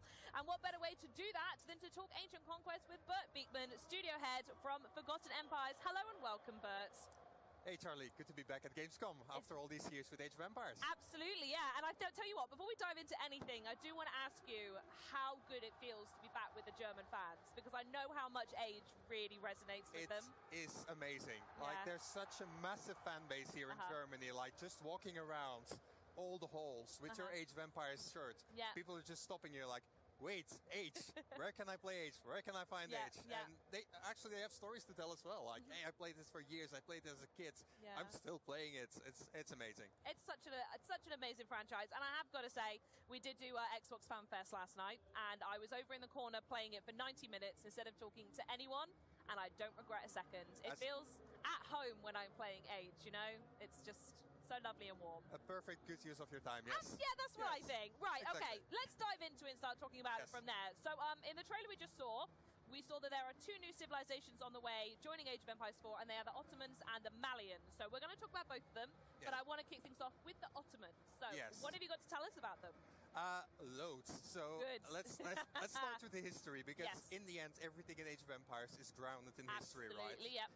So we're looking at the Ottoman Empire, what was all happening in Anatolia in the Middle Ages. Yep. If you think about that, it was an empire that lasted a very long time. It was very based on military, very militaristic, very organized, a lot of military science going on, very regimented army that really controlled a massive area in the Middle East for a very, very long time. Okay. And then the question was, how do we turn that into a game? Yep. How do we turn that into Age of Empires? And it was really like, okay, we have all this military piece. Yeah. That sounds like something we can translate. And I actually want to dive straight into the gameplay. Okay. So, for example, the Ottomans, they have the military school. Okay, It's a brand new building. They can build it in the Dark Age. Straight from the beginning? Straight from the beginning. Okay, I don't know what this building does yet, but that sounds like a game changer that it's immediate. Okay. It's actually a game changer. Absolutely, absolutely. So you build a military school, and it automatically trains a unit that you select. Like, you have all toggles for all the units in the Ottoman roster. Wow. And you can select which one you want to create for free. I feel like there's a but coming, though, right? There is a but coming. There is a but coming. Yes. The training goes very, very slowly.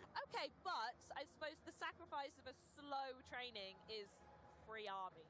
You still get a free army. And especially for those folks who want to go for combat victories, if you're not draining your resources, you can just build this massive empire of meanies to go beat everyone up. Exactly. Yeah. So it's, and that's also kind of how the Ottomans play out. Okay. Like, you jump into the game as the Ottomans, and it's really all about the military and the military conquest and winning through very military means. That's how you win as the Ottomans. Yes.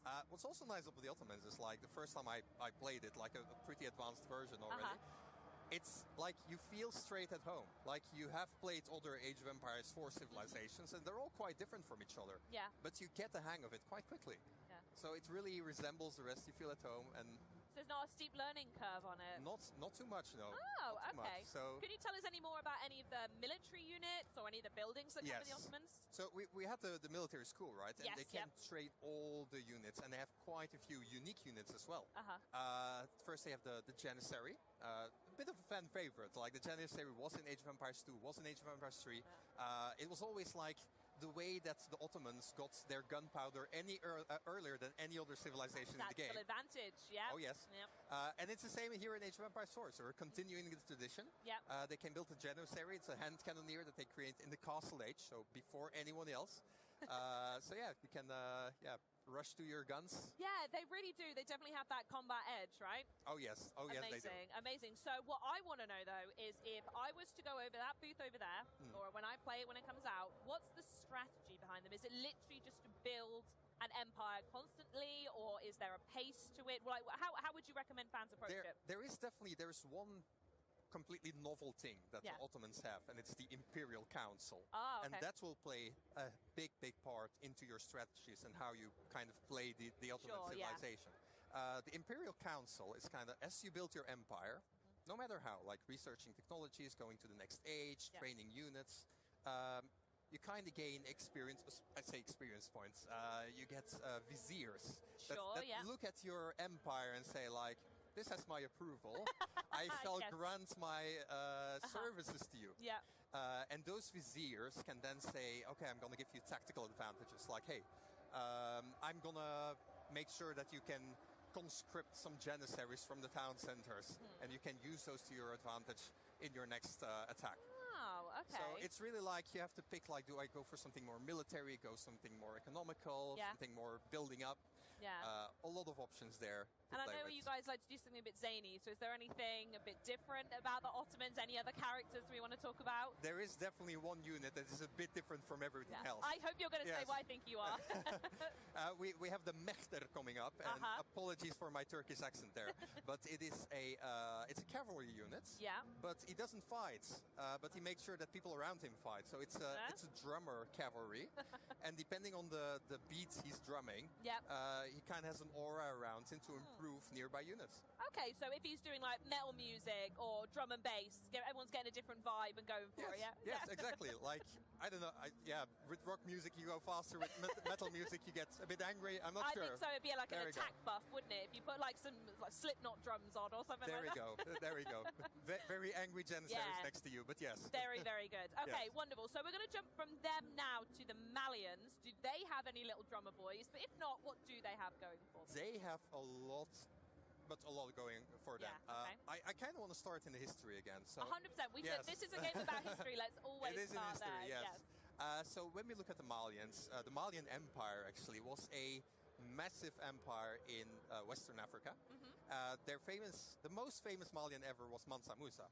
And the reason he was so famous is because he was the richest man to ever have lived in the history of humanity. Oh wow, what, up until like even now or just... Up till now. Oh, up till now. Can I just say, this is literally better than going to school. I learned so much about history playing this game, it's absurd. There are stories about him that he went to, he liked to travel. Like he liked to trade with his trade caravan through the deserts and visit towns. And he was known for going to those towns, spending so much gold, because he had so much gold, that he completely crashed the economy of any village that he passed. So that's Mansa Musa. Anyways, it's a nice background to have, because we're talking about all this gold, and the Malians are all about gold. When you build up your empire as the Malians, you have this special building called the Golden Pit, and you can build it on a gold mine. And it then automatically extracts gold from the gold mine. Automatically? Yes. You don't need villagers. And it also doesn't subtract gold from the gold mine. So technically, it's like infinite gold. An infinite gold hack? It is. Yes. But it's not a hack, it's actually you've just put it in the game. It's not a bug, it's a feature. So, famous words, yes. That's huge though, especially for some of the late game builds where gold comes into play really heavily, or if you're in a map that's absolutely infested with enemies and you can't get to the next gold mine, that's humongous, wow. There is a catch, however, there's always a catch. There's always a catch. Yeah, I'm so sorry. You can build those golden pits, like the pit mines, all over the map. But you need to be able to protect them. Well, of course. And that's quite difficult. I feel like if I was an Ottoman up against a Malian, I would go for that first. You would, but then the Ottoman is trying to rush you, and then what? So it's like this. You get the the pit mine, yeah, all the way out in the map. How are you going to protect it? It's very, very hard. And this is where the strategy of the game. And this is where, yeah, exactly. That's this where is you start the to thinking. and fro, exactly. Exactly. So, can you tell me any more about any buildings or any new units we're going to see with the Malians? The units,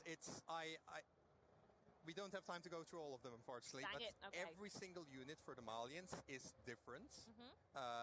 They don't have a standard roster. Okay. I say that they have a standard archer. That's it. we'll give them an archer. Yeah. Everything else is different. For example, they have a spearman. That is actually Donzo is their name. It's a unique spearman. It's different because he has 2 spears. Now I like them already. You like them already, but there's more to it. It's not just like he's fighting with 2 spears, but he takes his first spear, throws it. Yeah. So the first ranged attack, and then he can fight the rest of the battle. And there's no animation for him to go pick it up or anything. Unfortunately not. It will be brilliant. I'd love to see that, but...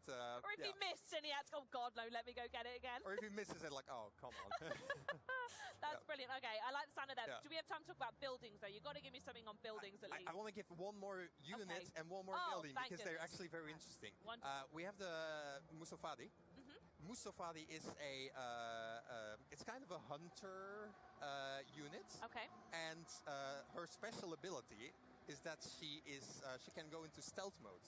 Oh, interesting. All right. So it's kind of this man-at-arm unit that can go into stealth mode, sneak around the map, everywhere, and then just like surprise attack. Are we talking like Fog of War stealth, or when they're in forest units it's stealth, or? So yeah, Age of Empires 4 indeed has a stealth forest, but this unit, she can go into stealth anywhere on the map. Anywhere, yes. Okay. As soon as she attacks, of course, she reveals herself. So it's, yeah, it's not like ghosts poking you or anything. You're not fighting ghosts. No. Then they reveal themselves. Yeah. But yeah, that's kind of the story behind the hunter. The hunter woman. Actually, Musofadi is Malian for power woman. So we have a very cool love tidbit. them Yeah, a there lot. we go. Yes, okay. And you say that they're aligned with a building in game as well. Yes, indeed. Yeah? So they're hunters. That's kind of their background. And you can also, one of the landmarks that you can build is the Hunter Fortress. And every infantry unit that is kind of around this fortress also goes into stealth mode. So I don't even know what to say about that. Is that something that you found in your historical textbooks? Is that people would disappear around it? What was the logic behind adding that? The story is kind of like they were hunters. If you want to hunt and you want to hunt your prey, of course you need to be sneaky. You need to be stealthy. A little bit. Exactly. Yeah. And that's kind of the story behind that. It's very interesting to play with. Yeah, no, I can imagine. I'm thinking about, this is me imagining me playing the game now. If you were to go and attack that base, you'd see this stealth fortress and you would have no idea what was waiting for you. Absolutely You no have to test idea. the limits of how many people you could hide in that radius to go, there, get them. Yep. Amazing. So we spoke a little bit, well actually I'd say we spoke quite a lot about the Malians and Ottomans. Sounds like there's more to come. But they're new to Age of Empires. But the list is pretty long of how many civilizations there are now, right? Yes, we're now with 10 civilizations. Yep. So we had 8 civilizations that launched last year. We had the English, the French, the Mongols, Chinese, many more in Europe and Asia. And now we're expanding to Africa with the Malians and the Middle East with the Ottomans. You're probably going to say these two are the new ones, but I'm curious, do you have any personal favorites or any civilizations you think you've played the most? I mean, I really, really loved playtesting the Malians. Okay. And because there's one more that I really, really loved about playing them. I built this whole empire, right? With all my trade routes, my gold mines, my little mining towns. Yeah. And at the end of the game, okay, I won against AI. I'm not bragging. But a win is a win, my friend. A win is a win. I looked at my empire at the end of the game and I was like, this looks good. This actually looks like a big Malian empire. And it felt so good that you've built something. Yeah. You destroyed something, of course. Yeah. But it's like the victory felt even better. Yeah, to, no, to I just think see it. aesthetic goes a very long way. It goes I so would love far. for you to start grading us on the aesthetic. 'Cause I'm very purposeful when I build about where I put everything. So I'm like, oh, a normal village wouldn't have a house here. I've got to do my little housing area and a little suburb and whatnot. So Exactly. I'm totally with you on that one. But I totally agree. The way that you can just build and create very realistic, authentic villages is incredible. I do want to touch a little bit, though, on the fact that it has been 10 months since Age of Empires 4 came out. How much has the game evolved since then? Relic and all their dev partners have been incredibly busy. So there have been many updates, many patches in many various ways. Like we've had new features coming in. Like we've had color pickers for people. We had more remappable hotkeys. We've had loads of balance changes. We had new maps, new zoom levels. Like yeah, loads. The list just goes on and on and on. And I'm going to take us back in time now, if there's anyone out here who didn't know. The Age of Empires was first released in 1997. Yes. And I'm curious how the developers keep building on a franchise to keep it new and fresh when the focus is on history. It's just so incredible. There's just so much world history and anything goes in Age of Empires. Like if it happens, we can probably put it in the game in some way. Yeah. And if we're just looking at the last 12 months, like we've had the release of Age of Empires 4. Yeah. We've had 2 expansions, 2 DLCs for Age of Empires 2 Definitive Edition, and 2 DLCs for Age of Empires 3 Definitive Edition. Wow. So it's... And the fact you've got definitive editions as well is just, people want so much age. People want so much age. Give and me age. There's more and more age to come. So we've got that squared away. And it's also thinking about, like, the franchise has been going out since 1997. Yeah, 25-year anniversary, right? Exactly. But yeah. The fact that, this is, if anything, the best time to join Age of Empires, because there's just so much going on. So even if you're like, hey, 25 years, I've never tried it, try it now. And I will say it's a very wholesome game with a community that's deeply devoted and beloved the game so much. And I wanted to ask what it's like to work on a franchise that is not only positive. We've seen so many games just on the show today that everyone loves and is really positive, but you're with someone that's been positive for 25 years and people love it. What's that like? It's amazing. Like, just looking at my own personal history, I've been working on the game for 10 years now. I started to play the game when I was 10 years old. If you told 10-year-old me that I would be sitting here today, I wouldn't have believed it. I'm going to stop you there and say, if you told 10-year-old me I'd be sat here talking to you about it, I'd weep and I wouldn't believe it, but I'd probably ignore you and keep playing There you games. go. So. and that's the beauty about it. Like, the community is so large, so vibrant, so active. Yeah. It's just amazing. It really is. Yeah, it's such a treat.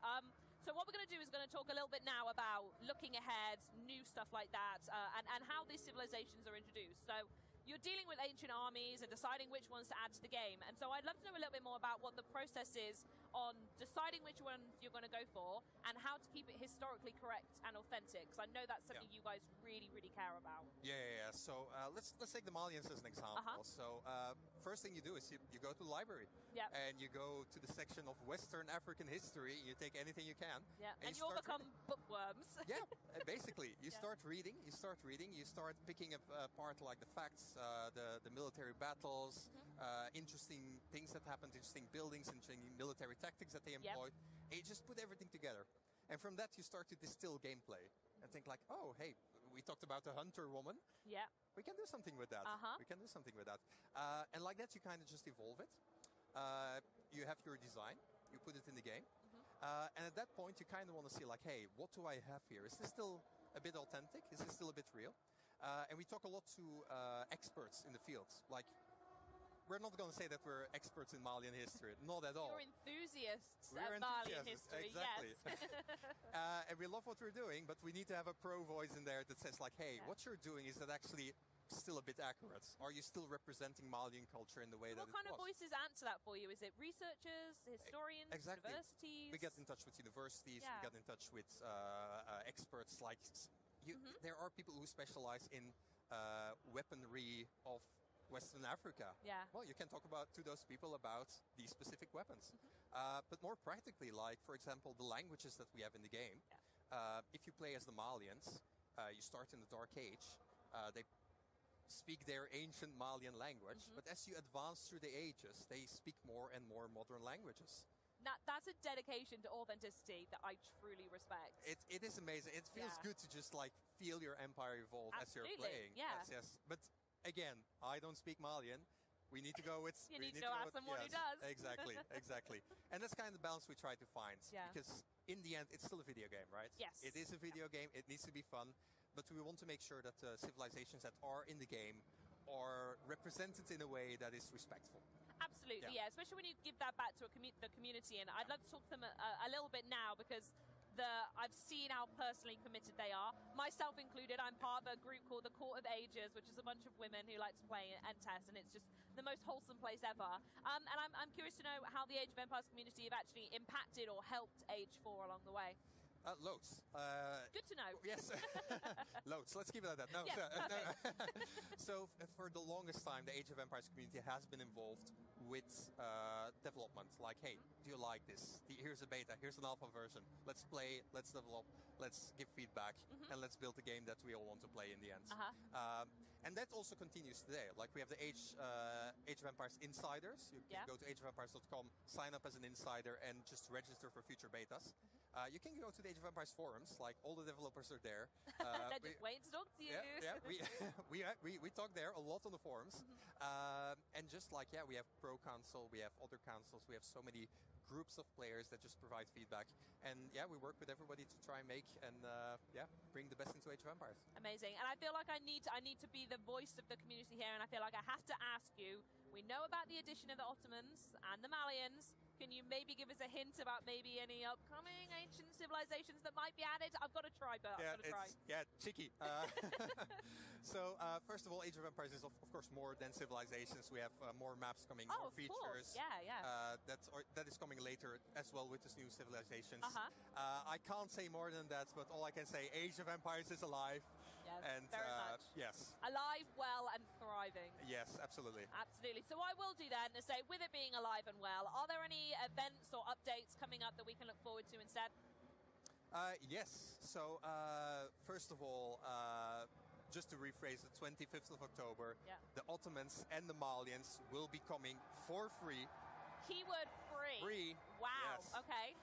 To Age of Empires 4. So if you have bought Age of Empires 4 in the past on any platform, you will get the new two civilizations. Ok, las dos nuevas civilizaciones serían gratis para el Age of Empires 4. Oh my goodness, I love this conversation.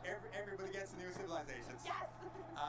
Speaking about things that are for free, right now, at this very moment, you can play Age of Empires 4 for free on Steam.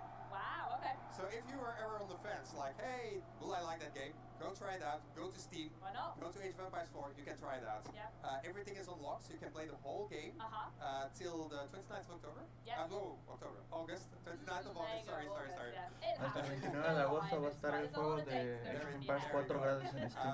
So you can try it for free. Para que le des una probadita. Later, it's now on sale as well. 50% off on both the Microsoft Store and Steam.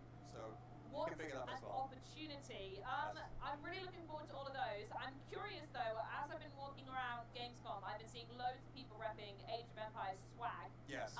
Is there anything that you want to maybe showcase what's available online or maybe for folks while they're here? Well, we have one more announcement, and then it's probably going to be the least sexy thing that we will see in this broadcast. I'm not sure, but it'll be great. There we go. Going? So we're going to unbutton a bit, and we're going to show. Oh yes. We are going to be celebrating 25 años de years Age of of Empires. Empires later this year. So the 25th of October. It's been 25 years since the original 25 release. and 25. We're going to be celebrating with all the games in the franchise. Everybody's invited. And it's going to be lovely. It's going to be an online global event. There will be more announcements. So I would say as a developer, but also as a El fan, 25 de octubre hará más anuncios por la franquicia. Por el aniversario de la franquicia. Exactly. Just look Age of Empires on any social media. You'll be definitely kept up to date. Amazing. I'm also curious. I shared a picture on my Twitter last night. I mentioned I was at Gamescom. There's some Red Bulls around. Are you up to something with Red Bull at the moment? Yes, we are. So Red Bull Wololo Legacy is coming up. It's a big tournament where we're covering Age of Empires 1, 2, and 4. And we also will, end of October, that will culminate in the large finals in a castle here in Germany. That's pretty cool. I do have to ask though, are we playing the game or is it just people going whoa, whoa, and seeing who does it best? We are playing the game, but okay. I definitely want that to be a tiebreaker or something. We need to have it in there as well, just add some spice, you know? I'd like to see that. I'd like to see that. So yeah, best players in the world all gathering together in a German castle here, playing Age of Empires. For many, it's childhood dream again. It sounds like it's true, honestly. And I have got to ask, the shirt it's catching the light so well right now. Yes. I do need my own version. Is there a way to get my hand on that shirt? Yes, this shirt is available on the Xbox Gear Shop as well, alongside all of other Age of Empires t-shirts and merchandising. So a lot to pick up there. Amazing. I know what I'm doing next. Right, Whopper, it's been phenomenal to have you here. I've loved talking to you, and of course, everyone else who's tuned in today. That is the end of the show. So for any segments you might have missed from today's live show, or for those who just want to relive today, I know I certainly do, you can go back and watch the full show on Twitch or YouTube, and keep the conversation going using the hashtag #XboxGamescom on social. But that is it for me. This is the end of our epic live stream here from the Xbox booth at Gamescom. This has been so much fun. Eso fue todo lo que presentó Xbox en la Gamescom 2022. Con esto cierran. Alright everyone, it has been such a pleasure being back at Gamescom with you this year, surrounded by these amazing Xbox fans and community, and of course, you Maxi too. It is. So now we're going to be signing out from Cologne, Germany. We'll see you next time. Bye! Pues ya estuvo. Se acabó el Xbox Gamescom 2022. Mañana sigue la Gamescom 2022. Obviamente ya no es con Xbox. Siguen los siguientes, ¿cómo se llama? Sigue el siguiente evento. Que mañana vamos a seguir también aquí en el canal de YouTube. De hecho, nada más quiero verificar quién era el que tocaba mañana. Porque ahorita fue Xbox en Gamescom. Y mañana, viernes 26 de agosto, Awesome Indie Showcase es el que toca. Igual a las... no, mañana es a la 1:30 de la tarde. Pero bueno, eso es lo que toca. A ver si podemos seguirlo mañana también. Dicen que esta puede ser una de las más interesantes. Y con eso se cerraría el Gamescom. Pues vamos a ver, nos vemos mañana con este showcase a la 1:30 de la tarde. Pues espero que les haya gustado, pues seguirlo desde el canal, y pues igual ya hacemos un pequeño resumen más adelante sobre qué es lo que se presenta aquí. Eso sería todo por hoy, hasta luego.